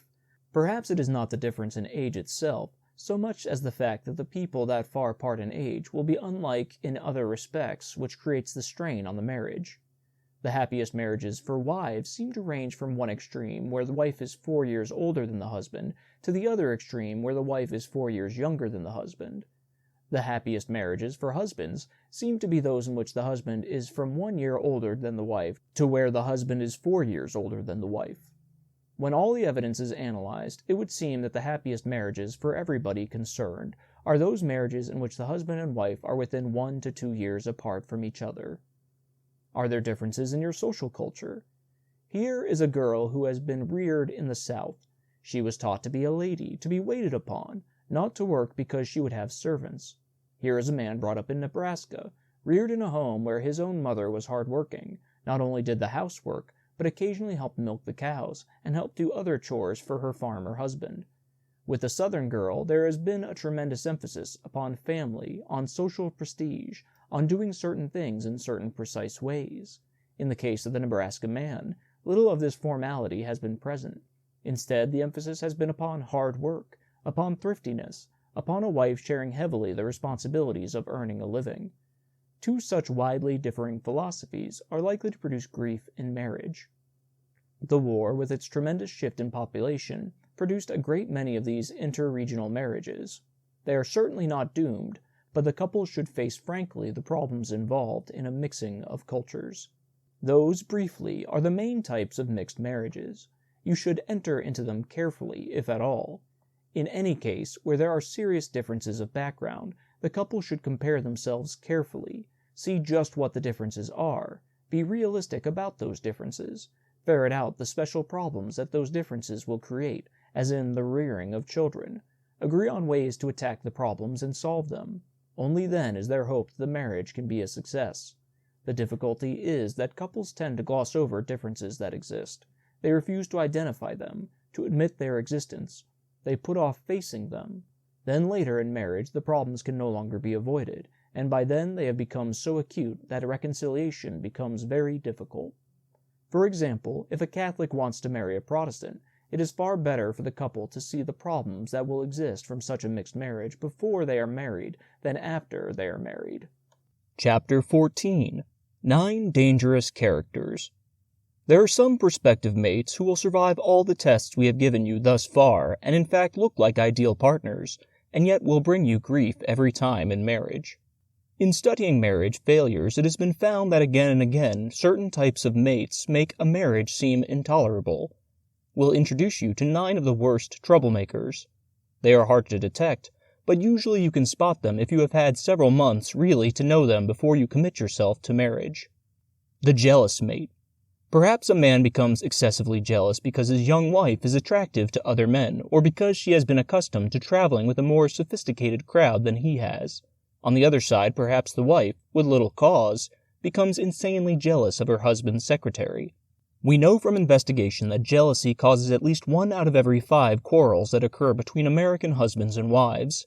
And furthermore, in divorce cases, jealousy turns up as a factor in almost half of all divorces. That is not hard to understand because a jealous person inevitably becomes a difficult person to live with. He or she is usually suspicious, quick-tempered, and disagreeable. It is hard to love a person who is jealous of you. You lose your respect for him, and you can't be natural with him. When you do try to be natural, he will set you on your guard by some snippish and unprovoked remark, and will question you awkwardly at length to check on your movements. Frequently he will fly into temper outbursts or sink into black moods. Psychologically, jealousy is a feeling of frustration, which in turn produces anger and dejection. The person is frustrated because he fears he is losing the love of the mate or fears that the mate is being unfaithful. Jealousy may be real or imaginary. Evidence uncovered at the Penn State Clinic would indicate that frequently it is the latter.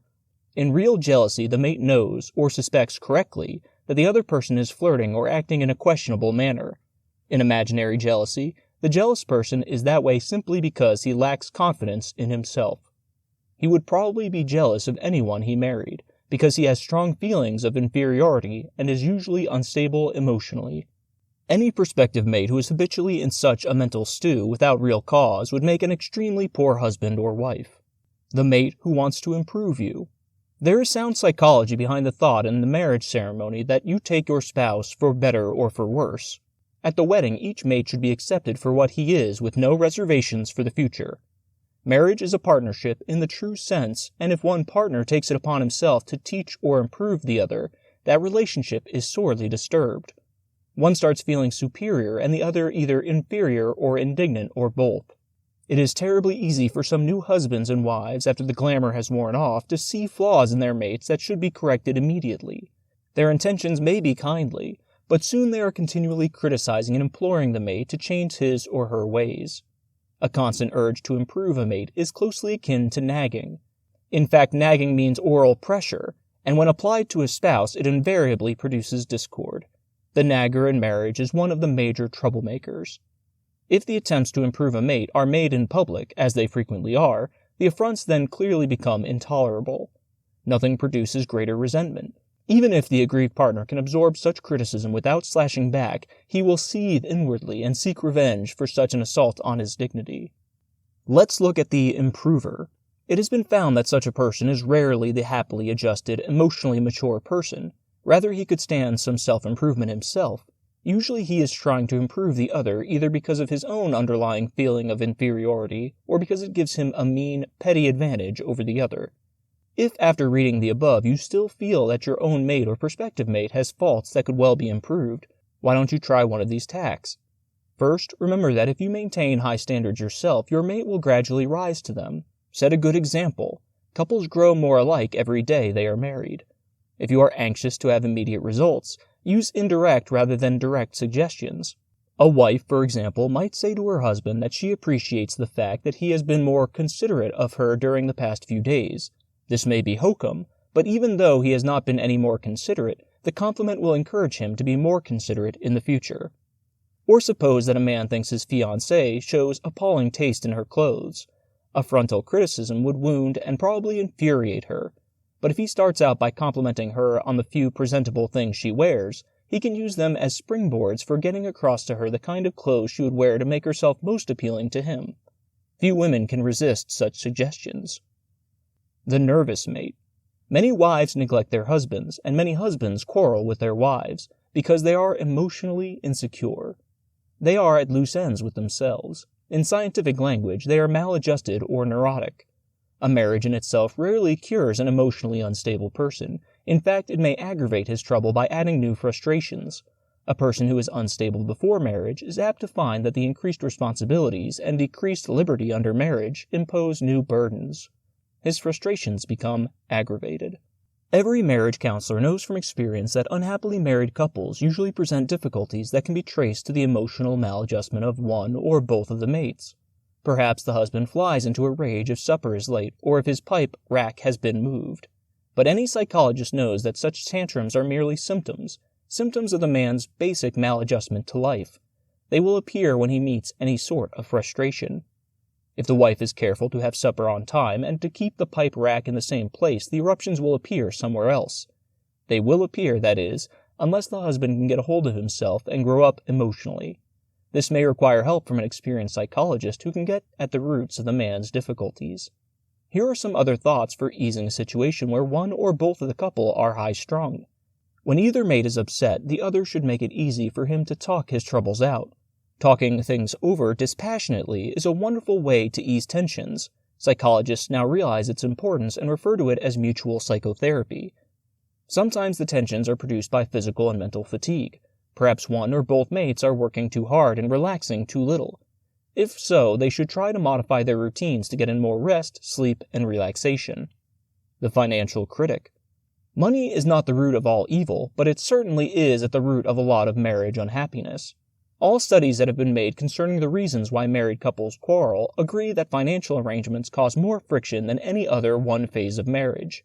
For example, couples quarrel 5 times as much over money as they do over the rearing of children, which is a well-known troublemaker. 1/2 of all divorced couples say that financial problems were a part of their difficulties. Unless the couple is really poor, the lack of money doesn't cause the troubles as much as bad management of it. The average couple should be comforted to know that too much money causes trouble as much as too little money. A girl considering marriage with a man who has an irregular or uncertain income should face frankly the fact that the situation may become the source of bitter quarreling if the two aren't careful. Regularity of income and job security seem to be more important than the size of the income. Couples who save their money are happier than those who don't, other things being equal. Both girls and men selecting a future mate should be wary of people who are disorganized in their personal lives or are prone to carping. Those two types of people are most apt to inspire or provoke quarrels over money. The main grievance of wives financially is that their husbands are too tight, and the main complaints of husbands are that their wives are too extravagant or too chaotic in their budget keeping. Husbands, interestingly, complain much more about the extravagance of their wives than wives complain about extravagance of husbands. The alibi artist. Beware of the excuse maker. Alibi making is not mentally healthy. In fact, it is one of the early signs of emotional confusion and mental deterioration. If a man or girl sees in the other during courtship indications that excuse-making is an ingrained habit, he would do well to break off the courtship and seek a mate elsewhere. That may sound like a harsh way to deal with the purveyor of little white lies and excuses, but it has been clearly established that such a person is a very bad marriage risk. The individual usually excuses his own lack of accomplishment or ability by projecting the blame for his failures on other people. Bit by bit, this projection becomes devastating. Continued excuse-making gradually brings the individual closer and closer to the gulf that divides the real from the imaginary, the sane from the insane. In its most pronounced form, it is paranoia, a type of insanity. The alibi artist has little respect for the truth, cannot be predicted, evades his obligations, and is generally not dependable. The test designed to measure this tendency to alibi, which psychologists call tendency to rationalize, has already been discussed. The victim rationalizes or excuses his own conduct. The amazing thing is that this one test is an extremely accurate device to predict by itself marriage happiness or failure. Investigations have established that persons obtaining low scores in that one test have consistently proved to be unsatisfactory mates in marriage. No husband ever gets conditioned to excuses for the lateness of meals, the unmade beds, the buttons that have not been sewn on. He doesn't resent the inconveniences as much as he resents the wife's continued excuses for failure to show improvement. The escapist. The escapist is a close relative of the alibier, but somewhat more honest. He finds himself unable to cope with his everyday problem of living in a modern world, so he turns and flees from them.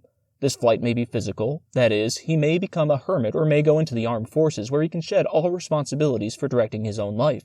But more often nowadays, the flight is into a dream world via narcotics or alcohol. Heavy drinking is steadily becoming more serious. Many distillers are even urging moderation in their advertisements. It is not merely on a moral basis that marriage counselors will warn you to shun the heavy drinker.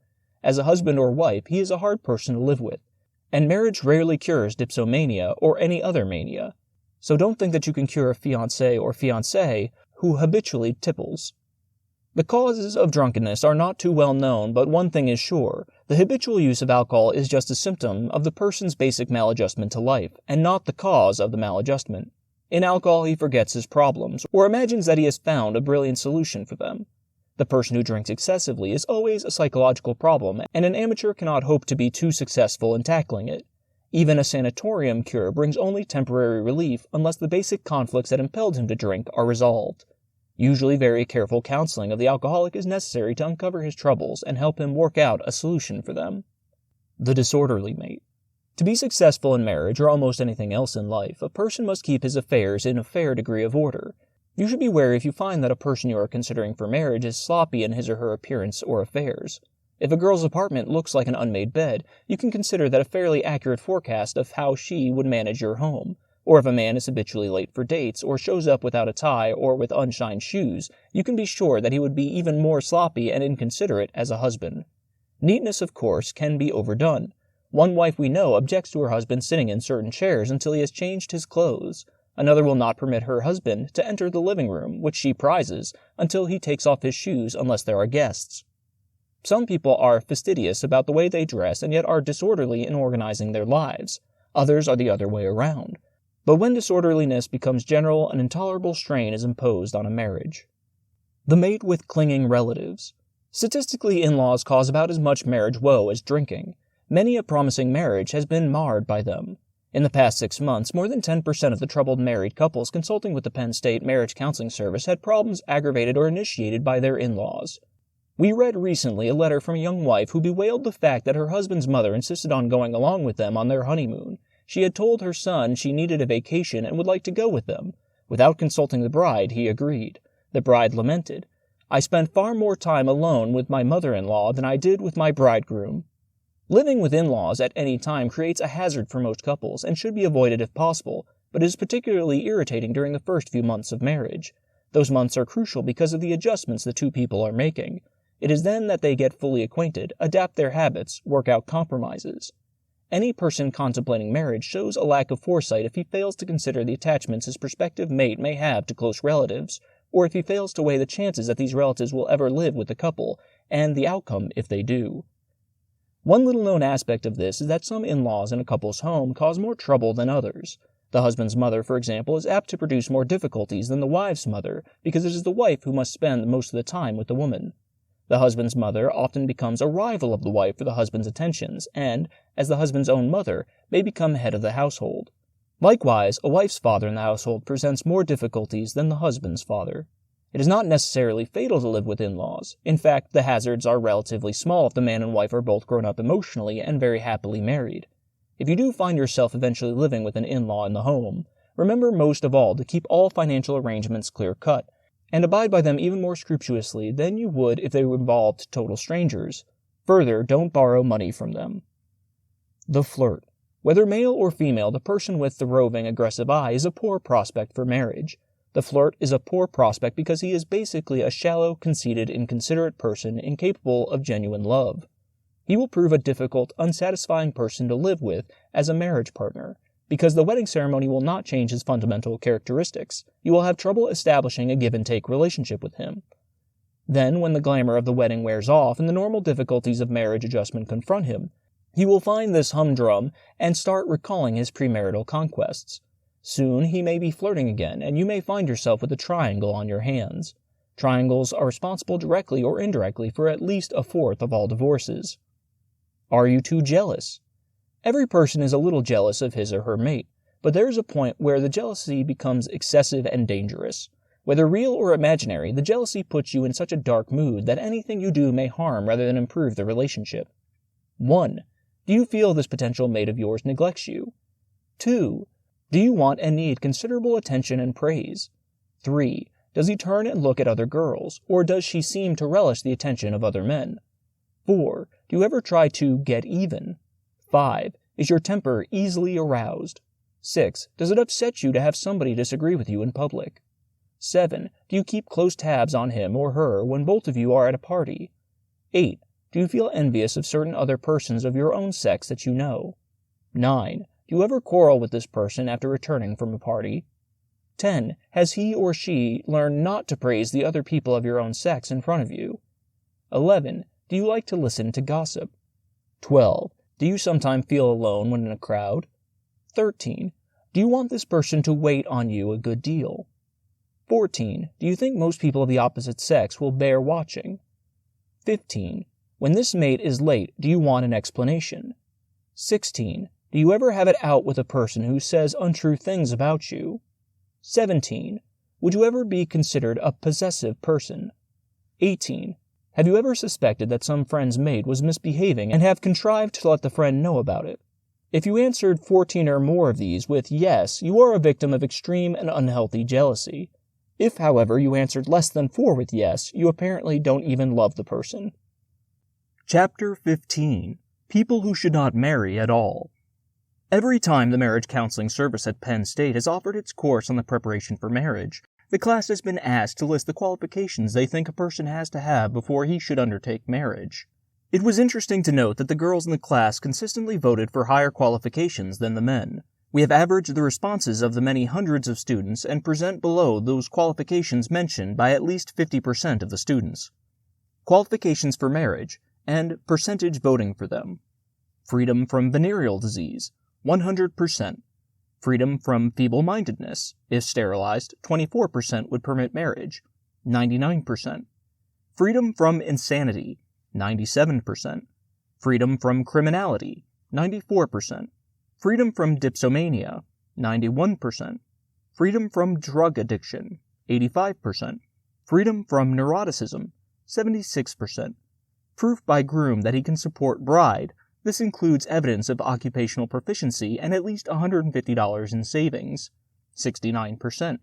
Record of no more than one divorce, if any, 50%. Other qualifications suggested but receiving less than 45% of the votes were freedom from tuberculosis, cancer, epilepsy, and fatal heart disease, freedom from sterility and from inherited physical defects. About 97% of the students thought that both men and women should have premarital physical exams that would determine freedom from venereal disease. We feel that there's a great deal of merit to the qualifications raised by the students. With those as a starting point, we have prepared 9 questions which you should ask yourself and be able to answer yes. They are minimum qualifications for marriage. We feel you should have serious doubts about the advisability of marrying another person if you answer no to even one of these questions. Here they are. Is your mate sane and from a family in which no insanity is present? Except in pronounced forms, psychoses are not easily diagnosed. The borderline between sanity and insanity is no more distinct than is the line between black and white. All shades of gray exist. Many paranoidal persons roam the streets of our country and in many cases are able to carry the responsibilities of normal life, at least until they encounter continued frustration which will bring the insanity into an easily recognizable form. Insanity is not easily detected unless there is an uncontrolled behavior or pronounced incompetence in obeying normal standards of behavior. In a recent book issued through the National Committee for Mental Hygiene, there is a statement that 1 out of 25 persons reaching adulthood should be confined. Another 4 out of 25 are severely neurotic, and another 8 are handicapped by milder neurotic disturbances. On the basis of these findings, at least 1 person in 4 is severely maladjusted, or at least 1 in 2 is maladjusted to some extent. If you are concerned about the mental balance of any possible mate, you might ask yourself these questions. Has he been confined at some time in a mental institution? Has he been rejected or released from military service because of outright mental disturbances? Does his family have a history of insanity? Is he free from syphilis? Has he ever suffered from severe injury damaging the brain? Do you know if he has shown extreme aberrations on any psychological test to measure abnormalities of mental function? Has he failed to discharge the responsibilities of life in a legal, competent, conventional manner? Has he any record of uncontrollable rages resulting in injuries to others? Does his family physician question his sanity? While it is possible that he might be sane, though you answered yes to some of these questions, the odds are against it. You should keep in mind, however, that many boys discharged from this past war as neuropsychiatric cases are not insane, and most of them will be able to settle down within a few months after their discharge and earn a livelihood and live a normal life. Is your mate law-abiding? Does he have a record free of criminal offenses, and are his parents likewise law-abiding? Many employers, including the federal and state governments, hesitate to employ a person with a criminal record. The habitual criminal is not easily cured. Certainly 3 or more convictions for criminal offenses should indicate a personality pattern adverse to marriage happiness. In New York State, 4 convictions for criminal offenses automatically result in life imprisonment. Is your mate in fairly good physical health, generally, and free from venereal disease? Most of the states have passed laws providing statutory protection against syphilis. These states contain about 3/4 of the total population of the country. It is interesting that about 1 person in 100 taking pre-marriage blood tests is found infected with syphilis. In these days of the miracle sulfa drugs and penicillin, cures of venereal disease can be effected in a matter of weeks. Syphilis is a blighting disease which, if uncured, will wreck any marriage sooner or later. Anyone who is in chronic bad health due to other ailments adds a severe burden to any marriage. Is your mate free from using drugs such as morphine or heroin or marijuana? Addiction to the traditional drugs is not a serious problem in this country, but many great young people have been taking to marijuana for quick jags under the impression that such jags are not dangerous. Musicians particularly often use this drug, but it is a dope just as surely as opium is. Its effect can be just as vicious, and it is used only by persons who are unstable emotionally and thus poor marriage risks from the start. If your marriage drinks, is he temperate in the use of alcoholic beverages? The dipsomaniac is an alcohol addict just as the opium smoker is a dope addict. He is characterized by an uncontrollable craving for alcohol. In some people, alcohol produces a temporary feeling of well-being and elation, sometimes called euphoria. Because it does, people sometimes turn to drinking as an escape from their unsolved problems. Bit by bit, the habit of drinking is built up. The person who marries a mate who is an excessive or habitual drinker, in the expectation of reforming him, is due for a bitter awakening. Marriage rarely cures drinking or any other abnormal condition. Expert treatment is needed. In skilled hands, the drunkard is sometimes cured, if he really convinces himself that he wants to be cured. But the cure is long and arduous, and the proportion of relapses is still great. Is your mate intelligent enough to earn a living and discharge the responsibilities of life competently? There is no doubt that feeble-mindedness is inherited.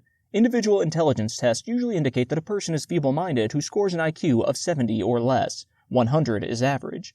Even when sterilization of a feeble-minded person is performed, it still does not seem reasonable to permit that person to marry, since he can rarely contribute to the success of a marriage and often cannot earn a living. Is your mate fairly stable, well-adjusted, and able to get along with people? There are many shades of nervous disorders, ranging from neurosis through psychoneurosis. The neurotic has a minor nervous disorder. The psychoneurotic has some ailment without organic basis, which may involve hysteria, a paralysis, or cramps. Many so-called miracle cures take place with persons who actually have no physical disabilities but have the disability in their mind. In July 1945, such a miracle cure occurred at a military canteen. A 20-year-old soldier was walking painfully around on crutches. One of the junior hostesses asked him half seriously if he would like to dance. He stated that he would, but he couldn't even walk.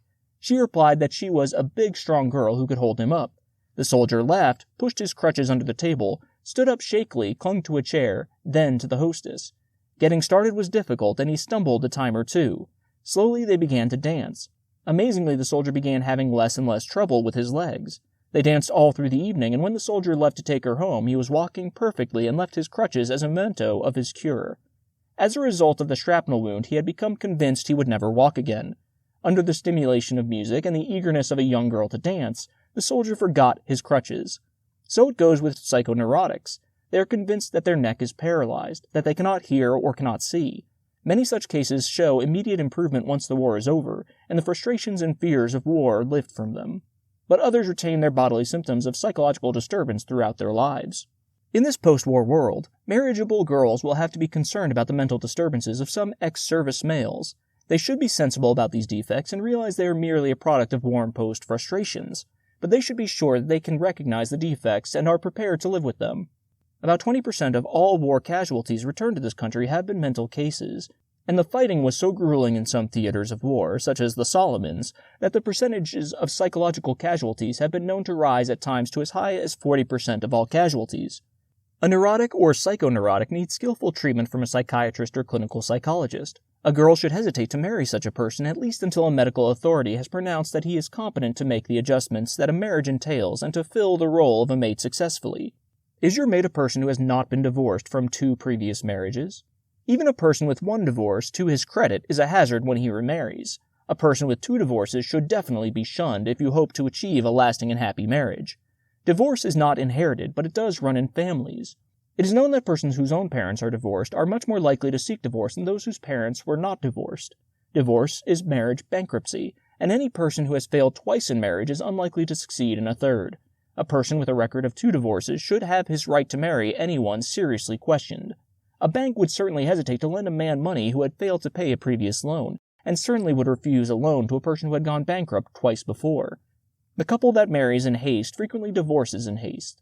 Thus one reason for many of our wartime divorces. Likewise, the couple that takes plenty of time before marriage rarely has to seek a divorce, especially if that marriage results in children. Will you and your mate be able to support yourselves? This presumably will mean that before undertaking marriage, one of the mates, preferably the man, should demonstrate through a work record that he is capable of earning a living. Under normal circumstances, about 1 wife in 6 or 7 works to supplement the earnings of her husband. It is probable that not less than 1 wife in 50 is the sole support of her family. The best way to demonstrate ability to earn a living is for one of the mates, again preferably the man, to demonstrate occupational proficiency by at least 1 year of gainful employment. It is also important that no couple should marry without a cash reserve after the costs of the wedding. Sickness, possible pregnancy, the furnishing of an apartment, and other factors make some emergency fund advisable. The Penn State students thought this saving should amount to at least 10% of the estimated expenses for the first year. In making sure you are both physically fit for a happy marriage, we recommend that you submit to a premarital physical examination. In fact, some couples like to have 2 premarital exams, one just before they become formally engaged, and the second just before they marry. It seems to us that if physical factors are found which might seem undesirable to either member of the couple or to their families, it would be best that such conditions be discovered before the formal engagement to avoid embarrassment. The second exam would be taken just before the marriage because the laws of many states require that the physical exam be taken within 30 days of the marriage date. Whether you plan 1 or 2 exams, there should be one thorough one, far more comprehensive than that required by law. The typical physician, in order to keep the exam reasonable in price, usually examines only far enough to find if the couple meet the legal requirements, which are primarily concerned with freedom from venereal disease. Here are some things that a comprehensive exam should cover. 1. Physical defects that may be crippling or later impair the ability of the individual to earn a living or make a home. 2. The hereditary history of each family should be checked for the possibility of insanity or feeble-mindedness, or other inherited defects that might be transmitted to offspring, even though not too apparent in the person being examined. 3. Because most couples will want children, the reproductive apparatus should be examined to see if reproduction is possible, and that the individual is free from defects that would make conception impossible or childbirth hazardous. This would mean pelvic measurements for the female. The possibility of sterility or impotence should be checked, and any physical factor that might impair or prevent normal sexual relations should be treated. 4. There should be an investigation of the integrity and normal functioning of the heart, respiratory apparatus, and the central nervous system. 5. Freedom from venereal disease, both gonorrhea and syphilis, should be ascertained. The physical exam gives the physician an unusually good opportunity to allay any fears regarding sexual adjustment that either person may have. At the examination, just prior to the wedding, the physician can give the girl instructions in the role of the female in physical intimacy. There should be an explanation of orgasm, and if desired, there can be instructions about birth spacing. Even though some factors may be adverse, that does not mean you should refrain from marrying. It simply means that both of you go into marriage with your eyes open. Furthermore, most physical defects can be corrected, often even sterility. Much of the impotence among young men is caused by psychological rather than physical factors. Is the male a neurotic? And while you are at it, you might ask yourself whether you are too. Answer yes or no. 1. Is he or she easily fatigued? 2. Does he or she have many headaches? 3. Does the mate often feel blue? 4. Does he feel unhappy much of the time? 5. Does he frequently seem to feel lonely? 6. Does he often complain that he feels nervous and shaky inside? 7. Does he often seem to feel miserable? 8. Does he seem to find it hard to trust people? 9. Does it bother him to talk to strangers? 10. Are his feelings easily hurt? 11. Does he often have the feeling that the whole world is against him? 12. Is it apparently difficult for him to keep his mind on what he is doing? 13. Is he troubled frequently with indigestion or heartburn? 14. Does he say that he sometimes gets so discouraged he feels like giving up? 15. Does he often feel weak or as though he were going to faint? 16. Does he often have pains in his hip or back? 17. Does he think that people talk about him behind his back? 18. Does he think that he has had a great deal of hard luck in his life? 19. Does he say that people frequently play mean tricks on him? 20. Does he worry about many things? 21. Does he have trouble getting along with people? 22. Does he complain of being frequently troubled with long periods of insomnia or restless sleep? 23. Does he often appear listless, indifferent, or uninterested in life around him? 24. Is he suspicious of some of his acquaintances or friends? 25. Are his habits of eating or sleeping irregular or peculiar? An affirmative answer to any one of these questions does not mean the person is a neurotic by any means, but a pattern of neuroticism is apparent presently in the person if he answered 10 or more with yes. He appears to be maladjusted to life. Ideally, every question should be answered no. If you feel you don't know the person well enough to answer some of the questions, score only those you are sure of. Then, if 2 out of the 5 of your answers are yes, it would appear that the person may be maladjusted. And incidentally, how did you make out yourself? Chapter 16. Will a job undermine the marriage?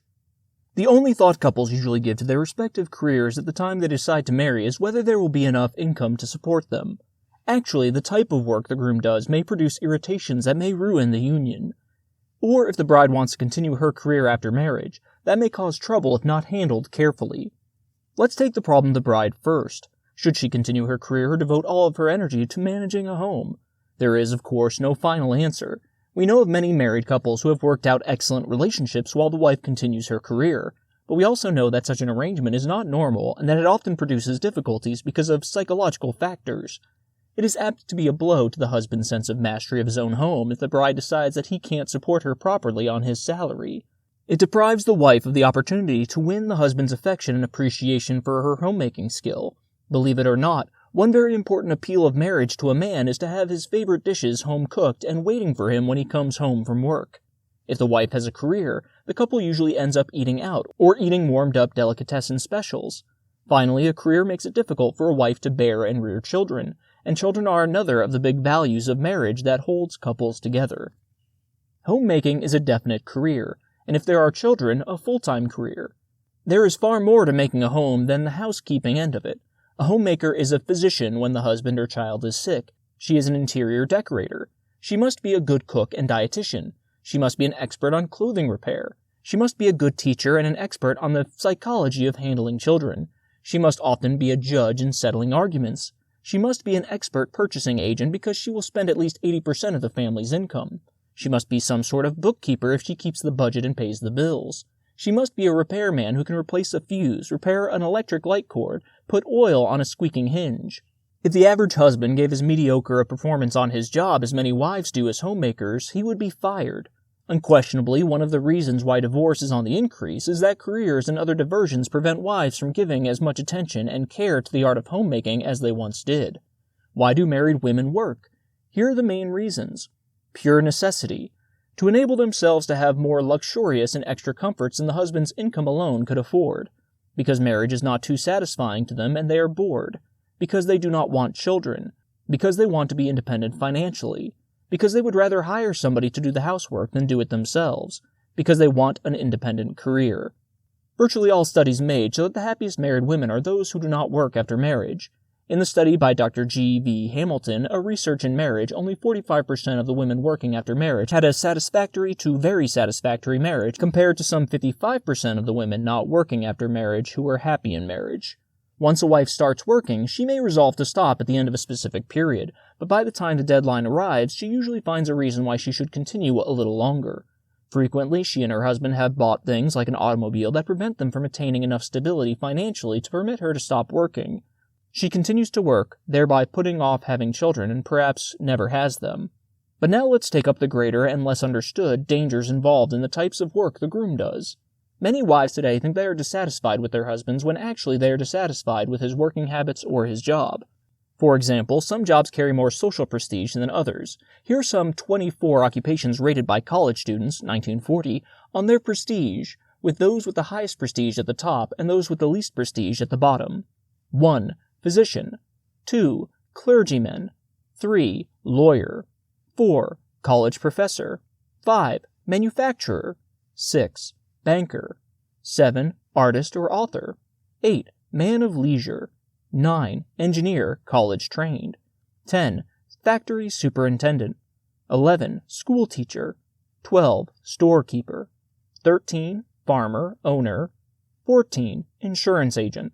15. Salesman. 16. Bookkeeper. 17. Machinist. 18. Carpenter. 19. Barber. 20. Factory operative. 21. Blacksmith. 22. Soldier. 23. Truck driver. 24. Ditch digger. Richard O. Lang is a graduate student at the University of Chicago, made a study of marriage happiness based upon ratings made by acquaintances of more than 17,000 married couples.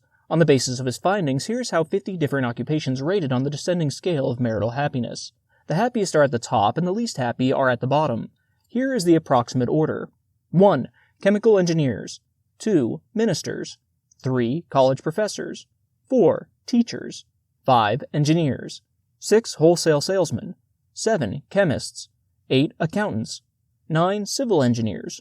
10. Office workers. 11. Physicians. 12. Bankers. 13. Newspaper workers.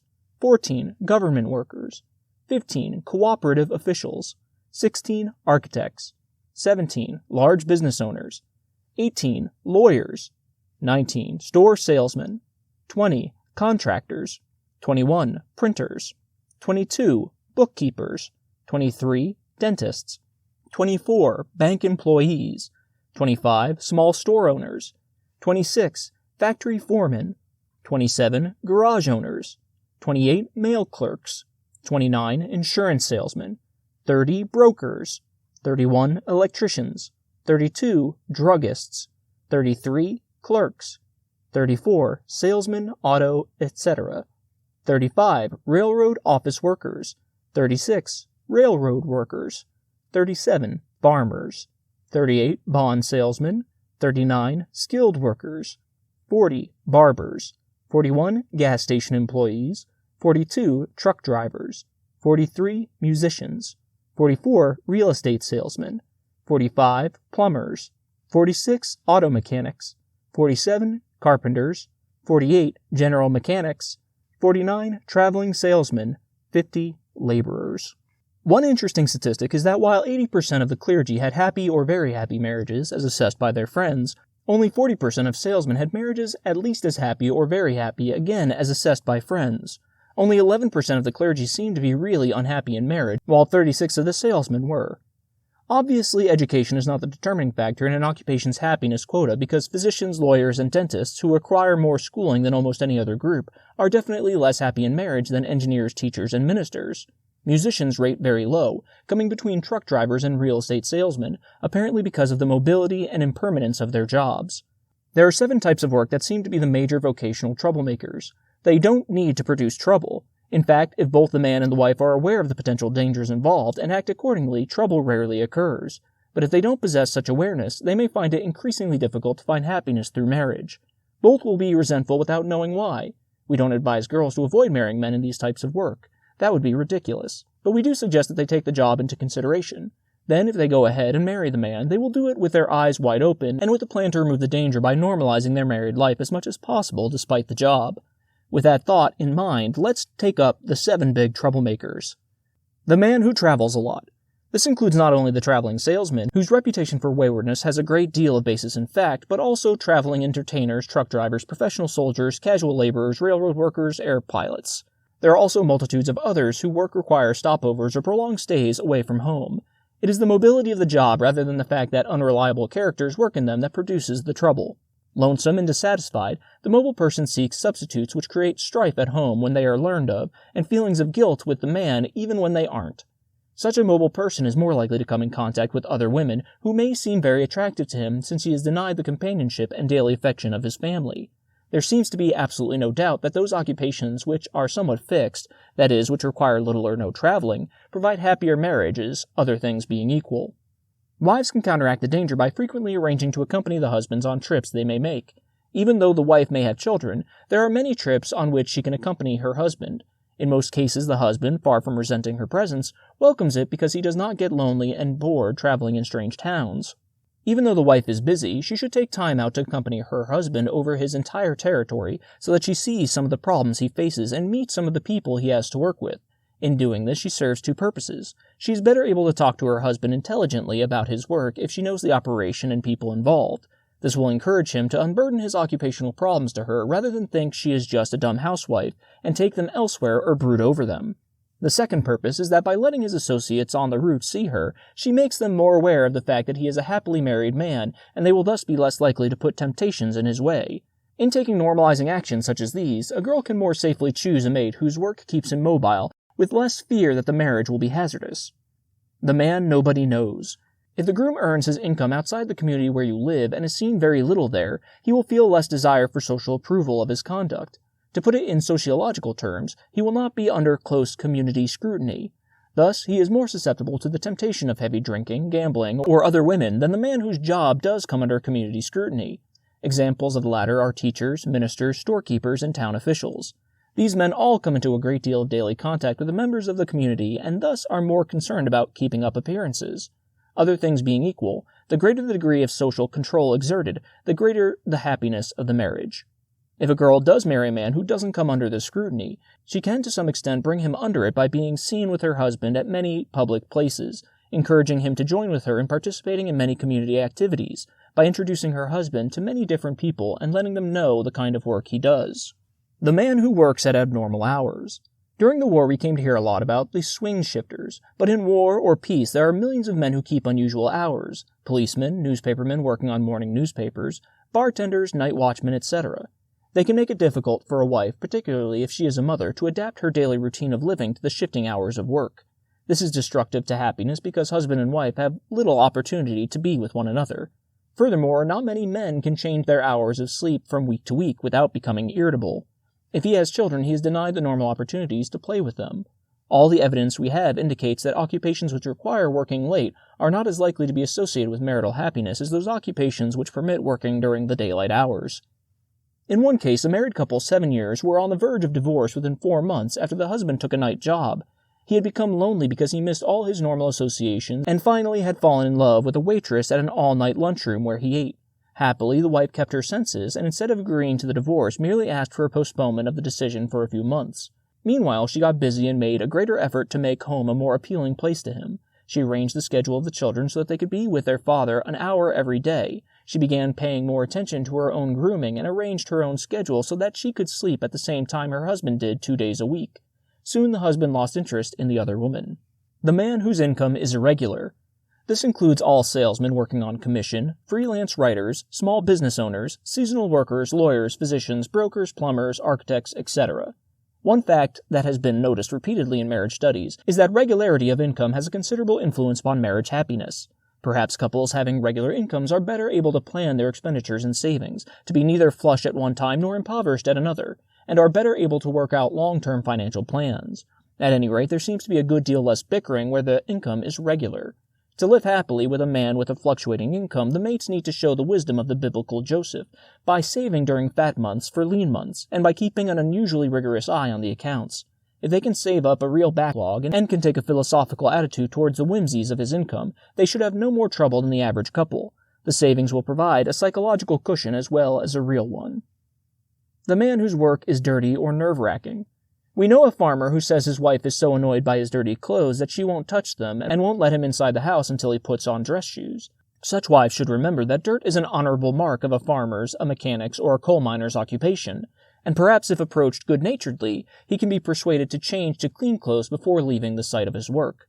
Other husbands have jobs whose work is noisy, tense, or exacting. This includes steeplejacks, tunnel builders, foundry workers, pilots, etc. The jobs leave the husband emotionally exhausted and highly irritable.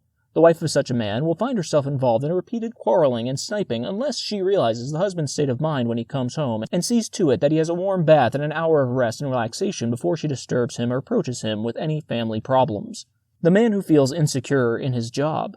Job security, like regularity of income, is an important factor in marriage happiness.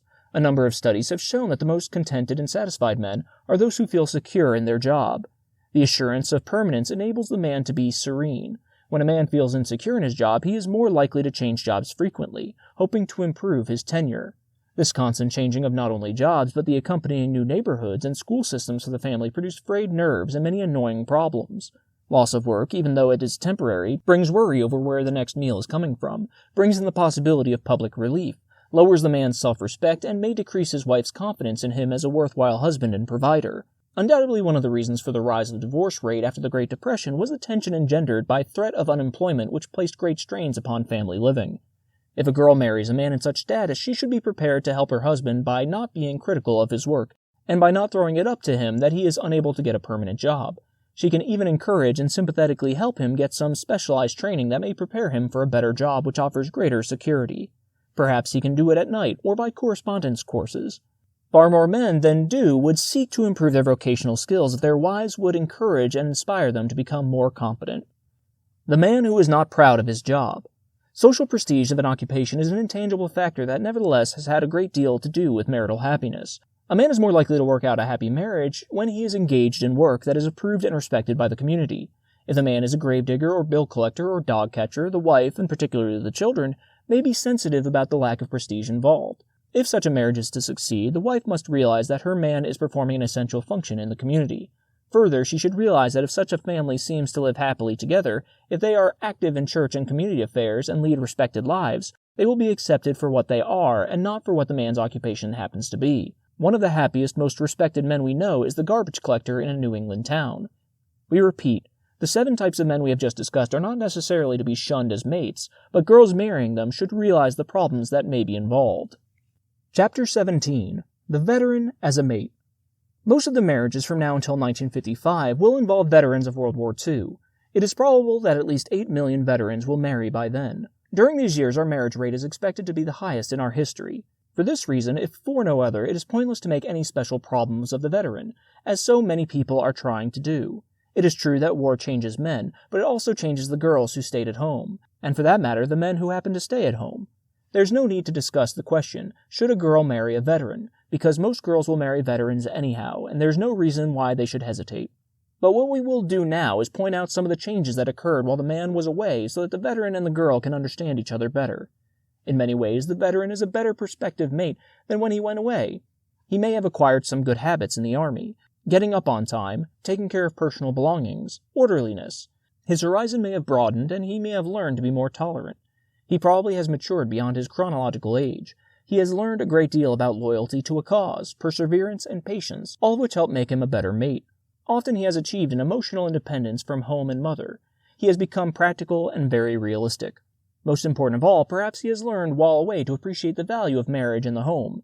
He yearns more than anything to settle down in some quiet place with a nice girl and raise a family. He has had enough running around and being at loose ends. The veteran, of course, has lost and gained certain skills. He may seem crude, and he may appear to have lower ideals and standards. He worries a great deal about the future, is somewhat unsure of himself in some civilian situations. Ernie Pyle, the late, famed war correspondent, pointed out some of these changes when he wrote, "Our men can't make the change from normal civilians into warriors and remain the same people. Even if they were away from you under normal circumstances, they would not come home just as you knew them. They are bound to be a different people from those you sent away. They are rougher. Killing is a rough business. Language has changed from mere profanity to obscenity. They miss women. They expressed longings. Their whole conduct showed their need for female companionship. Money value means nothing to them. A man learns to get what he needs by requisitioning.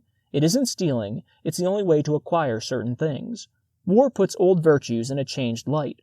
We shall have to relearn a simple fundamental or two when things get back to normal." The standards of fighting men are those of men living without women, of men who have lost many of the moral values of our normal living.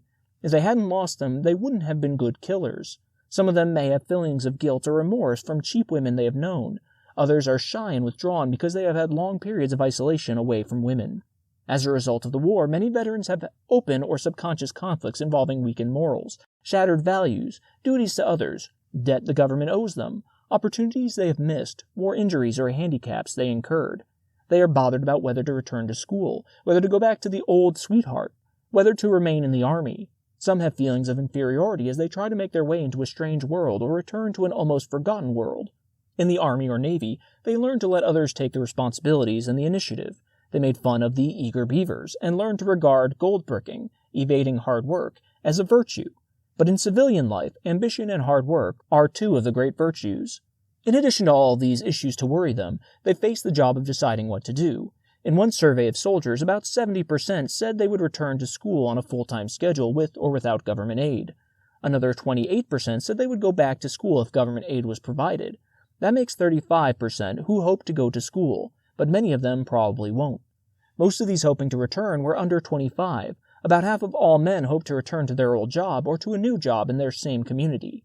The average veteran has 4 alternatives of action. He can go back to school. He can go back to his old or a similar job. He can go into a job for the first time. He can select a new field of work. Most of them want a vacation, a wife, a job, though not necessarily in that order. Some of the men will have feelings of insecurity. Some of them have never worked before. They are asking themselves, can I get a job? Will my old job be waiting for me? This particularly disturbs men who are being released relatively late. Is my girl going to marry me? Was she loyal to me while I was gone? If you are a girl considering the possibility of marrying a veteran, here are thoughts you might keep in mind. You must assume he is a normal person and treat him like one. Even if he doesn't seem to be, he should make the adjustment to civilian life within a few months. Don't confess any misdeeds of your own. They will only upset him and add nothing either to the present adjustment or future happiness. Talk out your problem, your futures, carefully and in detail. This will help both of you be sure of the responsibilities you face in marriage and will cause both of you to plan systematically and not haphazardly about the future.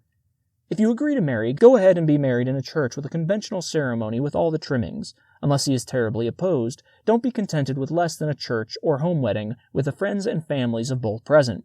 Studies have shown that marriages that took place within the sanctity of church tend to be happier than those that do not. In dealing with him during the first few weeks, don't tell him what to do or where to go. Make him feel relaxed. Encourage him to wait on you. Make him feel useful. If you are a returning veteran, you should accept the fact that you are going to find your girls different from when you left, and it won't be all aging. They have been working in greater numbers than ever before, and on the surface are more independent.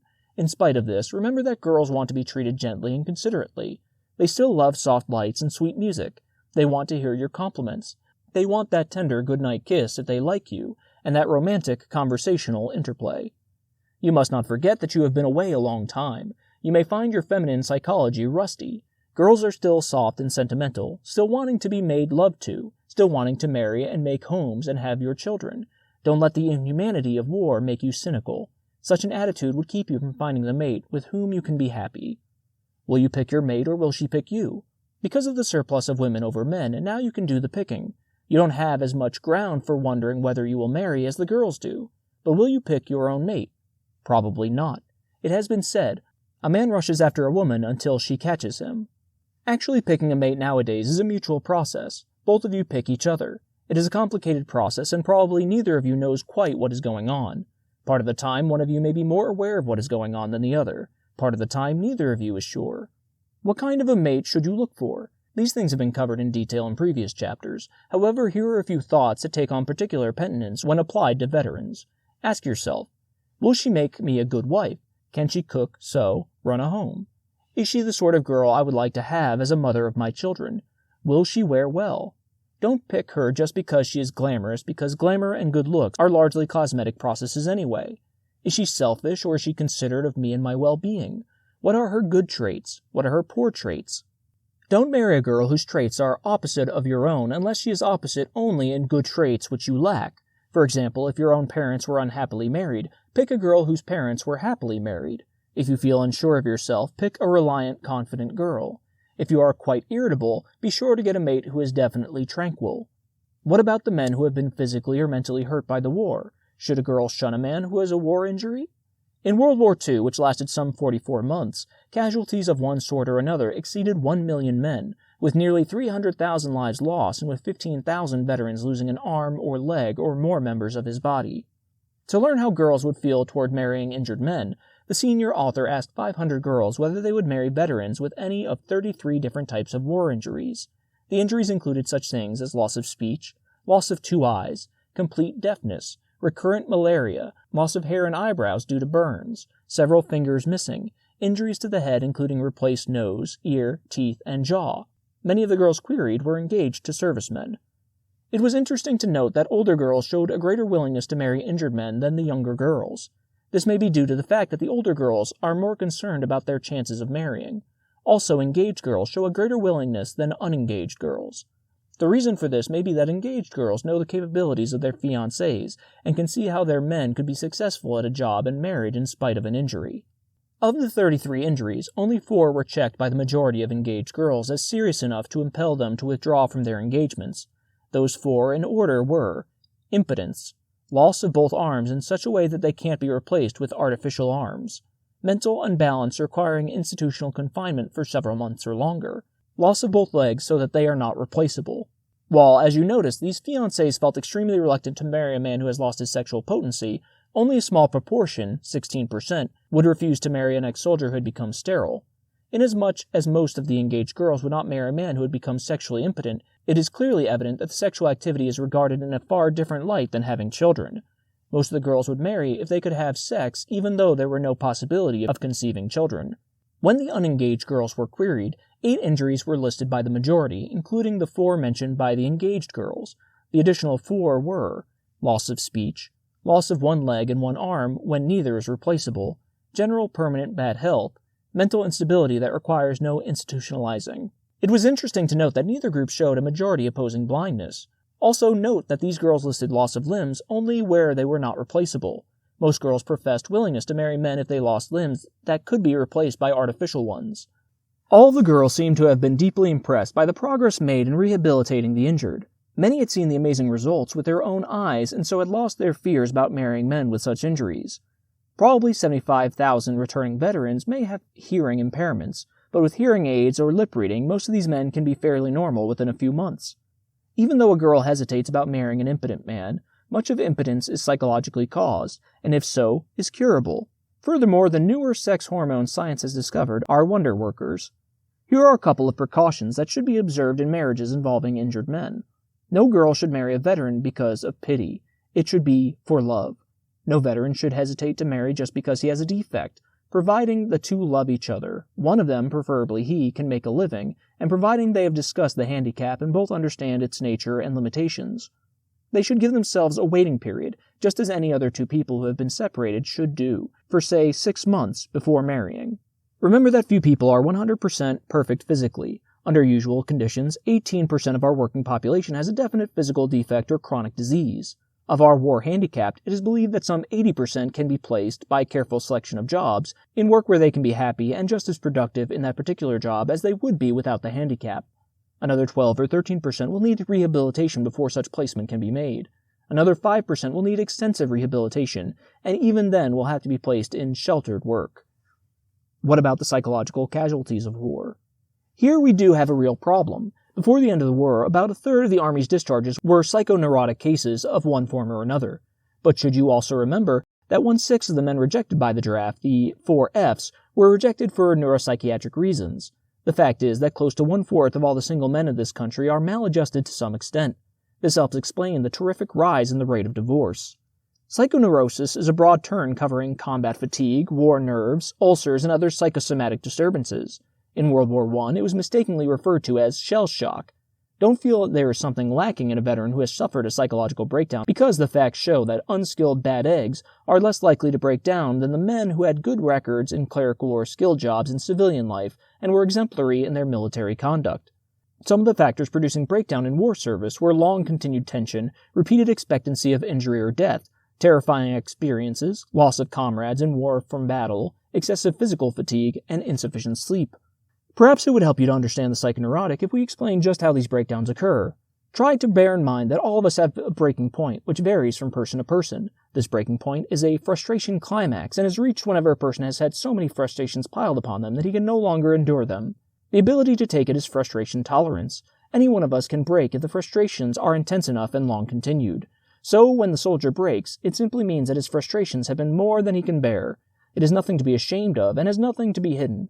In a war, the soldier is constantly exposed to the threat of death, and never seeing his loved ones again. But in civilian life, death does not constantly threaten him, and normally he is not so beset by frustrations. Immediately after the 1918 armistice was signed, thousands of soldiers who seemed to be neurotic, shell-shocked, etc. recovered very quickly. Why? Because their lives were no longer threatened. They could return home and were relieved from the noise of battle and the emotional upheavals of seeing comrades shot down. What does this tell you? Simply this. When such a veteran comes home, he may seem strange and nervous. He may be cynical about girls and disgusted with things in general. He may even break out in tears occasionally and will gripe a great deal. But he usually will return to normal soon. It may take a month, 3 months, even 6 months. If you are his girl, just be patient. Don't make him talk. Don't ask him for harrowing details of battle. Encourage him to get plenty to eat, sleep, and rest. Don't drag him around and show him off. Give him lots of love and affection. Keep him busy and occupied when he is in the mood. In short, be natural with him, but don't pamper him too much or too long. As for marriage, there is no reason why he shouldn't marry. He will usually make a perfectly normal husband if he isn't exposed to new, continued frustrations. If he is still unsettled, certainly don't marry yet, because marriage, and the responsibilities marriage involves, will certainly not help him. The best procedure would be to wait at least 6 months and then marry, unless his doctor or psychologist advises against it. Chapter 18. So you agree to marry. What next? We presume there are still young men who get down on their knees and make formal proposals, but we aren't personally acquainted with them. The average couple today goes about it more casually. In the course of a conversation, they may discuss marriage and find that both like the idea. Perhaps the old way was better. At least it was clear-cut. Nowadays, a girl can often not be quite sure whether she is engaged or not. The young man may talk good-naturedly about when we get married, or may give his wings or fraternity pin without exactly explaining what the symbol is to mean. Most girls tell us that they've been engaged 2 or 3 times. Perhaps this vagueness is one reason why they fall in and out of engagements. When is a couple engaged? According to our thinking, 2 people are not engaged until they definitely agree that they want to marry each other, not until they inform their friends and if possible their respective parents that they intend to marry, and not until the man gives the girl some symbol to display that he will tell the world she is engaged and off the marriage market. 4 out of 5 men who become definitely engaged give their fiancés an engagement ring, and that is probably most practical because a ring has been the one accepted, universal symbol of betrothal for more than 2,500 years. Originally, the symbolism was less subtle. The ring originated in the days of marriage by capture when the ankles or wrists of the girl were bound with sweetgrass. As the bindings became purely symbolic, only the finger was tied up, with an engagement ring. If you decide on a diamond ring, and more than 3/4 of couples do, they range in price from a few dollars to many thousands of dollars. According to one of the women's magazines, more than half the engaged girls get diamond rings costing about $50. Whatever the symbol adopted, it should serve the purpose of taking the couple out of circulation, and to provide exclusiveness for each other. That is one of the basic conditions of an engagement. Exceptions can be made if the man is away for a prolonged period, but as a rule there should be no extracurricular dating. Here are some of the purposes that an engagement should serve in addition to taking you out of circulation. Engagement provides a period of deepening love and affection, during which there is an awakening of sexual feelings which will make the couple yearn for the full intimacy which marriage permits. It serves as a period of planning for the future during which the two plan when they will be married, the kind of wedding they will have, where they will honeymoon, the sort of housekeeping arrangement they will make, where they live, etc. It is a period of personality adjustment, of welding the couple into a union. It is a period of exploring each other's interests to find what activities exist that both enjoy and can share. It is a time when the wise couple prepares for marriage. The man gets a job, saves some money. The girl learns and perfects her homemaking skills in cooking, sewing, and house managing. It is a time to decide whether they want children and how many. It is a time when antagonistic habits are broken and new habits which will permit a smoother married adjustment are established. It is a time when differences are recognized about religion, about parents, and solved or compromised. Because of all these functions, the engagement is a period that requires time. The beginning of the war saw a sharp rise in gangplank or hasty war marriages, and the end of the war produced another sharp rise. Thousands of couples rushed into marriage a few days after the returning veterans got off the boat. We can appreciate the desire of some long-separated couples to marry immediately, but if they do, they are only adding to the inevitable toll of broken marriages that will result. Hasty marriages get off to a bad start simply because the engagement period, which is the period of planning and preparation for marriage, is cut short. In one study that was made, 47% of the married couples who had known each other less than 6 months prior to marriage were poorly adjusted. Of those who had been acquainted for 5 years prior to marriage, less than 15% were poorly adjusted. Of those who had known each other less than 3 years, about 33% were poorly adjusted. Similarly, about 50% of the couples had a poor adjustment if they had been engaged less than 3 months before marriage. In contrast, less than 20% had poor adjustment when their engagement period lasted from 9 months to 2 years. And less than 10% of those who had been engaged more than 2 years were poorly adjusted. In other words, the prospect of an unhappy marriage clearly decreases as the length of engagement increases. And incidentally, the same study showed that couples were more happily married if both sets of parents approved the marriage. Parents in general are more likely to approve an orderly marriage than one contracted in haste. Many hasty marriages are contracted secretly. These take two forms. First, the elopement, which is characterized by a secret wedding, but not by a secret marriage. In the second type, the couple not only are married secretly, but keep the marriage a secret. All evidence indicates that either type is less likely to be happy, even than the hasty marriage performed in public. By their very nature, secret weddings should be avoided by couples. They rarely take place unless the persons are not sure they are doing the right thing. For couples that involve a returning veteran, it is especially important that they be engaged at least 6 months after the reunion before marrying. This time will permit you to become reacquainted, to make up your minds if you still want to marry each other, and to adjust to the changes you two have had during your separation. It provides the veteran time to decide what to do about his career, and it provides him with a chance to get back into the routine of civilian living before he takes on the responsibilities of marriage. In the Army or Navy, much of his thinking was done for him. Now he must think for himself and take on responsibilities. The transition may be relatively short for him if he decides to go back to an old job. It may be quite long if he elects to continue his vocational preparation. Sex is a problem during engagement because it is accepted as a period for greater intimacy, and properly so. In courtship, restrained caressing may be engaged in without disturbing public morals, but petting as we define it should wait upon engagement. Our customs permit greater intimacy during engagement than during courtship, but frown upon complete intimacy before marriage.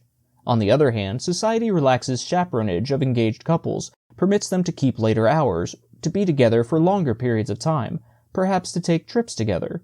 Under such circumstances, restraint must be applied if an engaged couple is to refrain from intercourse.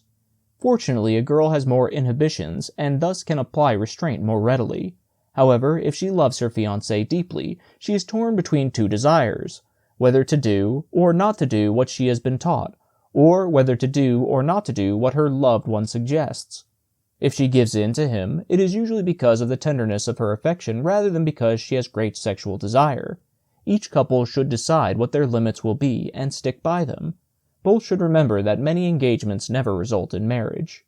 While an engagement represents an honest declaration of intention by the two people that they intend to marry, engaged couples should feel that if there is any question in their mind about the continuance of the engagement, each should feel free to call it quits. They should discuss their apprehensions frankly. It is far better not to go through with a marriage that may prove unsuited or unhappy. However, it is foolish to break an engagement over a quarrel. This chance of breaking off is another reason for a long engagement. The authors feel that everything should be done to encourage couples to be sure of each other before marriage is contracted. If couples were trained more for marriage and went through a longer preparatory period, then the more poorly matched couples would become aware of the shoals ahead, and we would have far fewer broken marriages in America. Regardless of how badly it may hurt a mate or parents or friends, you should never marry a person against your better judgment, because wedlock will only aggravate an unpleasant situation. Nor should you be deterred from fear that the mate will be so upset emotionally that he will commit a rash act. Such fear in itself should be proof that the person is not emotionally stable, and so probably would not make you a good spouse. Incidentally, a rash act is exceedingly unlikely. One of the questions engaged people frequently ask marriage counselors is how much of a past should be revealed by one mate to the other. One general principle should be followed completely, namely that whatever is to be revealed should be revealed before marriage and not afterward. A second principle is that lurid confessions of the past do not provide a good basis on which to begin a marriage. In most cases, we believe, it is wiser for the young couple not to tell each other things that may build resentment or distrust, or may create hurt, or may produce problems outweighing whatever might be gained through telling. Just because one becomes engaged is no reason why every skeleton must be rattled. The only thing that a couple should tell each other are things that would have a bearing on their future happiness in marriage. Such things as concealed physical defects, previous marriage, legal embarrassments, debts, etc. should be told because they will come out sooner or later anyhow. However, if you do feel impelled, perhaps through feelings of guilt, to reveal disagreeable aspects of your past, discuss it with some trusted confidant or physician beforehand to confirm the wisdom of doing so. And when you do make the revelation, do it casually and without emotion and without making a great fuss over it. Engagement is a time of growing tolerance and trust and understanding. Frankness characterizes it, and you and your mate should be realistic with each other in facing your problems. Your major problems deal primarily with the present and the future rather than with the past. One evidence that you are trying to solve them is the willingness with which you freely discuss them with each other, your parents, and with your trusted confidants. Chapter 19. Getting Ready for Married Intimacy. In the course of counseling, one occasionally encounters a couple whose marriage has not been attended by complete physical intimacy. In one such case, the two people had been married 2 years. More astounding, neither of them was aware that complete physical intimacy is quite common among married couples. Both had been reared in extremely sheltered atmospheres. The boy was a minister's son, the girl had been reared by maiden aunts. They were completely naive about sexual phenomena and had no understanding of what was giving them the feelings of frustration from which they suffered. How important is sex in marriage? Does it have much to do with the happiness one derives from marriage, or is sex merely important in reproduction? While sex may not be the most important factor in marriage, it frequently makes or breaks a marriage, and a satisfying adjustment on the level of physical love is closely associated with marital happiness. Perhaps the most important thing in making a marriage successful is the determination of both mates to make the marriage work. Companionship and the mutual working out of problems together are the fruits of happy marriages, but couples are rarely good companions if they have repressions or fears or maladjustments which thwart their achieving a satisfying unity on the physical level. Some experts have estimated that during the first few years of marriage, nearly half of married happiness depends on the sexual adjustment achieved. This does not seem unreasonable because sex provides the first rush of desire that launches the marriage and continues to integrate the couple and bring a sense of harmony to their union. As the years pass, couples achieve an increasingly satisfying adjustment, and the union of their bodies at frequent intervals in climactic pleasure provides a bond between them. The experience is also important in reducing the tensions that develop in both mates during the course of their daily living. These tensions are of many kinds, but they include the sexual tension which results from hormones being poured into the bloodstreams of both the man and the woman. The exhilarating orgasms that come as a climax in successful coitus break these tensions and produce satisfying feelings of relaxation and serenity. One of the misfortunes of modern marriage is that so many married couples are not able to achieve a satisfactory sexual adjustment. Studies have shown that at least a third of all wives rarely experience orgasm, and at least half of all wives do not experience it with any great regularity. The major reasons for their failure are: most wives are more inhibited and repressed than their husbands. Most young wives have less actual sex drive than their husbands.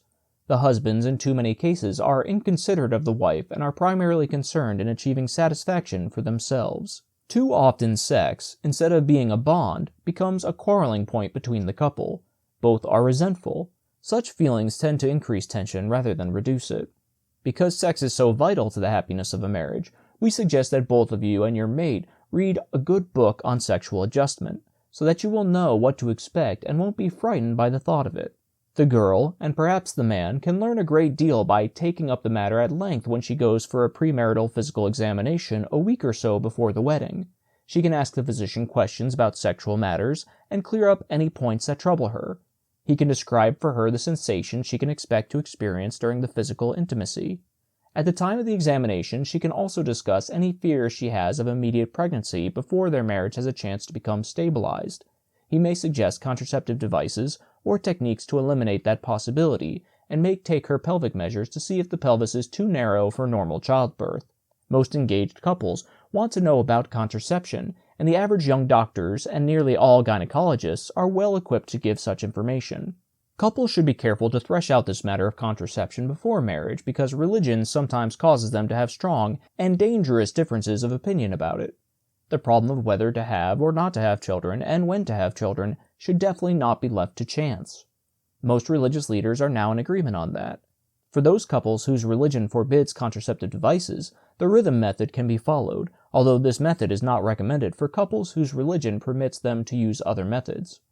Another thing the bride-to-be may discuss with a doctor is her hymen, which is the traditional mark of a virgin since it stretches across the entrance to her vagina. Incidentally, the absence of the hymen as an obstacle is no evidence of non-virginity, since it can be disrupted in childhood without the girl's knowledge or through medical examinations. If it is so thick that discomfort may be experienced during first sexual intercourse, or if it prevents intercourse entirely, the doctor may prescribe a simple treatment. All couples entering marriage should understand that intercourse is not something people do by instinct, but is a learned procedure, and that it takes about 3 to 6 months for the typical couple to work out a thoroughly satisfying adjustment. Many brides have all sorts of baseless fears that must be dispelled. There are 3 distinct phases to a sexual experience between a man and a woman, and many of the difficulties arise because the man slights phases 1 and 3. The first phase is that of arousal. The husband and wife caress each other and become physically and psychologically ready for a merging of their bodies. This first phase should not be hurried. It is especially important that the husband remember this, because a woman's passion arouses much more slowly than a man's, particularly during the first few years of married life. By allowing plenty of time for the woman, the couple can help equalize the differences in sex drive. The presence of erect nipples is an indication that the woman is becoming aroused and may be receptive to further advances. Phase 2 is the actual coitus. In the early days of marriage, this should be engaged in gently. Later, both may be able to enjoy the tumultuous vigor of unrestrained physical intimacy. The husband should not forget during intercourse to tell his wife how much he loves her, how wonderful he thinks she is, how much delight she is bringing him, nor should the wife feel hesitant or bashful about doing likewise. If either can make suggestions to the other that will lead to greater enjoyment, both should feel free to do so. It is only by loving frankness and unashamed cooperation that husband and wife are to be able to achieve the beautiful harmony and the exquisite pleasure that only a satisfying sexual adjustment can bring them. In many cases, unfortunately, the husband, because of strain and fatigue, will arrive at his orgasm almost immediately. The average couple, after some experience, find that actual intercourse usually lasts about 5 to 10 minutes. Some wives require 10 minutes or 15 minutes before they are able to achieve orgasm. Some men, perhaps 1 in 7, are unable to hold back ejaculation for more than 2 or 3 minutes. All couples can bring their orgasms closer to each other if they try to accommodate themselves to each other.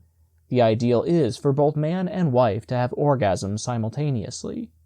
Orgasm from a man comes with the flooding or ejaculation of seminal fluid. For the woman, orgasm is marked by the sudden relaxation of the muscles in her genital region. It is accompanied by a feeling of great tension reduction as well as great pleasure. Now we come to phase 3, which should not be slighted. It is a sort of postlude, an after of the storm. The average wife derives exquisite pleasure from feeling herself and her husband relaxing. Further, in this phase, the wife wants to be held closely by her husband and to be told that he loves her. She wants to be made to feel that he loves her for what she is, all the qualities that she has, all the traits that she possesses, and not alone for the sexual thrill that she has just given him. We might give the husband a practical suggestion at this point by telling him this. If his wife is slow in reaching an orgasm, he can help her to reach orgasm more rapidly by making this postlude just as delightful for her as possible by being tender and romantic. Without realizing what is happening, she will strive to achieve orgasm for the pleasure she derives from this deep and sincere appreciation that comes afterwards. Most young wives do not have an orgasm in the early days of marriage, and so should not be distressed if they do not experience it on the wedding night. In Terman's study of several hundred wives, less than 25% stated they had orgasm at first intercourse. Another 25% said they experienced it within a few days or weeks. Another 25% roughly stated that they experienced it somewhere between the first month of marriage and the 12th month, and the remaining wives said that they had either never experienced it or did not experience it until 1 or more years after marriage. In scoring these same women on their marriage happiness, Terman found that those women who did not experience orgasm within the first year were significantly less happy in marriage than those who had been able to achieve it within the first year. More than half the happiest husbands and wives seemed to be those in marriages where the wife had orgasm within the first few months of marriage. It should be remembered, however, that the presence or absence of orgasm is not necessarily a criterion of marriage happiness or unhappiness. While absence of it is clearly an obstacle for many couples, it is not a major cause of unhappiness in marriage, providing that it does occur within the first year. The happiest couples seem to be those where there is complete or fairly complete tension reduction experienced in intercourse, whether an orgasm occurs or not. What are the obstacles to happiness as far as sex is concerned? Terman found that many unhappy husbands complain most frequently about such things as these. Wife shows too little enthusiasm. Wife cannot regularly reach an orgasm or is slow in reaching it. Wife desires intercourse too rarely. Wife not physiologically ready for intercourse. Wife has too little regard for the husband's satisfaction. Wife does not express enough tenderness and consideration. It was found that unhappy wives complained about such things as these. Husband has orgasm too quickly. Husband desires intercourse too frequently or too rarely. Husband wants to go to sleep or get up too soon after the climax. Husband shows too little enthusiasm. Husband does not caress affectionately during the preliminary phase. Husband expresses too little tenderness. If you wonder about the importance of physical love in marriage, you might remember that very few husbands and wives are unfaithful to each other if their passions are satisfied and if mates are considerate of each other's needs. The marriage counseling service at Penn State has not found a single case of separation or divorce among couples who have achieved and maintained sexual harmony since the early weeks of their marriage. Chapter 20. Getting off to a good start. Marriage is a plunge, no matter how carefully it is planned. The man takes on the responsibility of supporting someone besides himself for the rest of his life. The girl gives up her name, her independence of action, and usually her career. Both mates must adjust themselves to an entirely new existence. The pattern of wedded relationship that will persist for the rest of your married life usually sets during the first few months. Every day you will take first steps. And those steps are important. You start living together, planning together, and sleeping together. At 100 points you can make missteps that will leave scars in your relationship long after the original incidents are forgotten. That's why the first few months are so important. For a girl, the wedding day will undoubtedly be the biggest day she will experience in her life. Because of this, the groom should hesitate before he discourages a church wedding, or suggests that they be married by some roadside justice of the peace. While being married in the church is not necessarily for marriage happiness, it has been found that those couples who are serious-minded are more likely to achieve happiness if their wedding is under the auspices of the church. Then it is planned, it is dignified, and the vows, which seem to take an added meaning in a church, are uttered before friends and relatives. The bride should have the privilege of setting the date of the wedding. In doing this, she should try to set the date so that it will follow a few days after the menstrual period has ended. She does that not only because of the anticipated physical intimacies, but because the menstrual period frequently makes a girl irritable and depressed, hardly the best mood for a honeymoon. In planning the wedding and the honeymoon, it is important to avoid all situations that might produce tension and worry, and especially the feeling of hurrying somewhere. If you can manage a honeymoon, take it by all means. It doesn't need to involve a long trip or staying at an expensive resort. Here are some suggestions on the site of the honeymoon that may be helpful. It should not be spent with friends or relatives. It should be spent at a place where the couple is not well known.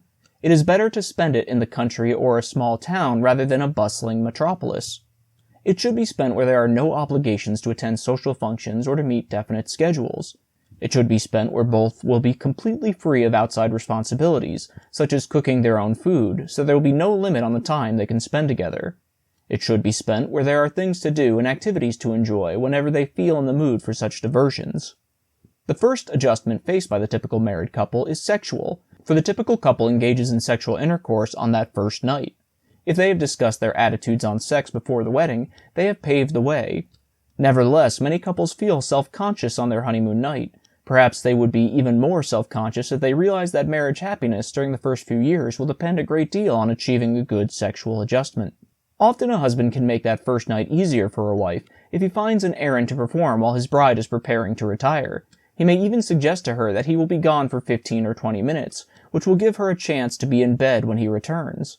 However, if she seems eager for him to remain, he should do so because she may be a little fearful of being left alone.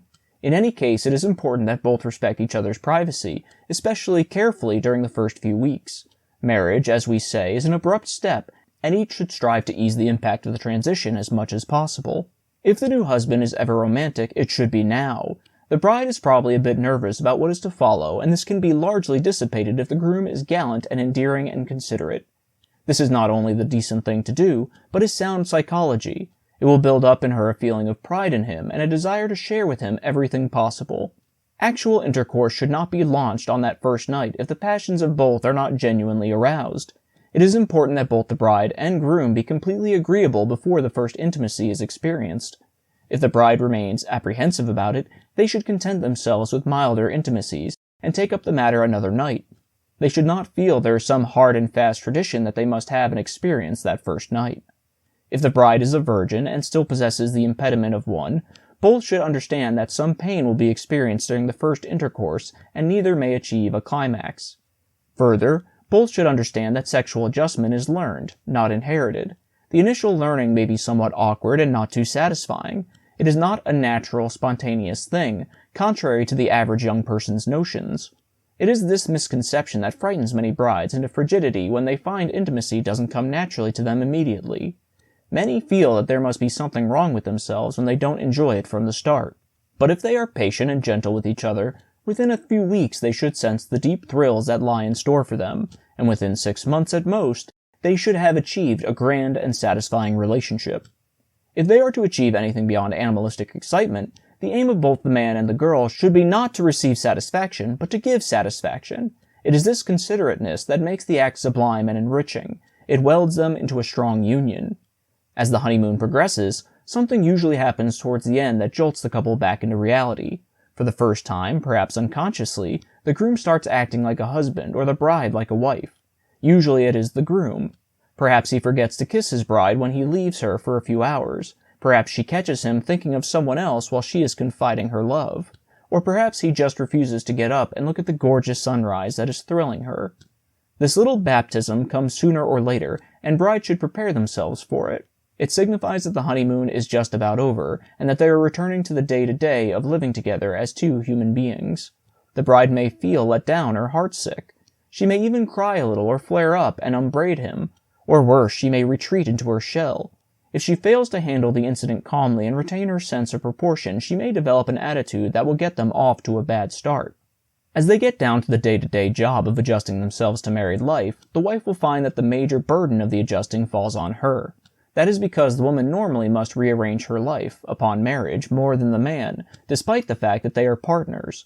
For example, he stays in the same community, whereas she often must leave hers and her friends to live with him. He keeps his name, whereas she drops hers to take his, with a Mrs. in front of it. He keeps his job, whereas she usually quits hers to learn an entirely new occupation, homemaking.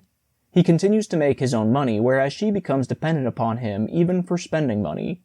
He lives the role of husband an hour in the morning and a few hours in the evening, whereas she spends 15 hours a day functioning as a wife. He continues spending the greatest part of his energy trying to please his boss, whereas she starts devoting her energy to winning her husband's approval for the way she cooks, dresses, runs the home, takes care of children if they have them. Normally the wife spends at least 80% of the husband's income on such things as these, and naturally is anxious to convince him she is using his money wisely. What adjustments must two people make in their attitude toward each other in order to live together happily? If you were to accept the word of certain newspaper experts on love and marriage, you might get the impression that all the new husband needs to do to make his wife happy is not to smoke in bed, to pick up his own clothes, and to wash off the bathtub ring. Likewise, it should seem that all the new wife has to do is remove her lipstick before retiring, and avoid talking to him before he has had his breakfast. Marriage would be simple if those sorts of things were the essentials of marriage adjustment. Actually, the essentials are much more basic. For two people to live together successfully as husband and wife, they must be able to understand each other as only true companions can. They must recognize the needs of each other and be willing to cooperate to satisfy them. Perhaps the girl is easily upset emotionally and needs her husband's calm disposition to steady her, or perhaps he has feelings of inferiority which she can offset by building up his ego. Also, they must be able to face the facts when differences arise, as over money, and be able to work out amicable solutions together. Mates who haven't learned to compromise differences face a stormy future.